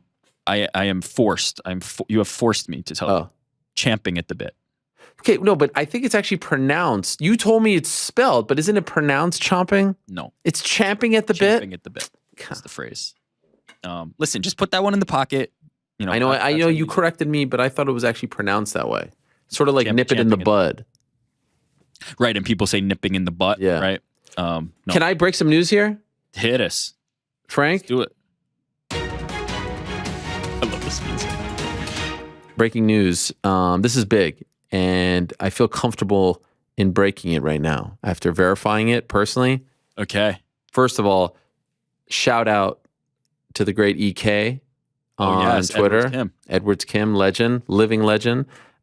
He actually got the scoop first. Oh, my Lord. Served up the alley-oop. I dunked it home. He actually really did the serving up and the dunking, but then I went back and double dunked it. One of the great mysteries of the last decade, one of the great mysteries on this program is, where have you gone pre-Beck? And when I thought of Walid, Pribeck, it all comes together. Of course, a couple weeks ago, we had the great Al Foran on the show, and that brought back some memories, some conversations about Pribeck. And I even said to you that I worried that Pribeck, I worried like the worst, right? Yes, that he'd never be seen again, that we don't know what happened. I was in pretty good contact with the guy, and then he just disappeared on me. He actually lived near me, all this stuff. Pribeck is not only alive, I can confirm, he is well. He is doing well. I actually spoke to Pribeck, and it was because of Al's appearance. That's what ignited it. Yeah. I guess EK went in there and he did some research and he found him, and I spoke to him via text, and it warmed my heart. I didn't ask him for anything, not to come on the show, this and that, but I just told him, I'm like, yo, I get asked about you all the time. You're one of the great characters in the history of this show, and I'm just genuinely happy that you are alive and well. And we miss you, bud. And that's it. And he explained why. I'll leave that all, to our conversation. But I thought that was really big news. That a lot of OG fans will remember Pribeck. The new fans won't. I even saw someone, speaking of like the Kenny Florian thing. Someone tweeted, I saw here. That's like, I said one of the most important interviews in the history of the MMA Hour, and then someone wrote back like, "LOL, isn't that show only a year old?" And I'm like, come on, 2009, where have you been? I mean, it's like, go to Kenny's Twitter. These guys, they're like arguing with Kenny Florian about Francis's jiu-jitsu. Like, you realize who you're talking to. I live for, and I don't have a current or recent example off the top of my head, but I've seen this permutation of this exchange happen, where somebody is arguing with somebody who literally has like a PhD or like expertise in something, and they're like, nah, you should do some more research on this. And then they can hit them with like, yeah, I did my 8 years of study on it, and this is my field of expertise. This is akin to that. This is teaching MMA to Kenny Florian or teaching jiu-jitsu to Kenny Florian, when you're a 2-stripe white belt. Just you're gonna have a bad go. One more example. Last week I retweet Sayat, the great manager out in Tiger Muay Thai. He's like, Rafael Fiziev is there, Khamzat Chimaev is there, and then someone replies like, no, he replies Fiziev is at Sanford. So I hit up Danny Rubenstein, who's also the co-manager of Fiziev, and I'm like, where is Rafael Fiziev at the moment? He's like, he's in Thailand, Tiger Muay Thai. I was like, this guy's wrong, right? Yeah, he's wrong. Just like everyone is an expert. Yeah. Everyone knows this dude. He's telling his own manager. Who's literally in Thailand with him. Yeah. No, he's actually in Florida. Yeah. We've seen the photos since. Now he's literally in photos in Thailand. Incredible. Yeah, I love those. I live for those. Those make me so happy to see. Okay. We're gonna finish up Rick's picks here. Okay. Revenue sharing. 50% of the UFC's NFT launch going to the fighters. I have to admit, I think they announced this in November, I believe. They did. I had no idea, didn't know that this was happening, and was happy to see that. I'm not predicting that it's a sign. So explain to me this. So actually, if I could break the fourth wall, you did Slack me to ask Francis about his necklace. Was that a joke or not a joke? No. You really wanted me to ask Francis? We're talking about one of the most iconic interviews and moments in the history of the show. You want me to ask him about his NFT necklace? Listen, you started off with some. It's not like you started off throwing 100 miles an hour here. You could have asked him. What is so great about it? It's just cool. I would have liked to know more of the story. You like this stuff? We saw it on Instagram. What does that mean? You like this stuff? The NFT nonsense? It had like a little screen built into it. Yo, wow, it's great. I'm so excited about this. I'm gonna say, listen, Does it have Pokemon cards attached to it too? God, that's a different thing. That's physical. That's tangible. You can touch Magic cards. Physical, tangible. You can. What were the ones that you throw on the thing? Pogs. I am not personally somebody who invests a ton in NFTs. Although if I do, it's just perspective, right? Like I did, but it's perspective. I am not a collector. I am not somebody who is thinking that this is guaranteed to make a lot of money down the line. It could, it could not. I'm not. I have the money to spend on that. I am not thinking of it as a long-term investment and what do you have? Leveraging myself. I bought a few of the packs that they came out with. Oh, the UFC bought? NFTs. Yeah. Who'd you get? I got a lot of different people. None of the like rare. Where do you buy it from? there was a website called UFC Strike. They're sold out now. So come on, really? Irrelevant. You can't go. Yeah, there was. Can I ask how much it was, or is that? No. There was 100,000 total units, packs, and they were $50 a piece plus tax. Okay. Or a processing fee. I forget what the extra. And how many you get per pack? You get 3 per pack, and you were capped out at 5 of them. So that was the 5 packs. Total. 5 packs total. And you bought 5? I bought 5. How long did it take for it to sell out? A day. It was sold out by the time I was done by end of day yesterday. So it sold out quick in a day. And who'd you get? Anything of note? I got a few cool ones. I got Robbie Lawler's knockout of Diaz. Nick, the most recent one. Oh, wow. Got the Derek Lewis KO of, I forget who it was, one of the Fight Nights Blades. Wait, so is this all recent stuff? Yeah, most of it is recent. There's not a ton. That's whack. Is it because so does Robbie Lawler make 50% of that, you're saying? Yeah, so the fighters get 50% of the sales, yes. The fighters who are featured. The fighters who are featured, and not every fighter is featured. Mm-hmm. But again, this is just launch 1. There will be additional. How many fighters featured? This. I don't know off the top of my head because it wasn't like individual fighters per se. It was moments. It was like plays, like akin to NBA Top Shot. They have like this LeBron dunk. It's akin to that, right? So it's an individual play. I got Ian Gary. His is it like the actual highlight? It's the actual highlight. Casey asked me, does Nick Diaz get 50% too? I believe, and don't quote me on this, but please somebody look into this. I believe that both sides of a fight do get some kind of compensation. But please do not quote me on this. Do the research, look this up. I believe that's the case. I believe I saw that floating around. But much like Casey asking me, like I had no idea about this until this week that they were going to get 50% of the proceeds. So that's awesome.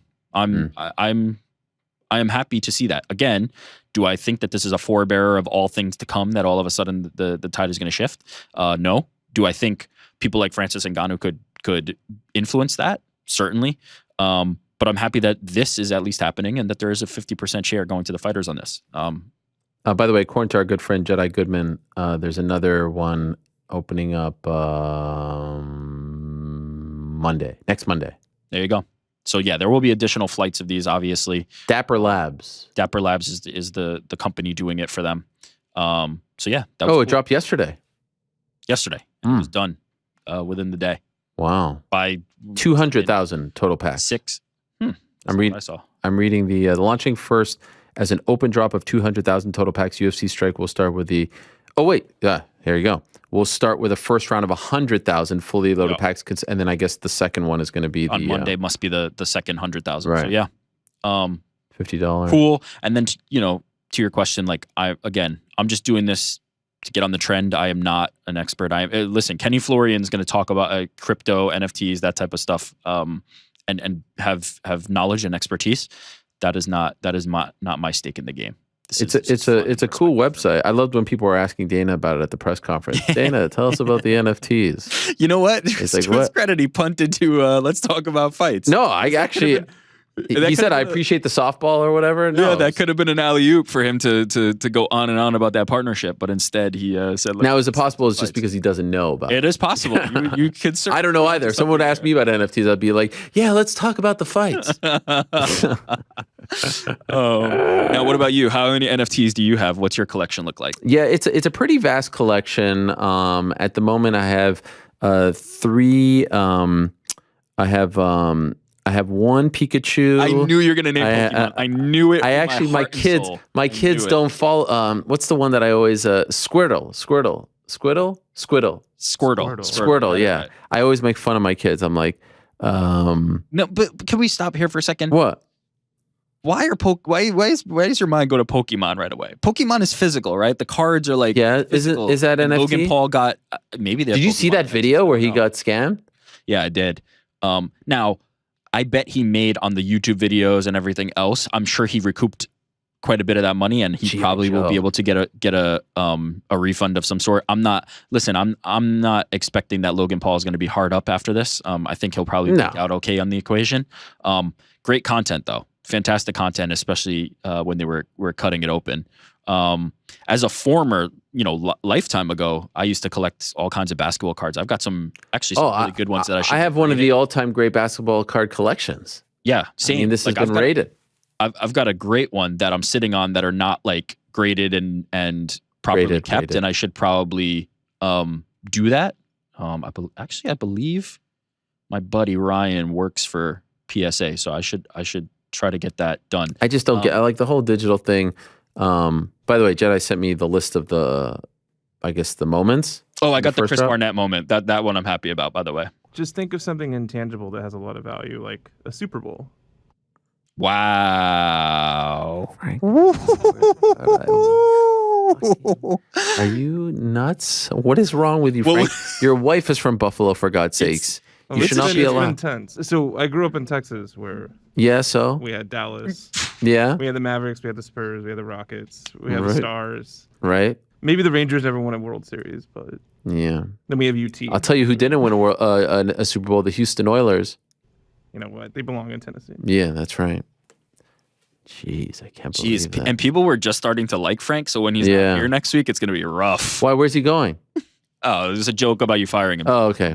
I was happy for a sec. Ciryl, Gane, Francis, Figueiredo, Usman, Volkov. See, what I don't like about this, if I can just nitpick for a second, Sure. I mean, it's all like, it's like Danny. It's all like, it's contemporary people. Yeah, well, I think I want freaking GSP winning the title. Yeah, I think they did this with Top Shot as well. But again, I'm not an expert on this, so don't quote me. But I believe it's like contemporary. Then you can start opening up. Remember, because of the way the compensation works on this, they have to do a deal with the people. So you have to go to GSP. You have to go to XYZ person. That's the problem. And you have to make the deal to get the legends. So I would expect that at some point their mind is where your mind is, and they're going to be doing those moments with legends. But I think this is the easiest way to start. Right? You've got your roster. You talk to them, you cut the deal, and you get it done. Even Francis Ngannou. I legit, when I saw the message, which by the way, I saw it afterwards. I mean, I was locked in. I was looking at my Slack. You could talk in my ear, no? Or can you not? No. Frank, can someone talk in my ear and no one hears it? Yeah, we can do that. I mean, no one seems to take advantage of that. But you could have said, hey, ask him. I definitely would have asked them. Yeah, I mean, you just gave me read me the riot act about not asking them, and now you're like, hey, before you go, as cool, you though. just bared your soul for us, talk to me about that NFT necklace. Yeah, Ariel, because you came in started with, so tell me about you. I think we went from 0 to 100 real quick. Listen, if you asked him the first thing I think it would have been fine. Oh, what's that around your neck? Let's get into it. But no, I will not besmirch you on that interview. I have nothing to say. No missed opportunity there, but it would have been nice. But yes, that was nailed. Well done, and very significant in the history of this show and potentially of the sport. Let's see where this nets out. But now, now that's in Francis's hands. Are there any Nelk Boys NFTs? I believe yes. Okay, look. Let's be real. Let's be real about what's happening here. There will be NFTs for everything. Mm-hmm. What the value of these things ends up being is up to us. Is up to everybody whether they value this and invest in this. I don't think it's ridiculous. I just personally don't assign a ton of value to the digital space, right? That will change as I think things become more digital and the metaverse and other things like that become a reality. Will I then shift and all of a sudden want to hang digital art in my digital house? Maybe. At the moment, I'm more concerned about physical houses and real property and real art and things like that. But that could shift. By the way, I just thought of a tremendous idea. Hit me. MMA Hour NFTs. Yeah, big moments, right? We could roll them back. Francis here, Connor back in 2013, Mayhem, Habib in studio. It's not Rampage dancing. What the It's not a terrible idea. Hit us up, UFC Strike. You want to get in on this? Well, Dapper Labs, right? No, I want to do it with UFC Strike. I want to do it. UFC Strike is just the name of the thing. I want it to be MMA Hour Moments presented by UFC Strike. Again. What a bad name. It's fine. It's fine. But actually, I think it's a pretty cool idea. It's not terrible. Listen. Of course, you can go on YouTube and just clip the thing yourself. Well, I feel like you don't understand. It's like it's a representation, right? You don't actually own actually own that moment, right? Because that moment happened in real time. It's like stocks, right? It's like a stock market. You don't own that company, but you are invested in that company, and you then have stakes, and the value is based on what other people are willing to pay for it, trade it, collect it, how much they value it. So if there's a rabid MMA Hour audience out there that's willing to drive the value up of those moments, yes, or purchase those moments, or trade those moments, or share. Let us know. Then it could be big. Could be really big. Last one. Okay, sorry. This is a long one. I mean, you're making up for last week. Go ahead. And someone's getting a phone call right now. It's me. Every bite of that dinner. Which dinner? The dinner that I'm paying for with the money that I won on the Chiefs.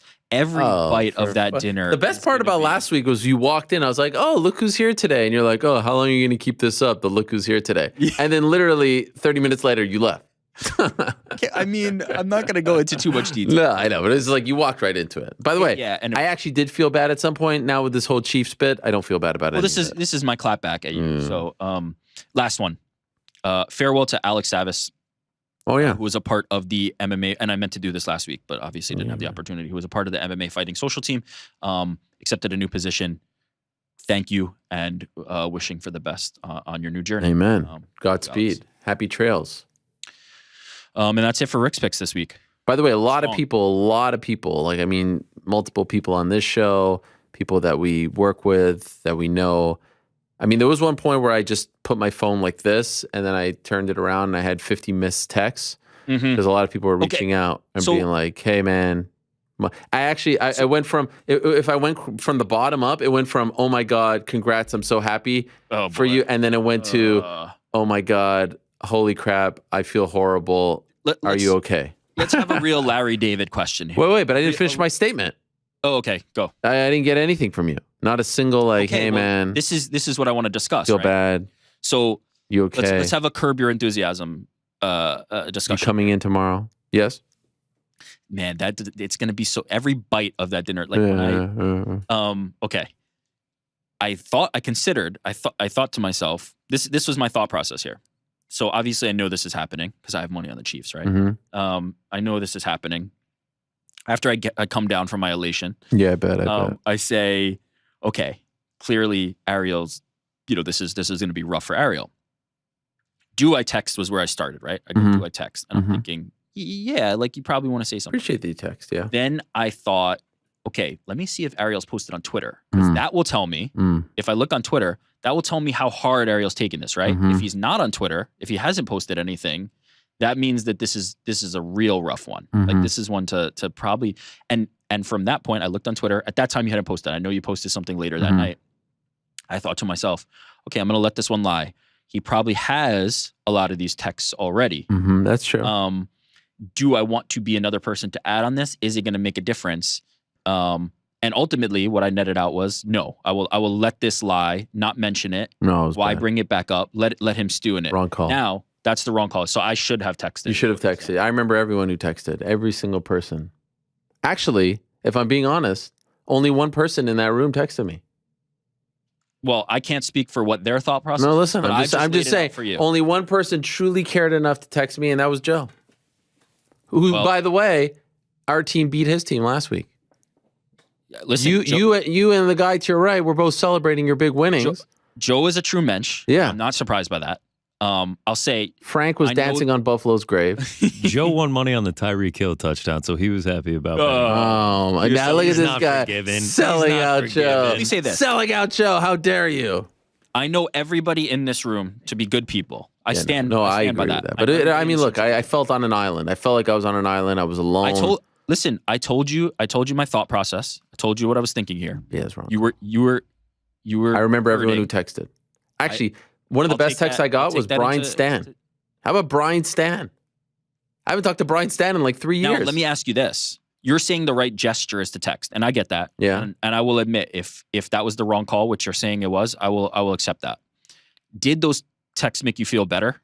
Kind of. I mean, it was like, I don't really want to reply to all of these. Couple of heart emojis. See, that was what I was thinking as well. But it was nice. It was nice to be like, man, is the thing that counts, I feel for you, bud. Yeah. Even Anthony Smith, who was talking smack throughout the game, wearing his Chiefs jersey, even at the end was like, I feel bad. Yeah. No, I get it. And he's a Chiefs fan. I tried to weigh all those options, but I made the wrong choice. Here's the bottom line. Ultimately, when the Cavs don't make the play-in tournament in April, I mean, this is pathetic, Ariel. I'm not going to text you.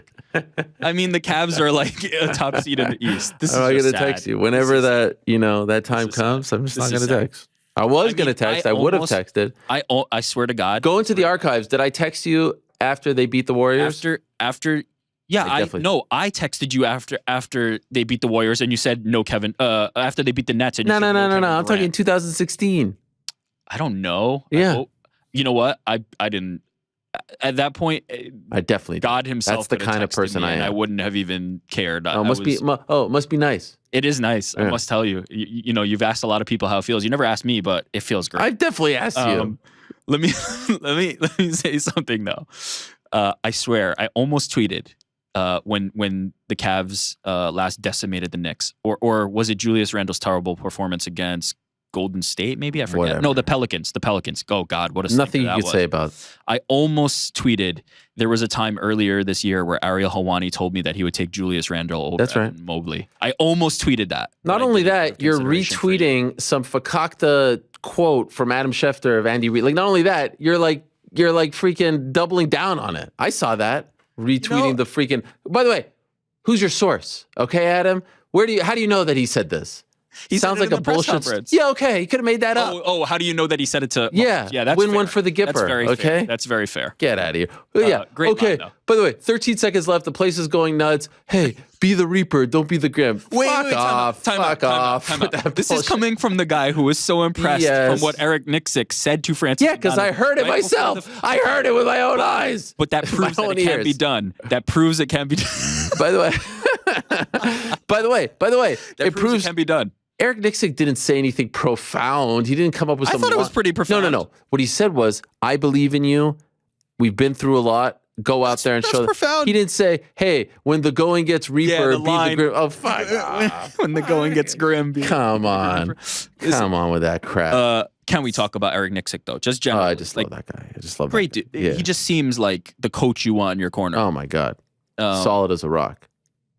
What a moment! What a moment! Truly, literally and figuratively, he's a big guy. He is a big guy, and as he told us last week, he's been hit in the back by a baseball bat and was unfazed. So yeah, shout out to Eric Nicksick. Yeah, I feel like we've covered a lot here. Yeah, we have. All right. Thank you very much. God bless. Hey, I should shout out, by the way, the people who won on Saturday, other than Deiveson Figueiredo and Francis Ngannou. Michel Pereira, Said Nurmagomedov, Michael Morales, Victor Henry. Great story there. The pupil of one Josh Barnett, who scratched and clawed his way to the UFC and took the scenic route, no doubt about that. And I tweeted out the video that Esther and Casey did on him, the profile, which I think was like 5.5 years ago. It's a great story. So shout out to him.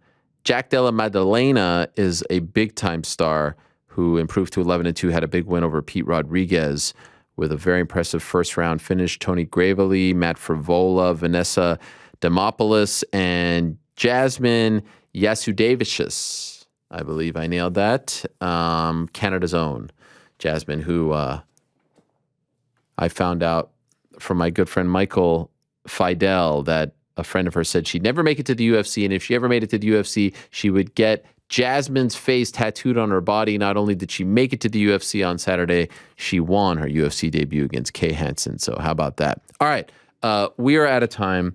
It's been a great day. It's been a great show. I'm emotionally spent. And the best part is we get to do it all over again on Wednesday. How about that? Already a few guests locked in, and I think you'll like them. And so we shall do it all over again before I head off to the Show Me State. Yeah, December 2010. Heavy Artillery. Strike Force. Ho, ho, ho, who wants a KO for Christmas?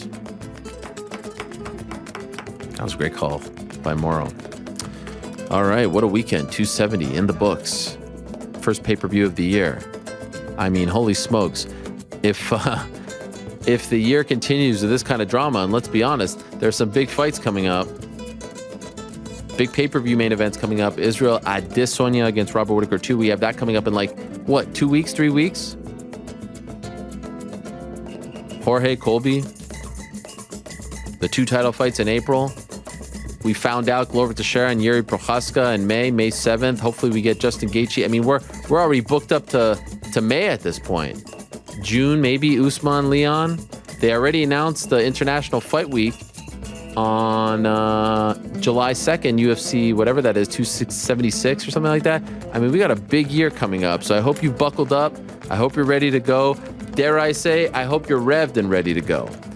And I can't wait. Thank you very much to all of you. Great show, great turnout. Thank you very much to Eric Nicksick. Thank you very much to Tom Aspinall. Thank you very much to Kenny Florian. And of course, thank you to the reigning, defending heavyweight champion Francis Ngannou for telling it like it is, and congrats to him as well. Back on Wednesday, same time and place. Until I say peace, I'm out of here.